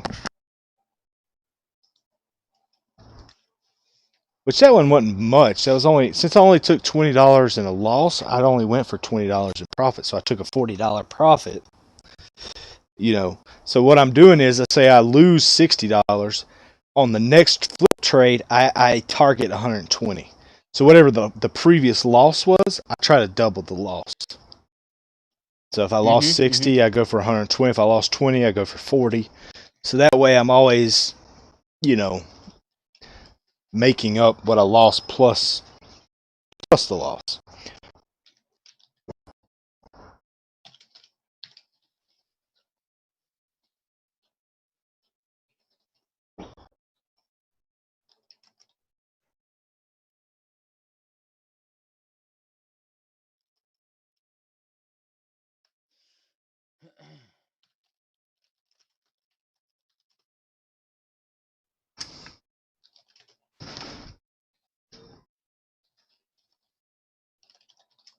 Yeah, Ron, on the 2-minute.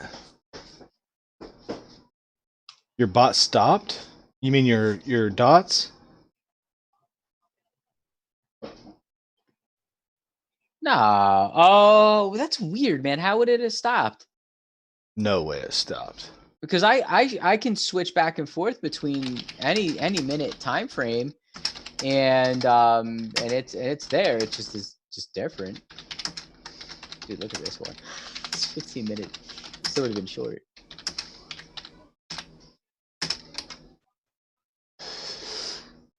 Yep. Oh my God. Yep. I could have made $60 on that, man. Could have made more. I could have really racked it up. Ron, we might have to look into that for you. Coming into that -1. Work. Ron, to add it to the chart, if it's not there, what is it? View, right? View navigator. That's the long way around. Oh, okay. Never mind. Trae's got the better way. Yeah. Go to insert indicators. Go up to insert indicators. Go down to custom, and go up to ASC trend. See, this is why. Yep. Or you can go. No, that's the best. That's the best way. I mean, your way. I mean, that way's. There's nothing wrong with that, man. It's just it saves having to open up another window. But I mean,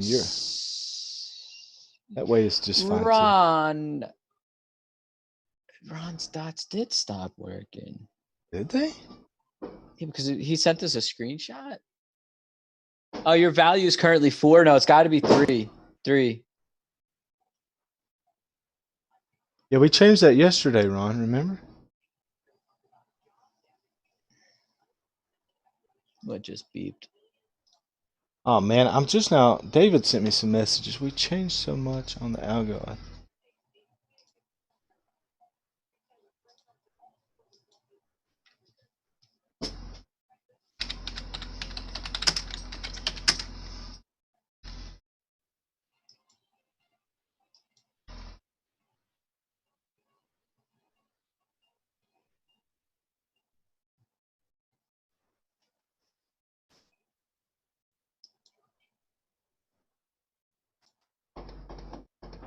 So bad about checking my.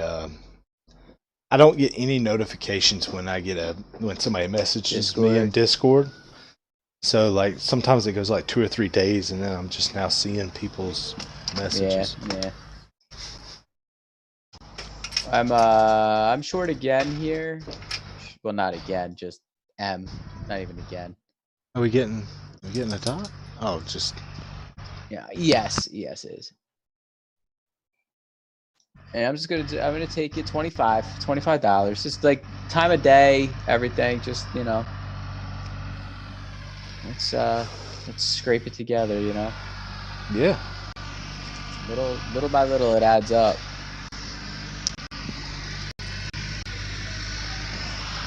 There it is. Puts me over 1,000 on the week. I don't know. Put me over 1,000 on the week. Makes no sense. I'll run my report later. Daddy,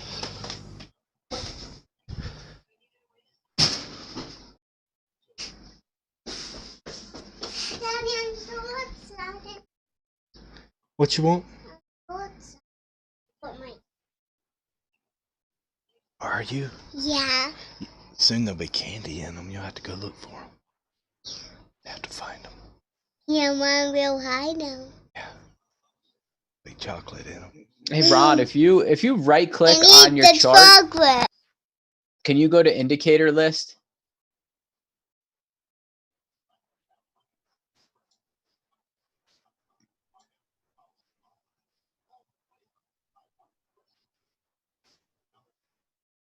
And do you see the main chart should have the indicator?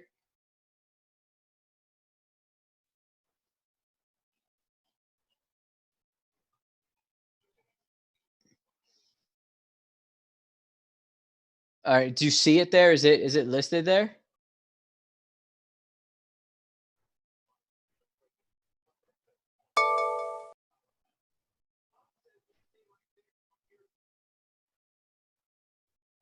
It is. Okay. Do me a favor, highlight it and hit delete.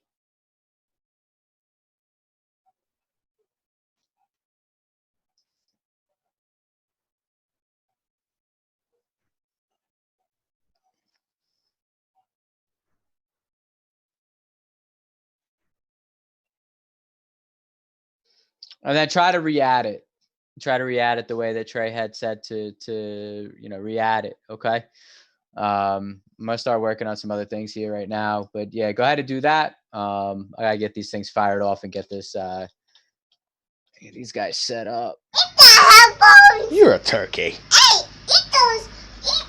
Okay, let's see. Trae, I had him delete it. Okay. From the list because it was still there, so I had him delete it, and he's gonna try to re-add it and see if it takes. For whatever reason, it's not taking. But I think a deletion and a re-add may fix it. But also change the risk. Make sure you change the risk to 3. Yeah. Getting a blue dot and you here. May have to save, and you may have to save it too, Ron. You may have to save your chart. That's the way I've got it to stick. Yeah.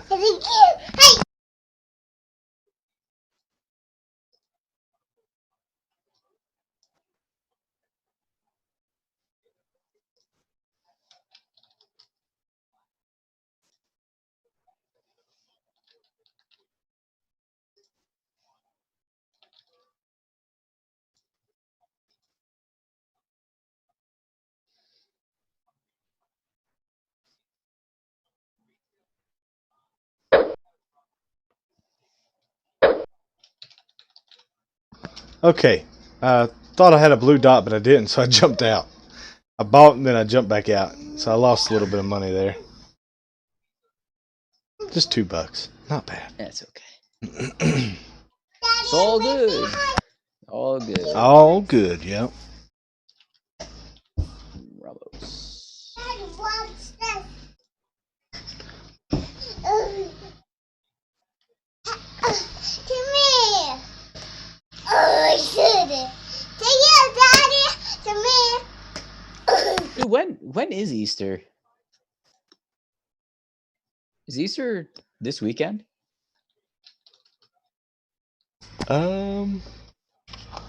Easter is Good Or is it Friday. next weekend? I think is it like It's the the second 12th. weekend in April? Okay. Yeah. The 12th. It's gonna be wild to see family on Easter.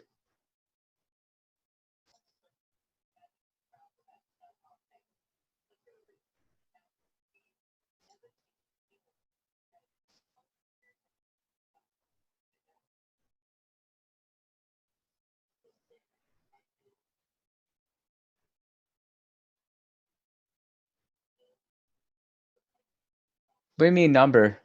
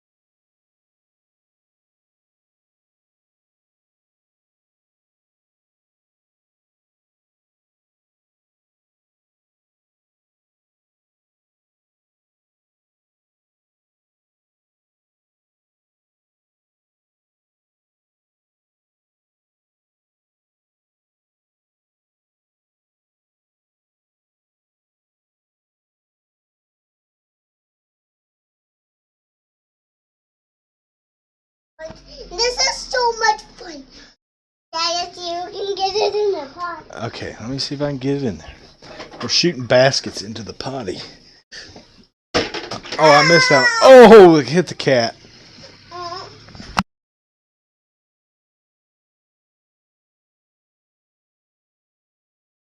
Okay, go for it. If you can get in there.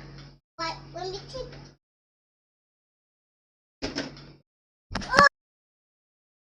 So close, though. It was really close. Oh, out, cat. I did it! Yay! All right. Daddy, your turn. Okay.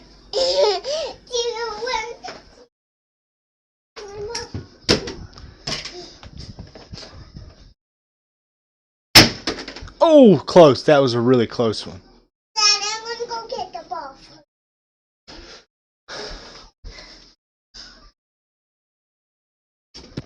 Ron, I'm sorry, dude. Just seeing that now. To change the risk tolerance, you have to right click on the chart, right? So right click on the chart, go to indicator list.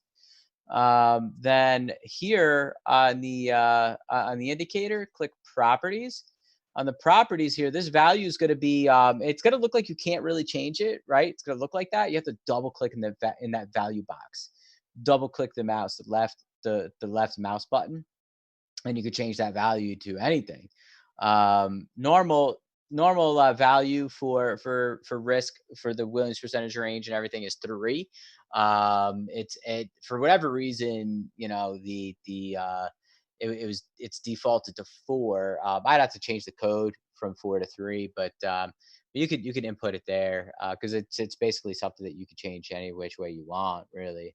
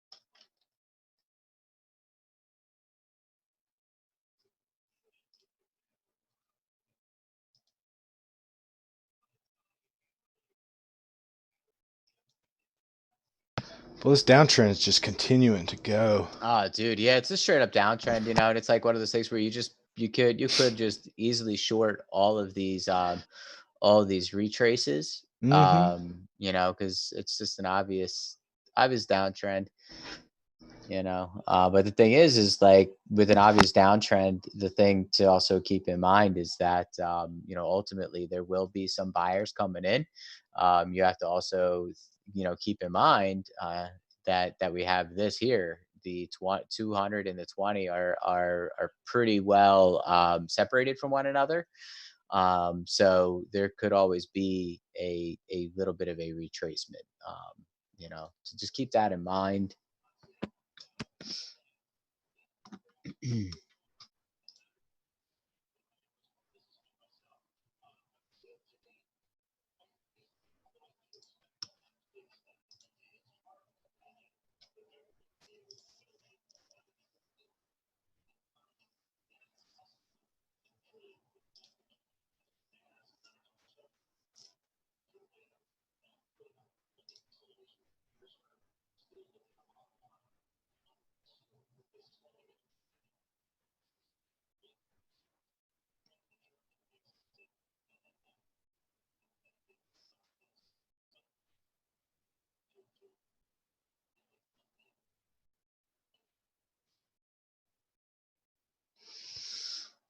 Rob, were you able to test that?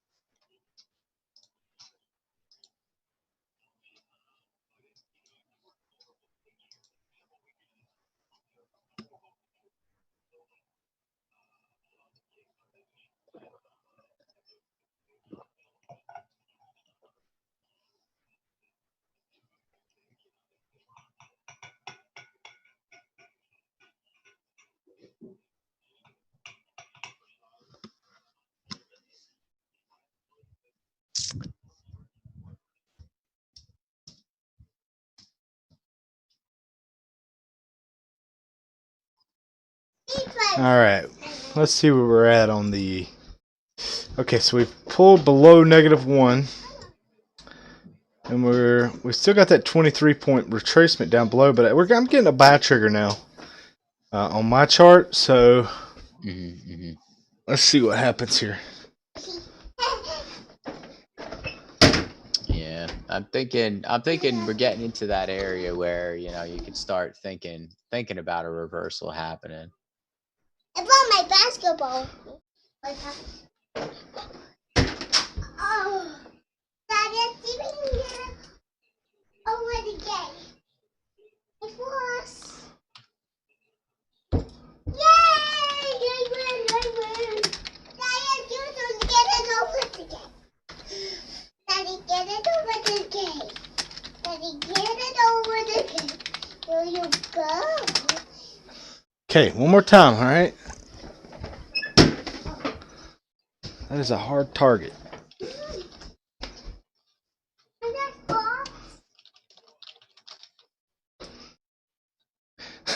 She's got a one of those little portable potties, that we can put in the living room or whatever.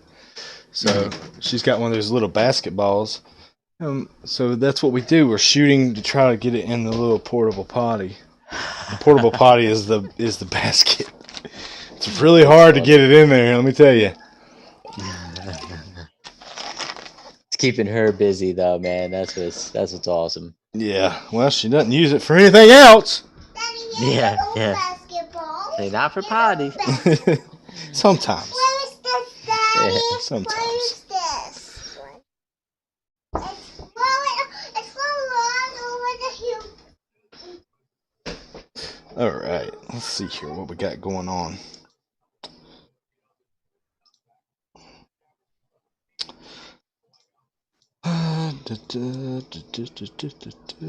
So many emails to delete. So many. Bye. I probably shouldn't say bye because we are trading the markets. If you make me thinking. Well, dude, bye. I think I X'd out of our chat room. Oh, yeah, I've done that. I've done that accidentally, and then I lose everything that was going on. Yeah, I totally didn't mean to do that. How is the little news thing, the little news screen I've got up? Is that cool, or is it shows the Yes. Is it working? Because when we're not talking, I'll put the volume up. Yeah, it's not distracting at all to me, Dude, I was like on that free site. I saw Bloomberg and I was like, no way, the Bloomberg channel. And I went to turn it on. I was like, nope, don't get it. Man, we get Bloomberg? Do we? Oh, you talking about it's listed. It's listed in the guide, TV guide. But we don't get it. Okay. Yeah, I was gonna say it's listed there. You know what I mean? Because there's the multiple HBOs, but they're only the HBO only HBO One works and the other ones don't. Right. But dude, I'm not gonna complain. Me neither. It's free. It's free TV. I literally just I don't pay for TV. Right. So I am thankful for that.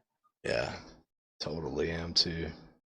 I really do want to give this person some Bitcoin, just be like, thank you for letting me use your service. Yeah. Well, I think it's Bitcoin and Ethereum address down at the bottom, so I could send a little bit. Oh yeah, donate. Okay. Mm-hmm. How cool is that? Yeah. I also still wanted to make a an app. was like, I wanted to turn this thing into an app. Dude, what I did was, you know what I did? I made myself on my phone. I just made a what is it? Icon. Oh, like a shortcut. Yeah, Shortcut yeah, icon. yeah. So I just find it and I just hit it. I did that for Soap today too. Dude, I watched a freaky movie on Soap today the other night. It's the new Invisible Man. The Invisible Okay. Man. Crazy, crazy, crazy movie, man. Yeah.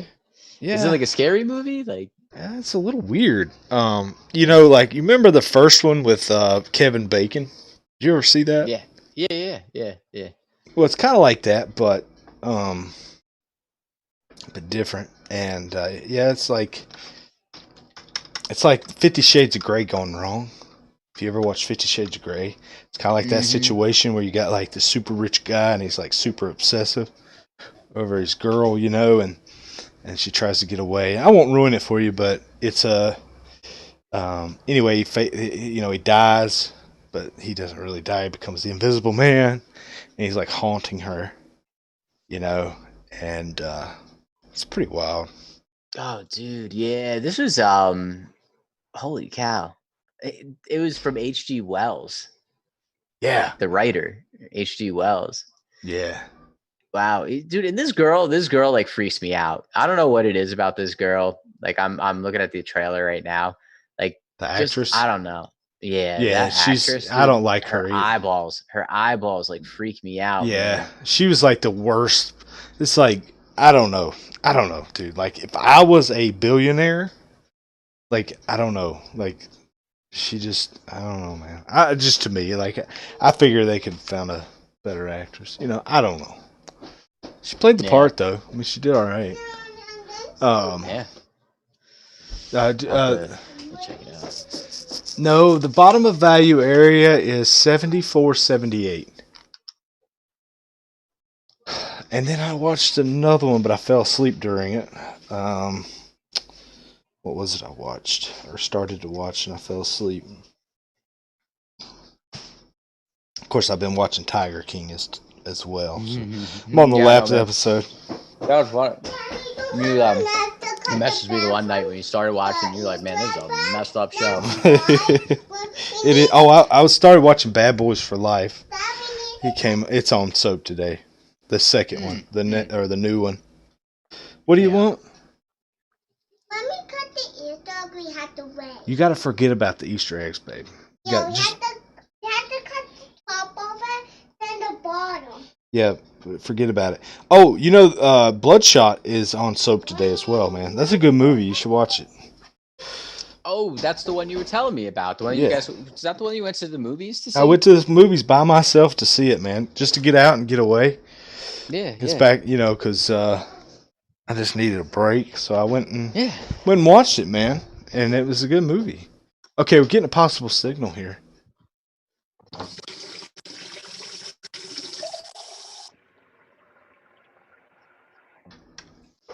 right, get back to the office here.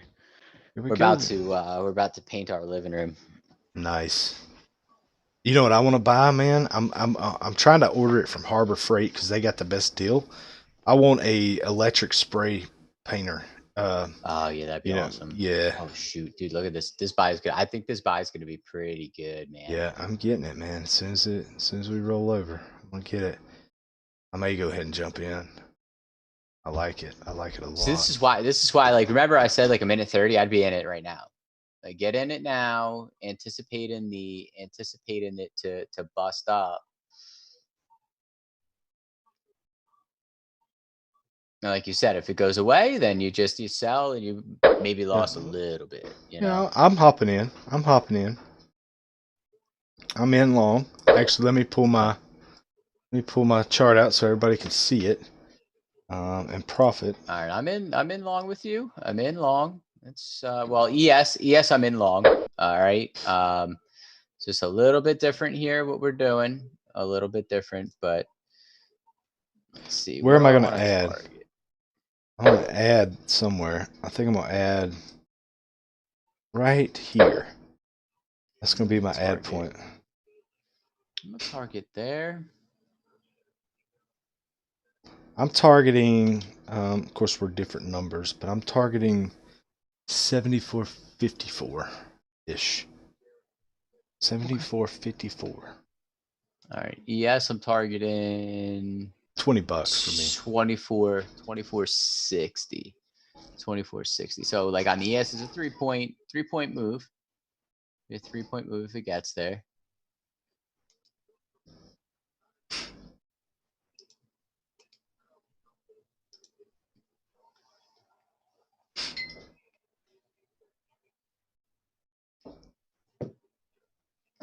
Might get an ad here. What are you doing? No. No water. Come on, come on. Let's go. Let's go, ES.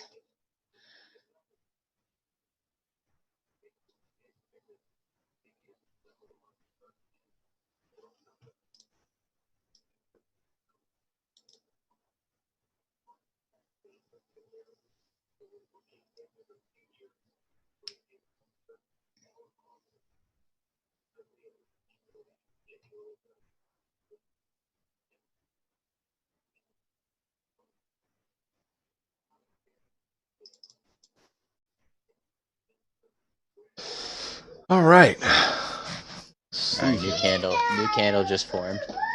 See if we can get this here. Sorry, we're having a meltdown here. That's all right, man. I'm trying to remain patient on this one here. Yeah. Let's go. Getting close, getting close. Come on, breakout. Let's go. $20. Yeah, yours. Yeah. Go. Put that $20. Come on.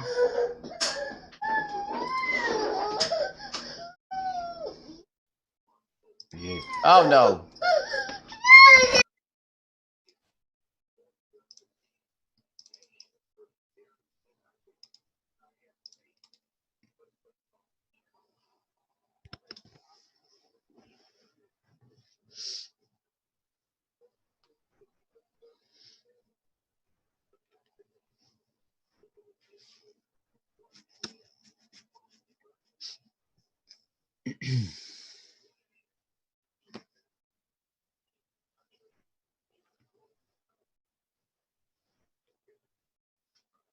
All right, story of my life. It comes within a few ticks and then bounces back. It's just the way it goes. I know, man.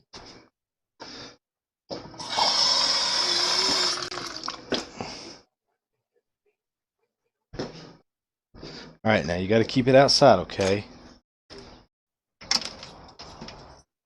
Over here. There we go. There you go. It's it. It's Did I it. get out? Did I get out? That's it. Yeah. Nice. Should have.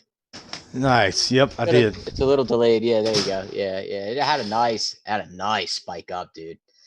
Real nice spike up. Sweet. Perfect, man. Perfect. Dude, and I've taken just about every dot trade today. I've been pretty consistent with it today. Yeah, I like it. I like it, man. I appreciate you taking that time and testing it too. Yeah, man. I really do. I was kind of eager to see myself. I'm glad we got that right off the bat too. That challenge one, right off the bat, because that kind of, was a good first hard hitter, to try to see, kind of where we are. Yeah, and it was nice to see it through the choppiness as well. You know what I mean? Like it's like one of those things where you gotta, like, through the choppiness, you just gotta figure out like what's the best way, like what's the best strategy to use. If you're gonna be trading it this way. And that's another thing too. Like, it doesn't matter what indicator it is. They're all gonna throw you off during choppiness, unless it's just a choppiness type indicator, one to trade in a range. If it's a normal trending kind of indicator, you're going to run into trouble with any indicator in a choppy market. So the Williams actually has a particular model to use in a choppy market. I'd have to read up a little bit more on it, but there is a way to use the Williams percent R within a copy channel. Okay. And when I research it a little bit further and I get that information, I will definitely share it with the group. This is just I've been just really just using this Williams percent R for what, Trae? 2 weeks now? I think I feel like. Yeah. So for me, I'm like it's a brand new indicator for me. The only thing that's not new to me is that it is a form of the Stochastics RSI. So that's the reason why to me it's not super foreign. Yeah, because I remember you using the RSI, man, like when I first met you. Yep. And that's been some time ago, man. Neal, we've known each other for a while now. Yeah. Yeah, you've seen all the I guess the transitions that I've made, as a trader, Yeah, and you, me too. I mean, you with me as well. I mean, we're always growing. Dude, I had a feeling, man. What did I say? Man? This the 20s and the 200. You're going to get a good buy signal. It was good. Man. That was right off the deviation level too, pretty much. Pretty much. We came underneath the deviation and came right above it, and then had that breakout. Yeah. Dude, I wish there was some way that we could use our, with this loan program that's going on right now. I wish there was a way that we could use it to somehow figure out a way to get a forgivable loan for our company. I know. That thought went through my head, right? When I heard about it, I was like, I mean, even if it wasn't forgivable, if it was a good cheap payment with low interest, just give us $100,000, let us be trading on that. We'll let you own all the units. Let the bank own all the units. Yeah. And like here's the thing too is like we know we could, with our strategy and with the way that we have patience with trading, we know we could turn $100,000 over. Oh yeah, man.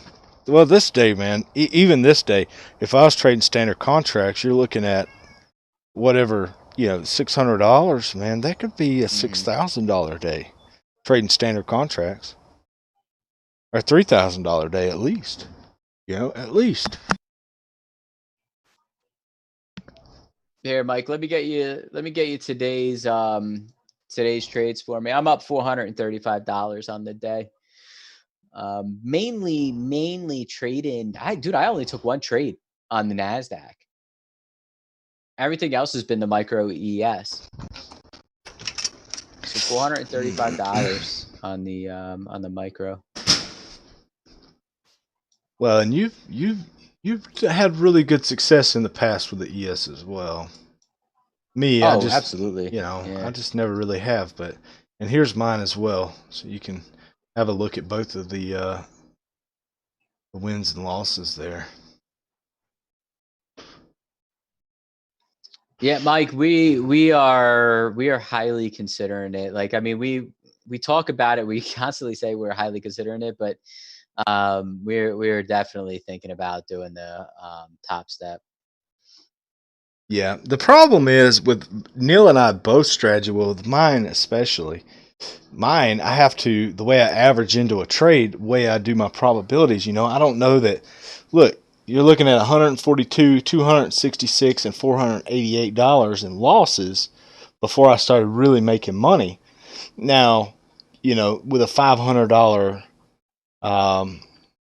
loss on a day, on a standard contract, dude, that's tight, dude. That's just not it doesn't. The problem is it just doesn't fit to my strategy. Hang on a second.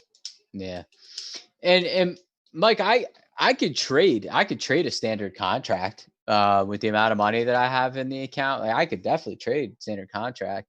To me it almost doesn't make sense to do it, even though I really just want to do it just to pass it and then just have another little extra side income. And I almost want to just do it just just for, you know, something that I can make maybe a little extra money. So Vanessa has something on the side, you know. That account would specifically be just for her, you know.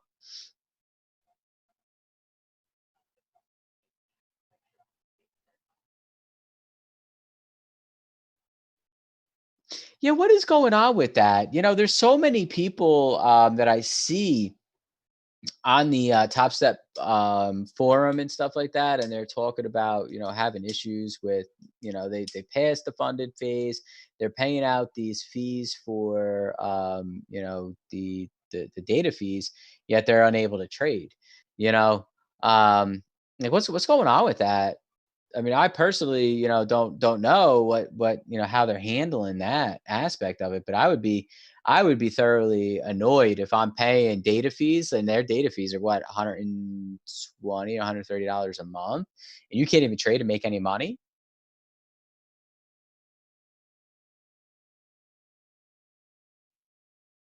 Wait, you guys are able to trade right now, like full contracts, like normal contracts?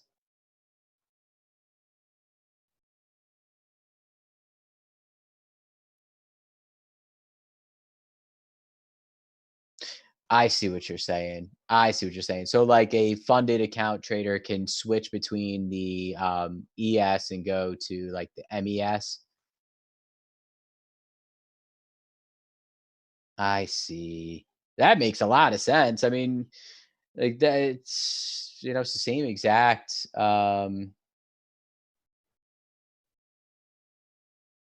it's the same exact whatchamacallit. I can't think of it right now. The data feed. It's the same exact data feed. Well, they should let you trade it regardless, you know? Like if you choose to like trade one micro or 5 micro ESs versus one standard, they should let you do it. I mean, I mean, this is just a way for them to make extra money. Yeah, that's what I'm talking about right there. You know, like dude, I would love to be able to do the, you know, like that's one of the things that's really nice about being able to do five micros. And that's I think that's the reason why micros have really caught on, and a lot of people love using them. Is that you do partials without really risking too much. I mean, if you were to do two standard ES contracts, man, you're talking about putting a lot of money out on the line, a lot of margin out on the line. And if the trade doesn't go your way, then you know you're looking at a pretty substantial loss. You know, um, so yeah, it'd be very beneficial to have that ability.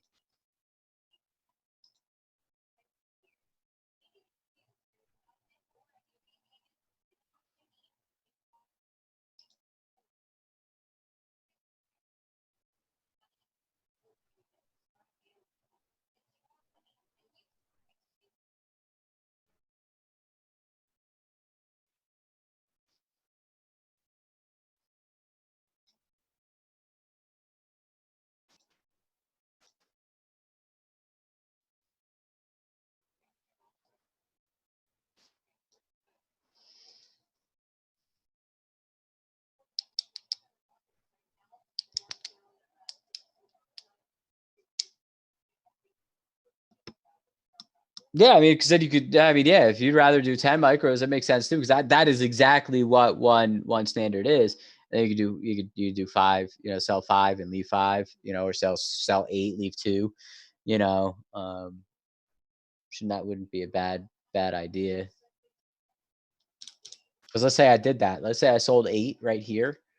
Sold eight right here, and I would have left two on. I would have caught that extra move.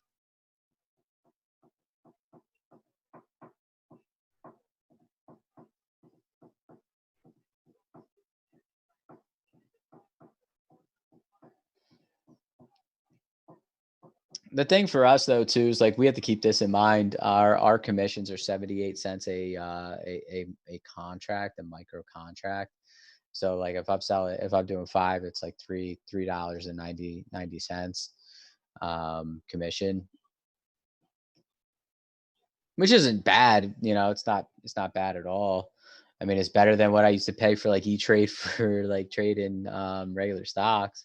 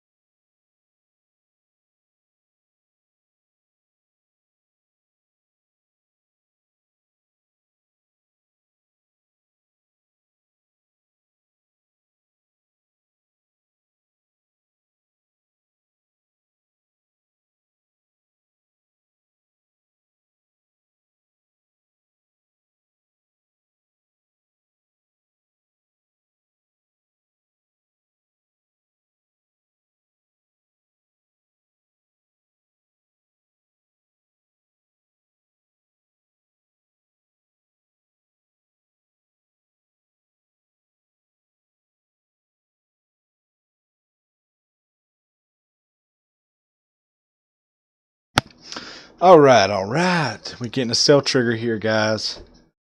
Maybe, possibly. We'll see. We'll see. We'll see how it works out. Yeah, I don't know. I'm jumping back to y'all's conversation earlier about the top step. I think the only way that I could do it is, let me look here. I think the only way that I would make it with a standard is I would probably have to go with the largest account.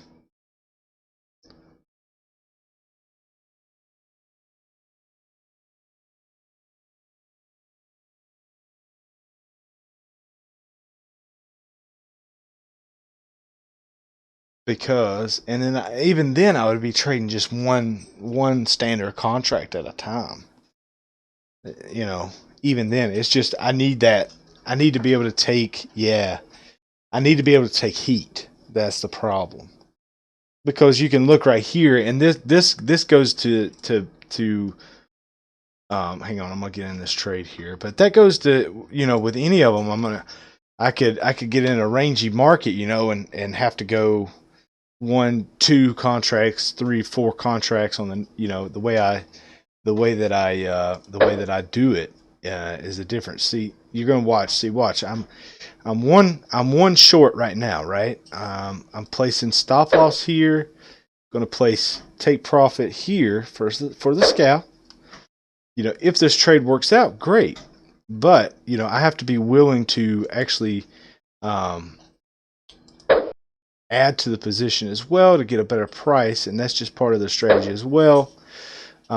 Which is just part of it, and I want to be able to carry the heat. So if I'm trading a normal account, there's just no way. I mean, you're looking at 488 today on a which that's a lot. That's a lot. Even though that's only 15 micros, 488 is still a lot. And then you got 266 there and 142. Multiply that by however many a standard contract would be, and that's where I'm going to be at. So I just don't know how I could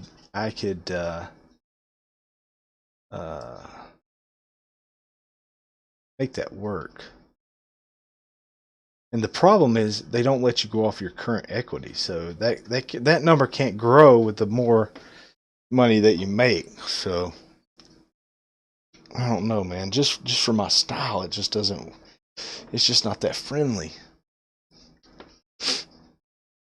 I'm trying to find the what the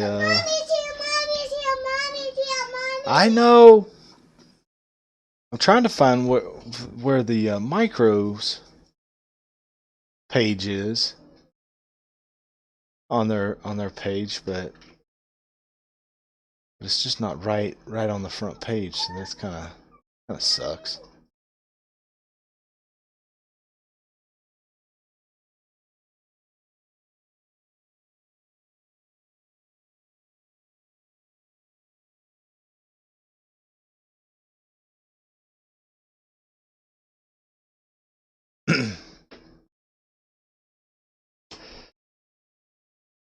So you see the current trade I'm in right now. I'm short. Everything's fine. But here's the problem. If I do get into a situation like I did this morning, I have to be able to hold the heat long enough to get through those probabilities.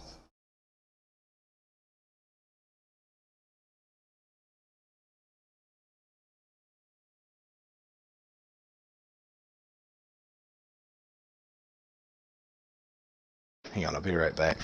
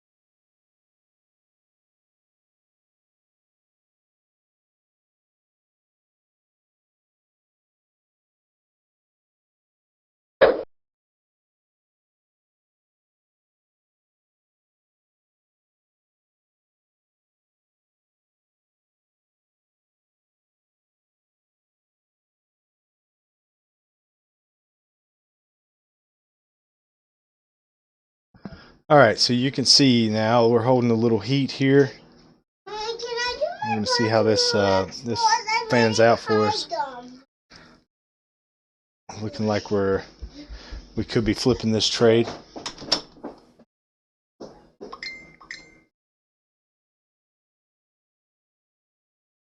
Be 40, 35, 40. Let me pull my clock up so I know when they so we still got a minute. We still got a minute left here. So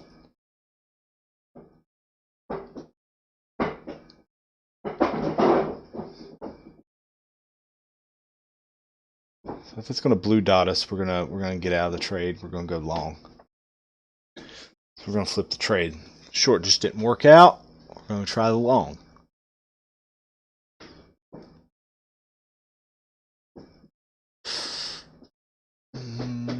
Got about closing in on 30 seconds for this one. Hang on. It's really starting to push now. We've got it all the way up to value area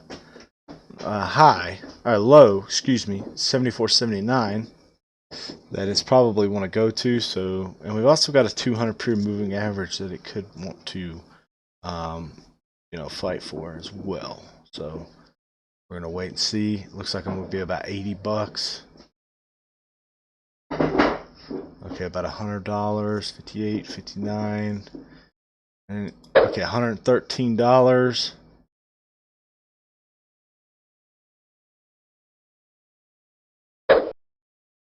So now we got us a new target right there. So now we are full flipped. We'll put the stop right here. Just an emergency stop, and I will manually work this trade if it decides it wants to do something different. Just understanding that here, let me pull the history up here so you can see, just so you can understand basically what happened was took a $113 loss there, which was at 1852, which is exactly right there. So $113. So what I've got now is I've got a 27-point move in place, and if I do, this trade will be $214. So it's going to take the $113 away plus give me some change as well. Where am I going to add? I'm going to put an add in. Ooh, I don't want to add that many. I want to add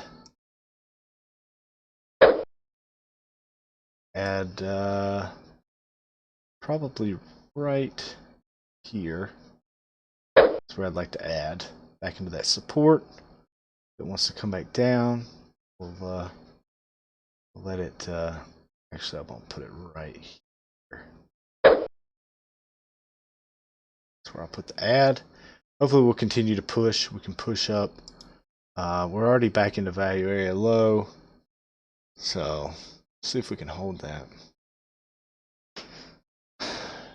See if we can hold it.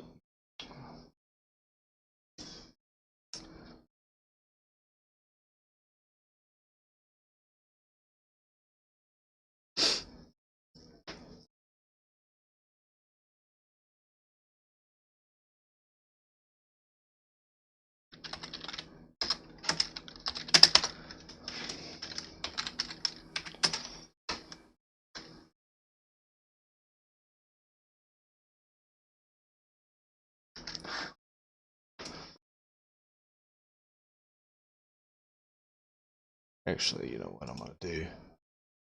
I'm going to do a double add right there. Let's do that right there. Okay, so now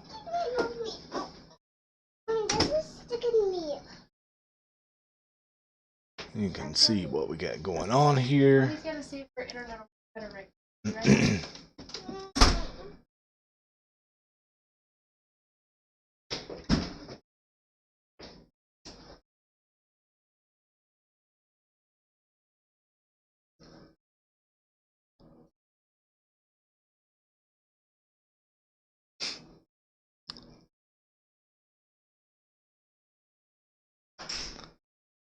I think it has a good chance, you know, to go. We're gonna see. It really needs to push if it's gonna push here. Need to get up in that level. We need to get up 75.10, somewhere in there. So we're getting a sell trigger here possibly. We need 75.10, which is right here. We need to get back up into this area. So we need to work our way back up to that Thursday POC before we're happy. So see what happens. Take it as it comes. Just kind of see what happens. Continue to see if it flows.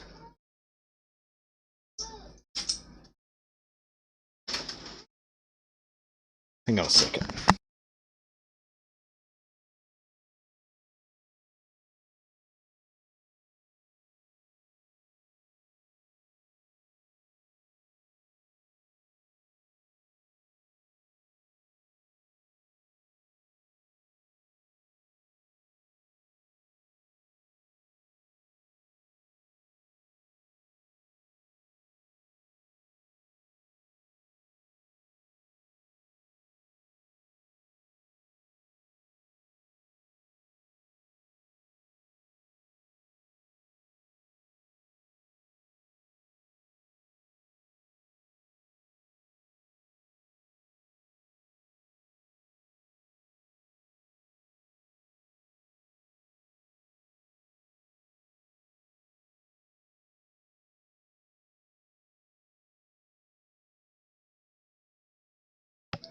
Okay, we're getting a push now.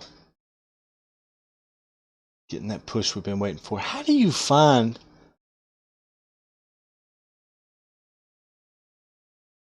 I cannot figure out how to find how to trade the micros with Top Step. It's not on their main page.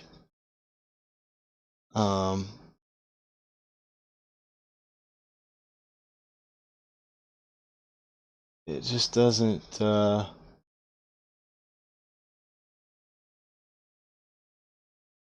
I just don't get that.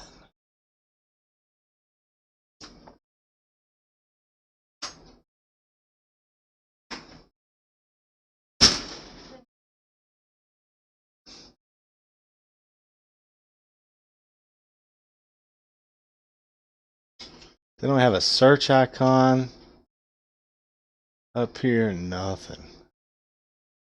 It's kind of frustrating.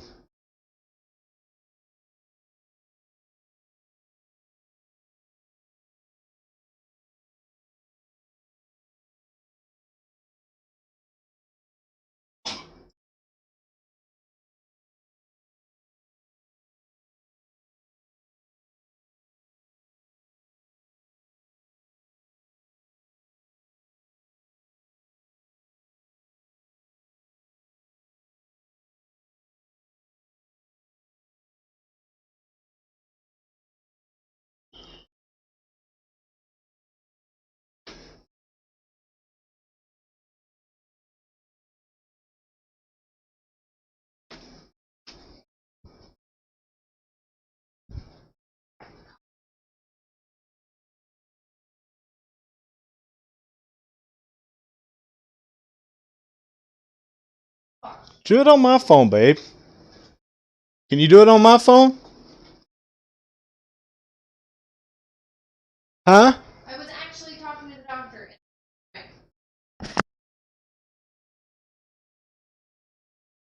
Baby, you gotta flip the camera around. I hit the camera button.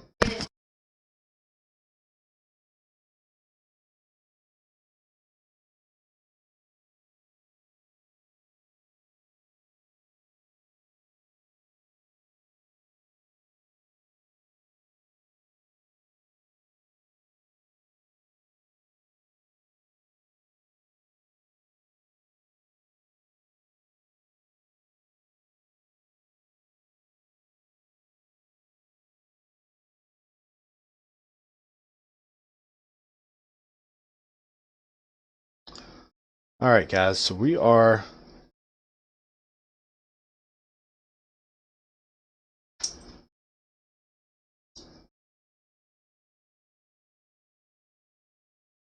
We're trying. We're trying to push up there. Let's see if we can get it. Keep pushing. Keep pushing. Got 116 locked in right now. Well, not locked in, but we're up. Let's see if it can continue. Continue.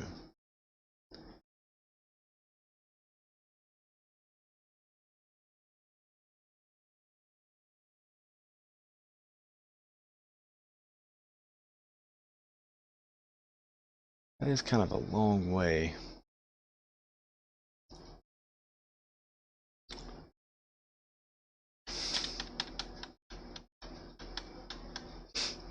I'm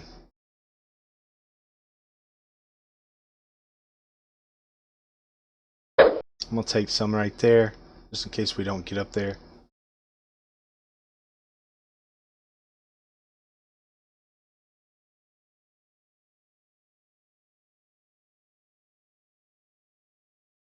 Guys, what a buy. Yeah, wasn't that great? Are you Holy long? cow. No, I missed it, man. I've been on the phone. I seen it come in and I was like, oh man, what a buy. That's the reason why I want to turn my bot on, so it'll just get me in. And then I'll just, like, once I see it as I'm on the phone, I could just drag my stop loss and just move a take profit, you know, and just let it run. 737 on the day, Neal. Dude. Trading the micros. Fantastic. Trae, is your mic off on purpose? Oh, are you muted on? No, you should be able to hear me. I know I can hear you. It looks like Ron might not be able to. Oh, he should. Maybe. Ron, testing. Do you hear Trae? Trae's been talking. Testing 1 2. Testing 1 2. Testing 1 2. Dude, what a phenomenal day, man. So now we're down to 1 2 3 4. I won't even count that as a loser. That was just a $2 mishap. So 1 2 3 4 bad trades.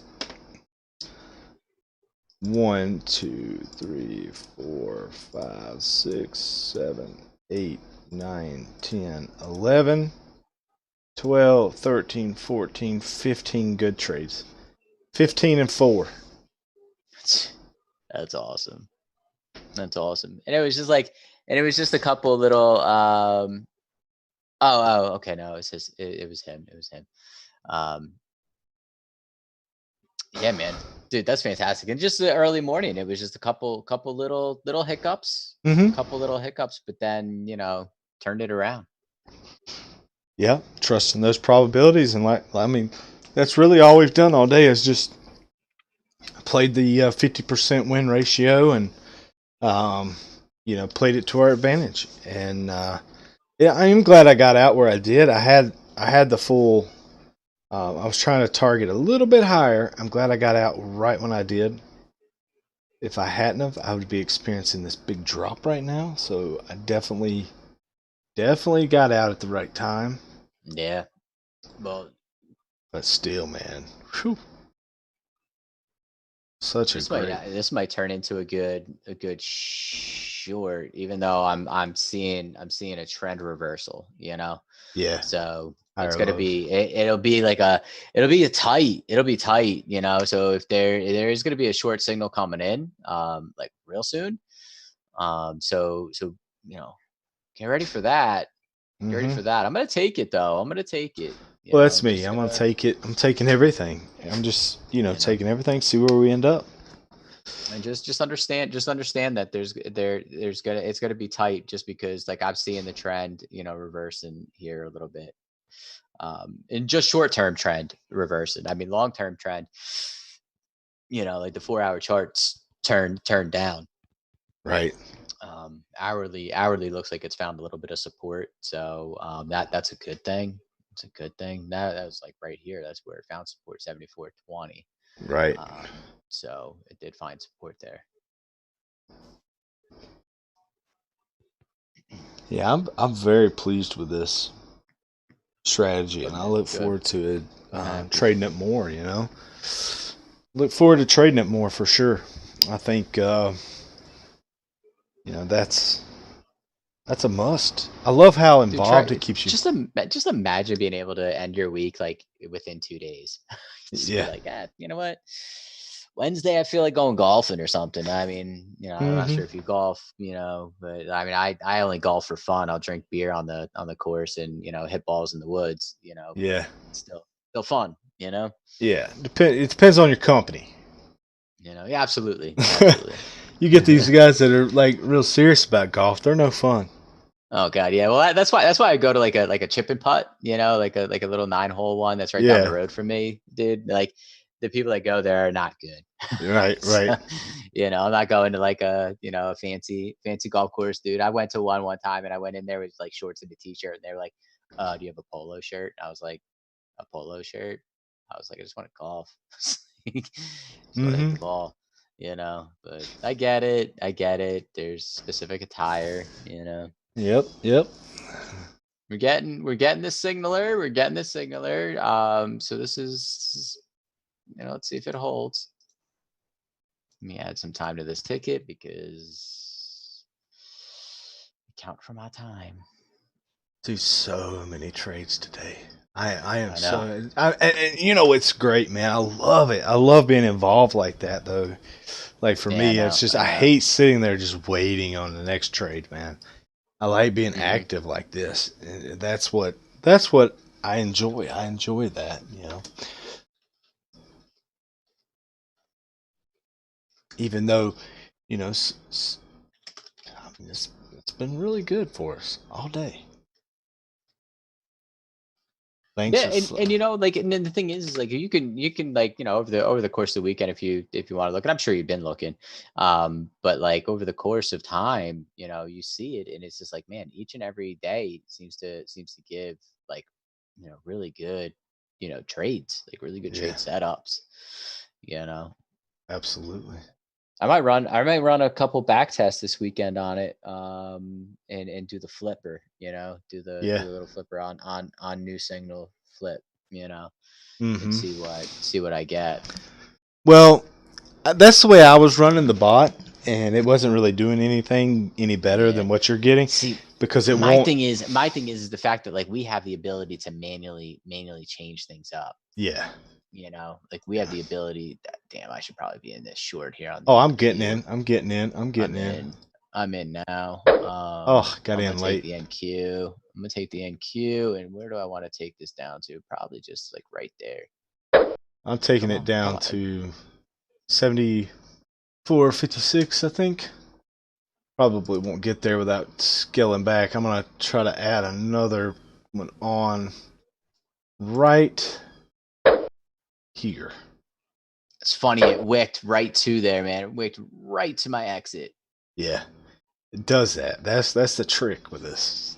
That was absolutely crazy. Hang on 1 second, I'm getting a phone call. Alrighty.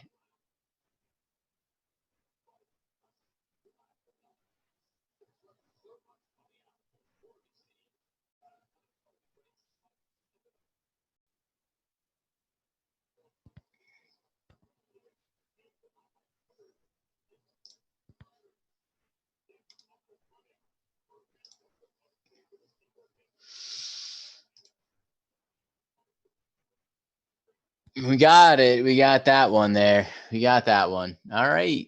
So another successful trade here. It's me up pretty good. I only had one loss today. Actually, all these trades were winners except for this one right here. I had a $12.50 loser. All the rest have been like just little scalpers here and there. 1, 2, 3, 4, 5, 6, 7, 8, 9, 10, 11, 12, 13 trades. 13 trades today. So 12 out of 13. Oh, there it is. Dude, this thing's going to continue to roll itself over. Shoot. Should get into this ES one too.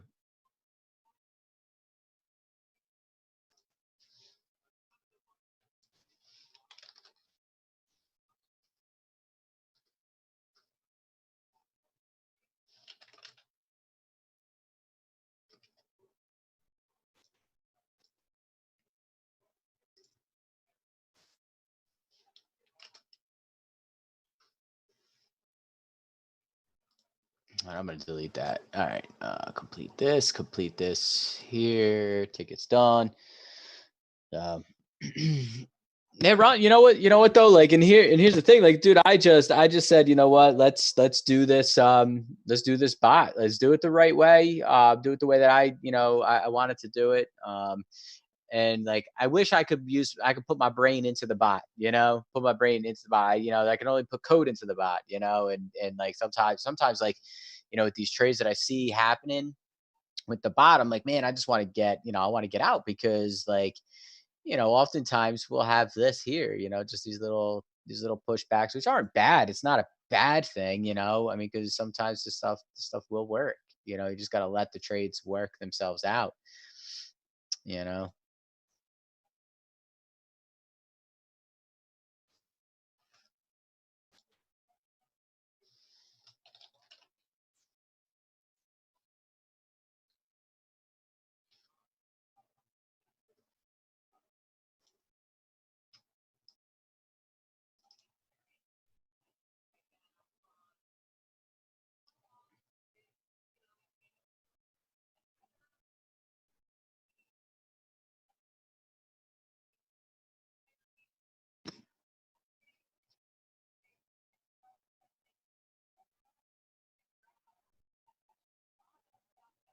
Yeah, yeah, I like it too. I just got to figure out because on these switchers, if there was like a switch, right? Unless maybe I just let it stop me out and then I manually take the next one. But I don't really like that idea. I would rather it, auto switch me and then, up my risk.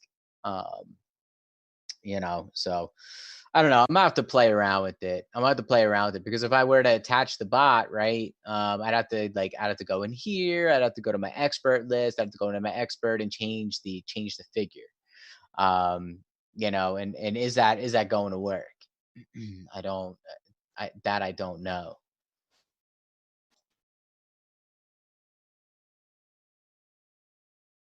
Like more than likely it will work. More than likely it will work, but it's just like am I gonna have to log out of the amp or the MetaTrader and log back into MetaTrader for it to sync?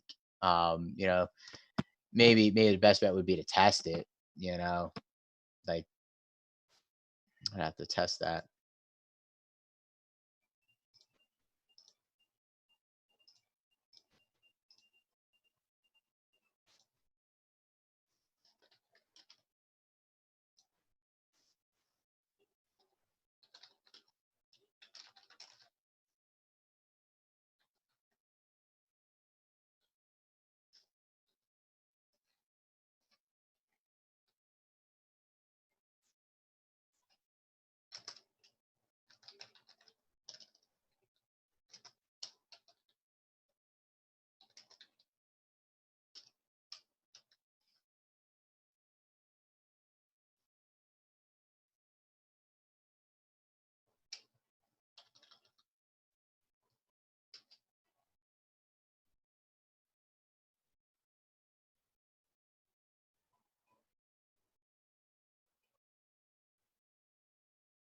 All right, doing a little wheeling and dealing on a gun.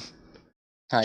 Trying to buy me a nice little gun here. All right, so I think you just got stopped out.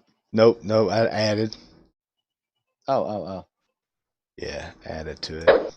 So now I've got new target. Unless we get a blue dot. Wheeling and dealing. I like it, Trae.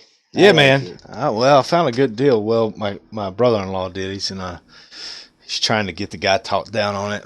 I've owned a few of those little Smith and Wesson M&P, the little shield. They're little ankle guns, man. Little 9mm. Yeah. They're great little guns. I got a picture of it on the stream there. Little tiny, man. Like a 10 shot. They're good I still want guns. this. I still want this one right here, man. I'm gonna send it to you. It's the one I want. Where are you? Right here. Looks like Vanessa is trying to call me, and I must not have heard her. Oh yeah, the M18. 6 hour, yeah. The Oh yeah. M18, yeah. It's the military handgun. I don't know. That's Mom's. You need to ask her.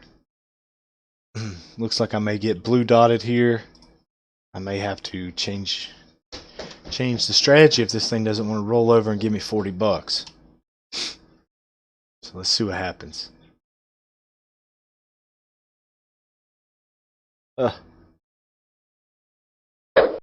So hard to get it nailed to a T of like, I want like $40, you know? So hard to get that like right on the money.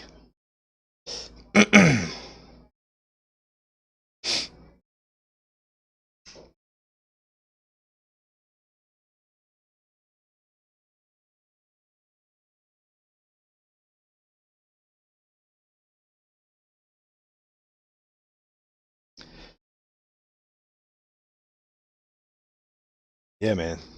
$250. And it's like practically brand new. It's not bad money on that.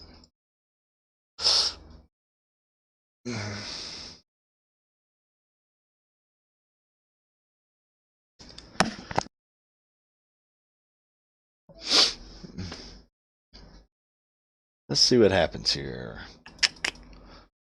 How are we going to end the day? We're in power hour now. We're going to sell off. You're going to give me that $40.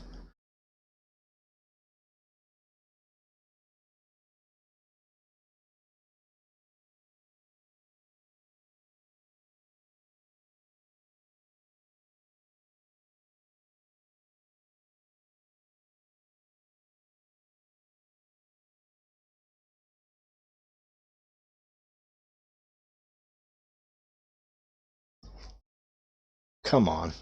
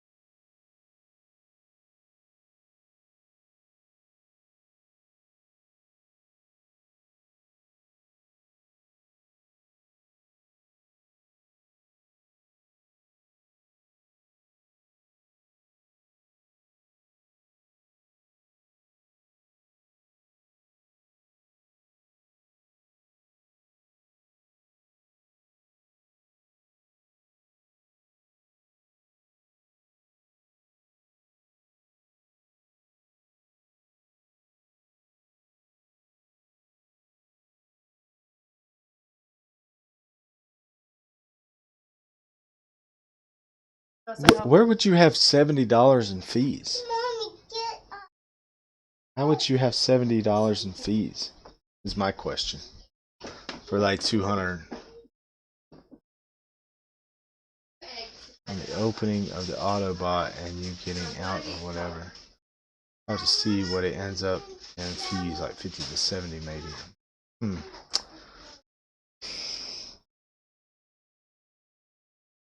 Trying to understand that. Trying to put it together. Ron.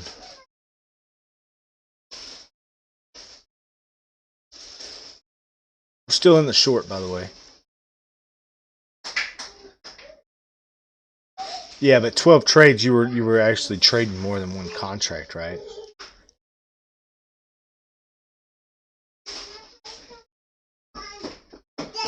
But even then, I mean, you'd have to take 70 trades to equal $70, right?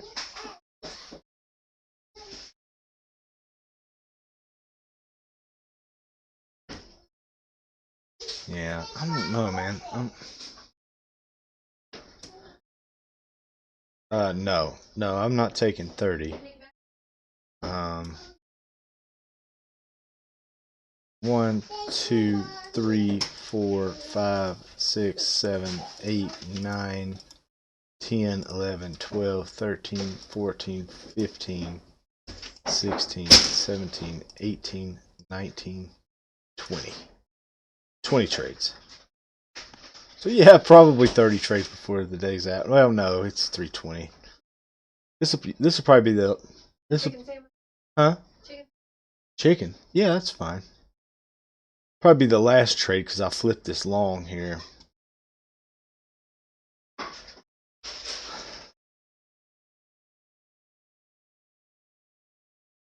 If I get blue dotted.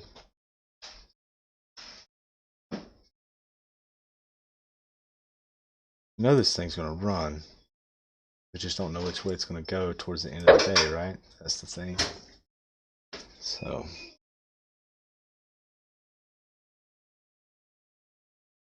right now it's holding the 20, which is good.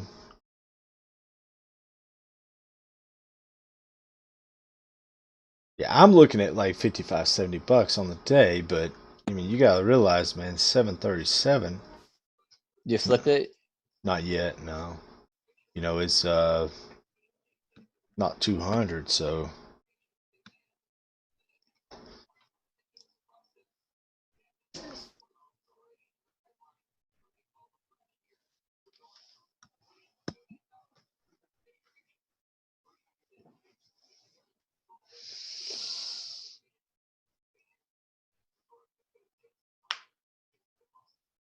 is that pretty common? You feel that a lot? Mm-hmm. A lot. Huh. Vanessa had some woman at BJ's like giving her an attitude because she was like just standing just beyond like the 6 foot thing. Oh my goodness, yeah. She like looked at her. She's like, "Miss, like you're standing a little too close." And she was like, "Really?" She's like, and I Here we know go, how guys. Vanessa can get. Here we go. You know? Boom. We got it. The short worked. 779. Good job. Good. Almost 800 bucks on the day, man. I don't know, dude. Being that we're so close to the end of the day, I want to stop there. You know, it's like 800 bucks with micros, man. I know. That's incredible. That's the most incredible part about it. Yeah. I mean, we just had. Then again, I'm mostly It's a phenomenal day. micros too. Yeah. I mean, I would need a lot of money in an account to trust to do this, you know, with a standard size. I mean, maybe once we slow down, you know, with implied volatility, yeah, it probably wouldn't be that bad. But right now, you know, you're looking at, you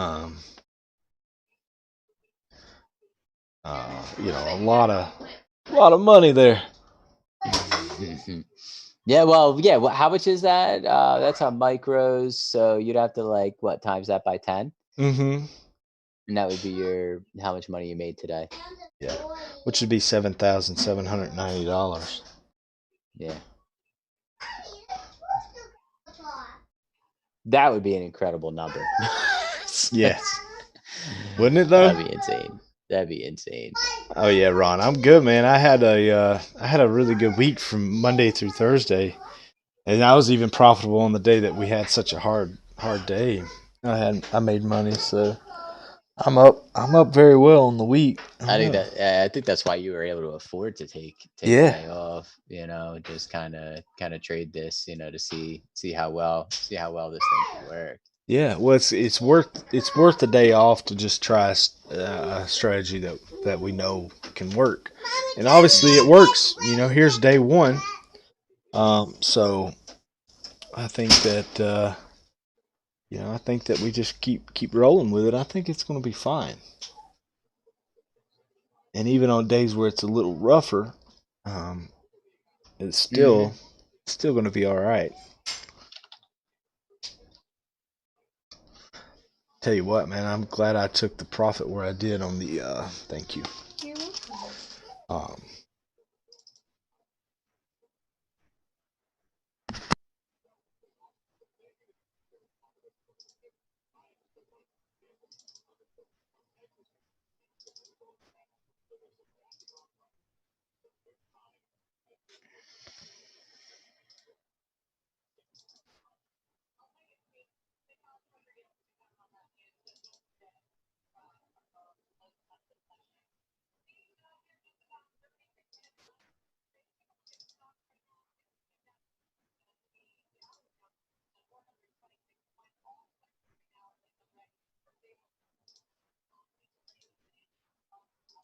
Whew.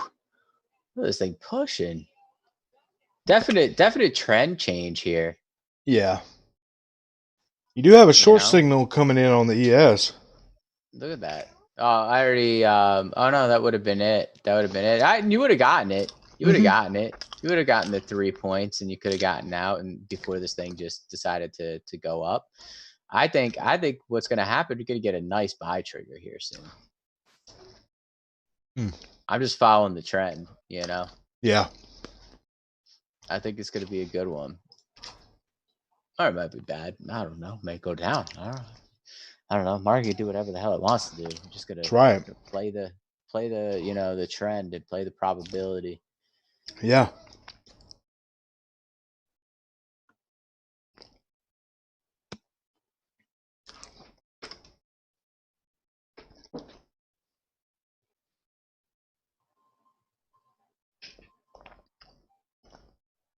I feel like I lost like 2 days of work because I've been dealing with this client, man. But I've been like knee deep in all their stuff. Did I tell you what the how long the doctor put my mom on leave? Dude, how long? 26 weeks. 26 weeks. Looking at like September, October before she goes back to work. Lord. Mm-hmm. Wow. Well, it's a good thing though. It's a good thing. It's a good thing, and it's not. It's a good thing. It's a tough thing because she doesn't get any kind of other income. So, but with that leave, it doesn't work have to pay her her salary? Because I mean, it's not. It's like she's. I hope so, Neil. I hope so. You know. I don't understand it all, but I hope it works out that way. I would hope. Like, you know, just because it's like the government, you know, like it just could be wrong though, you know. Yeah. You never know. Yeah, and see, none of the paperwork I've gone through is nothing says anything about getting paid. So, yeah, I don't know, man. I'm gonna have a little faith that things are gonna work out for your mother. You know. Yeah. Well, I'll take care of her regardless, but it's still just I know impacts but it just on puts it puts some stress on you and your family as well. You know. Definitely does. Definitely does that for sure. Do we get a buy trigger? I think so.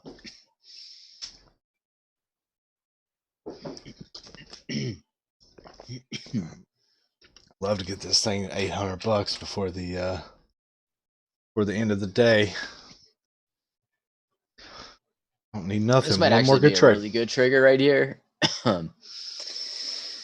Let's say it's almost engulfing. Yeah, look at those wicks right there. This double bottom W pattern right here. See that? Mm-hmm. We're gonna get a buy trigger. Yeah, it's gonna come in. Maybe get push up. Yeah, come on.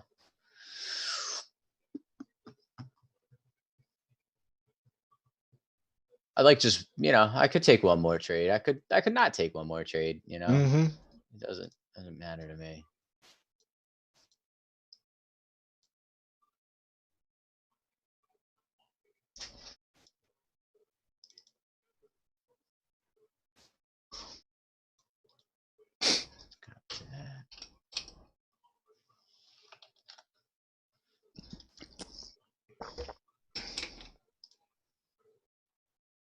All right, buy trigger should be coming in. Surprised I'm not getting it yet. Yeah, I'm not either.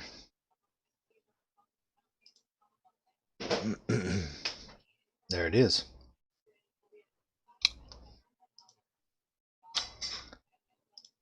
All I need is $20. And we will see $800 on the day.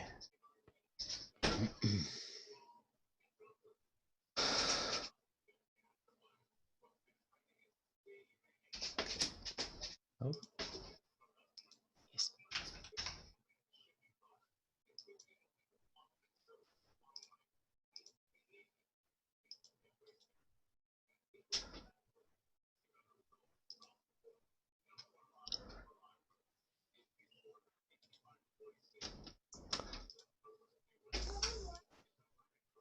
Come on, push.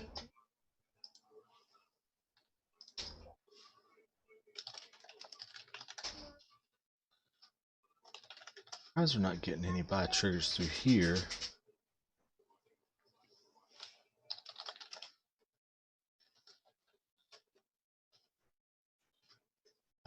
All my signals look super sloppy today.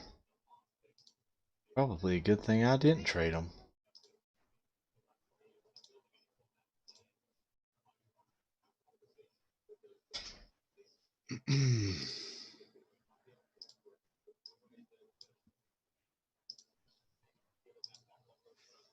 Oh man, look at that. Yeah. Look at that sell off. Hold on 1 second.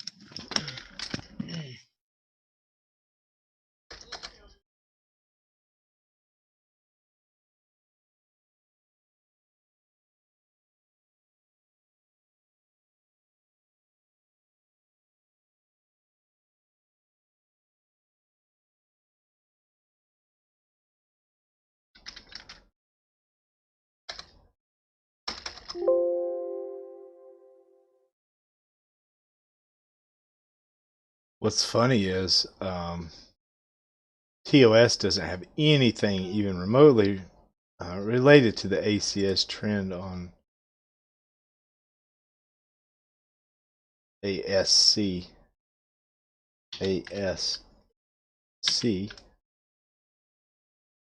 Not in studies, not in sets, nothing.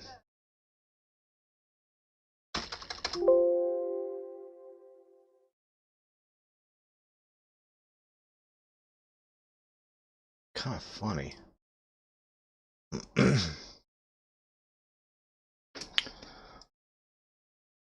I know, right? They should partner with us, Ron. Take some of our ideas. Surprised Ford hasn't really done much today. We're still down 2.29%. And Ford.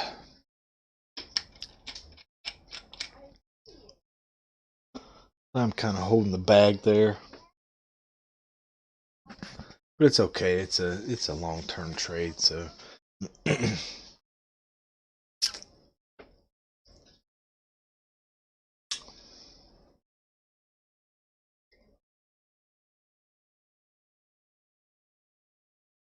I'll just hold it till the cows come home.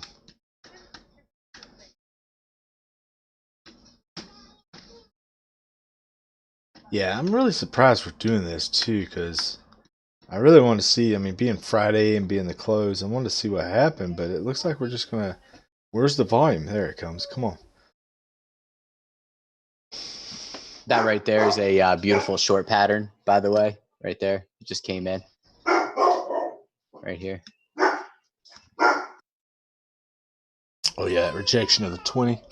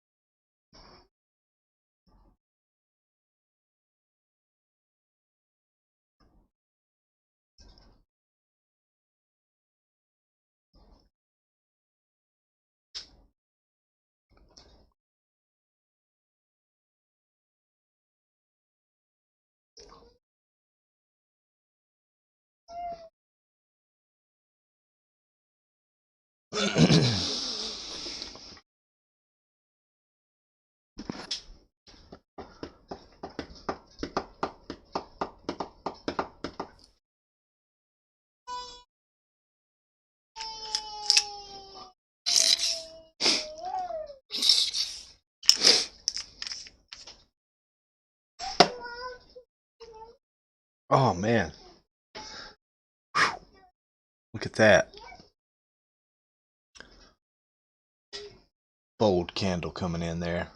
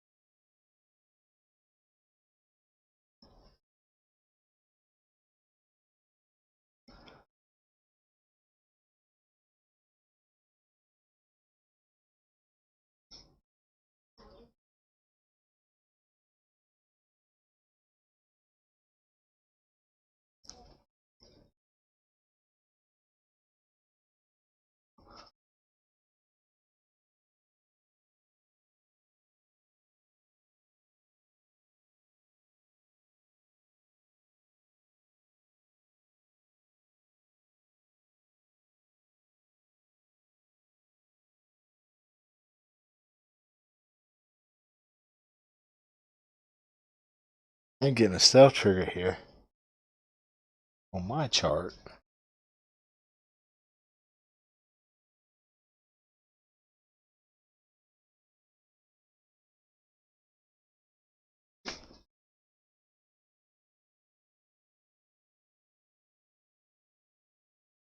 Hmm.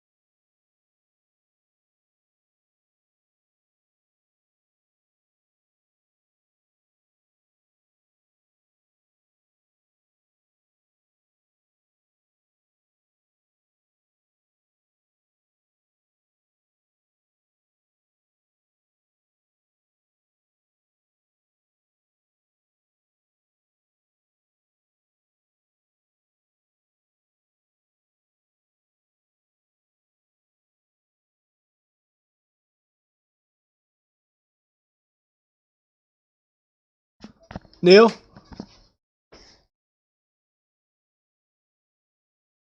Hey, Neal? You there?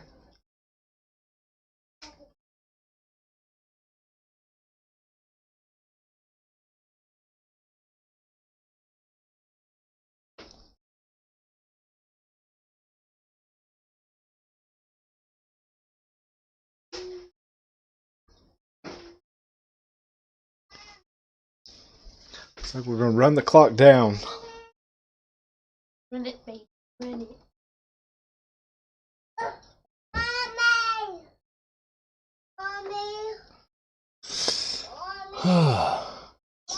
I think this short's just going to stay in 341.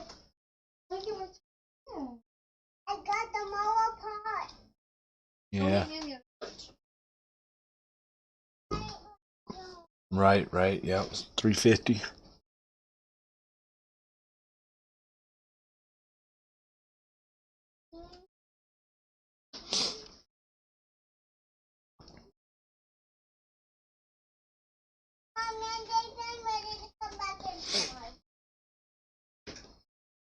I'm going outside.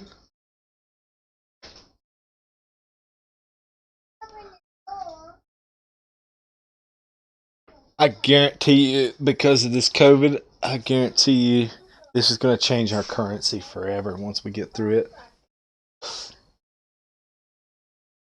I bet you there won't be any handling of money or even cards.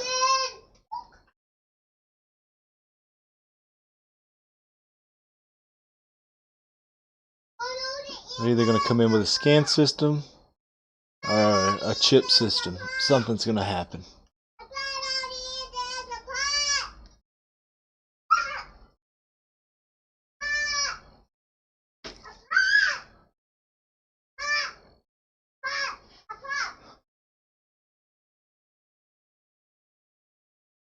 Right?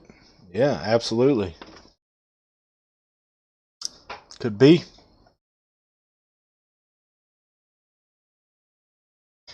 Well, I mean, think about it. Money is one of the things that they talk about all the time as far as being nasty and germ containing and, carrying the germs, right? After COVID, everybody talks about how we're going to change. I was listening to one guy's talking about like how 9/11 changed airports and things like that forever. This is something that's going to change a lot of things forever. So, the handling of money is going to be changed. I guarantee you cash is going to be very hard to work with. They're gonna do something with it, which is gonna stink because everybody should be able to have cash and do whatever they want with cash. Because it is a free country at the end of the day, and shouldn't have to be, cash is cash. So,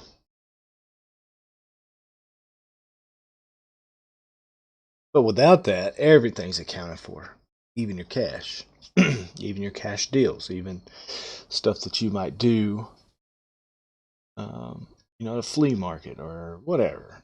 Everything will be scanned and able to trace back, and every little movement and every little thing that you do.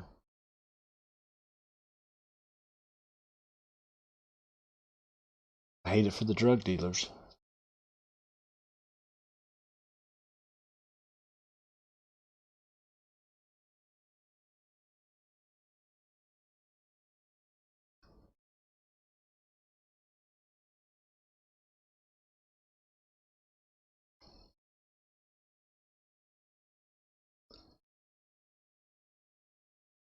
Continuing to sell off here. Neal came on and made a really great observation there and said that was a good short pattern. He was right because it's continuing to fall. And that was a really nice rejection of the 20 period moving average.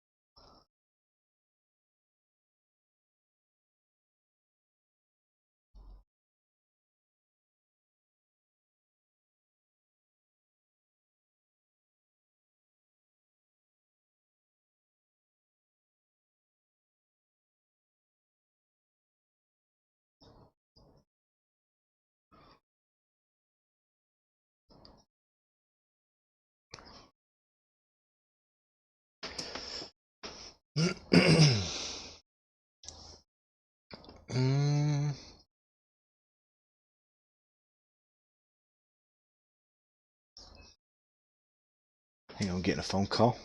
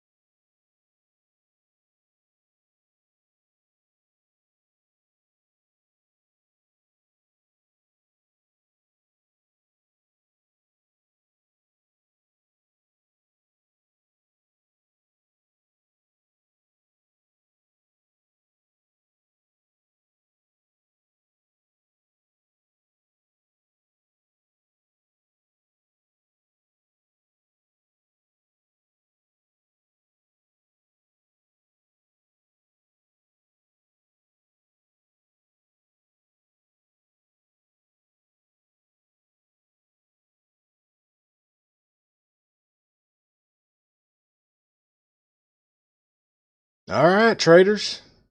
We did it. Got that last little trade there. Blue Dot bought here, sold there. I was on the phone, so I wasn't able to come on live, but Blue Dot bought, sold, $20, $802.50 on the day. $802.50 on the day. Trading micros. If that's not just cool, I don't know what is.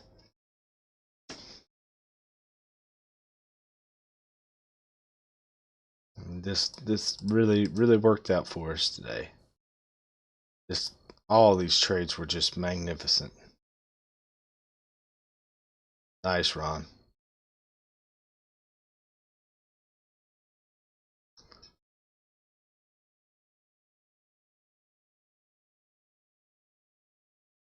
Yeah.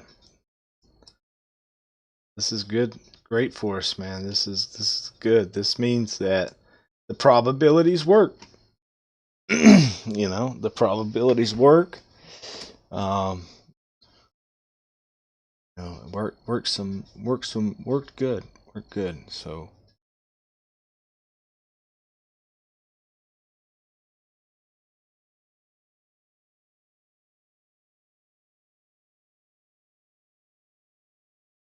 yeah, B, thanks. Thanks, Ron. I'm glad you're up. We're all up. Everybody's up. Everybody's green. We all made money, right?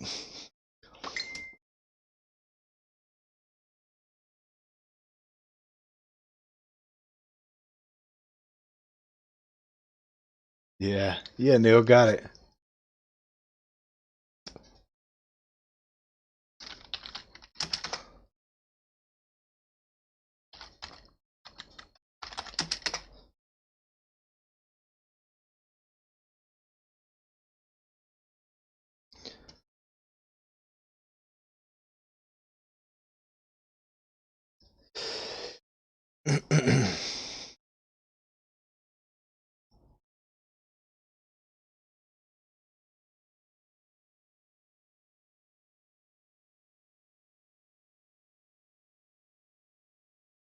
All right, guys. I'm gonna jump off here. Got to make a call. Everybody have a good weekend. If you need me, I'll be around. I'm going to make a phone call. Probably last longer than the end of the day, but anyway, I'll be back with you. And if I don't talk to you again, have a great weekend, and I will talk to you guys Monday morning. So enjoy the weekend.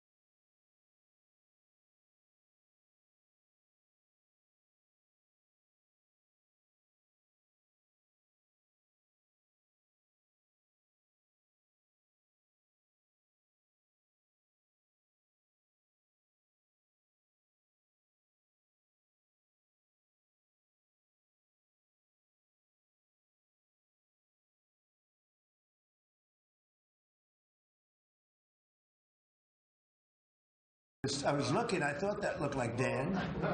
I want to thank you for convening this meeting. You know, under the Trump administration, working with the Congress, the U.S. has become the world's energy superpower again. It's unbelievable. And these companies have done it. Obviously, it's a very important issue in my state, the great state of Alaska. But these are great jobs, as John Cornyn just said, for all of our states. But it's really important for the national security of our country, too. And we have been, a number of senators have been reaching out, having frank discussions with the Saudis, saying, hey, if you're a longstanding ally of ours, we're not, right now, you're hurting a lot of our citizens. You're hurting a lot of the people we represent, and you shouldn't take us for granted. We have a great military that's protected Saudi Arabia for decades.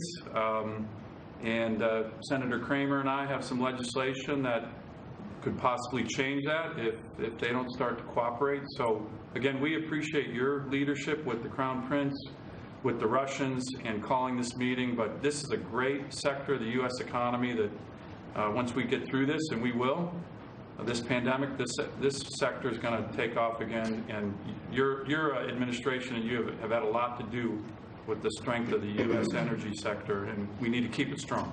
Thank you very much, Dan.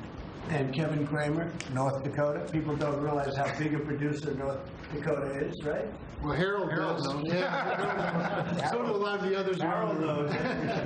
Mr. President, to echo everything and maybe add a little bit, the people around your cabinet table right now are part of the renaissance of oil and gas in this country. But since you became president, we went from a renaissance to security, to independence, to dominance. And that dominance and that security right now are in some danger. Just a quick example, in North Dakota, since Saudi Arabia and Russia announced their little price war, we've had $6 billion of CapEx taken out of our state planned for this year. Yeah. I was economic development director when the entire gross domestic product of North Dakota was $13 billion. Yeah. So that's significant. That represents not just CapEx, that represents lots of jobs, lots of people in the value chain. And I would just add one word to what Dan talked about with regard to Saudi Arabia. It is estimated by one report in 2018 that we spend a minimum of $81 billion defending global oil supplies. We can use that money in national defense and other hotspots in the world if our friends are going to treat us this way. So appreciate your outreach this week. I think we're halfway there just with the success of your diplomacy this week. Thank you for this meeting. It's gone up, and we have to, otherwise we lose a lot of jobs too. We're talking about one of the big job producers anyway, Kevin, right? Would you have anything to say? Mr. President, thank you. I'm Mike Summers. I'm President and CEO of the American Petroleum Institute. The folks around this table represent the American energy revolution. And we want to thank you for everything that you've done to support that revolution. And we want to make sure that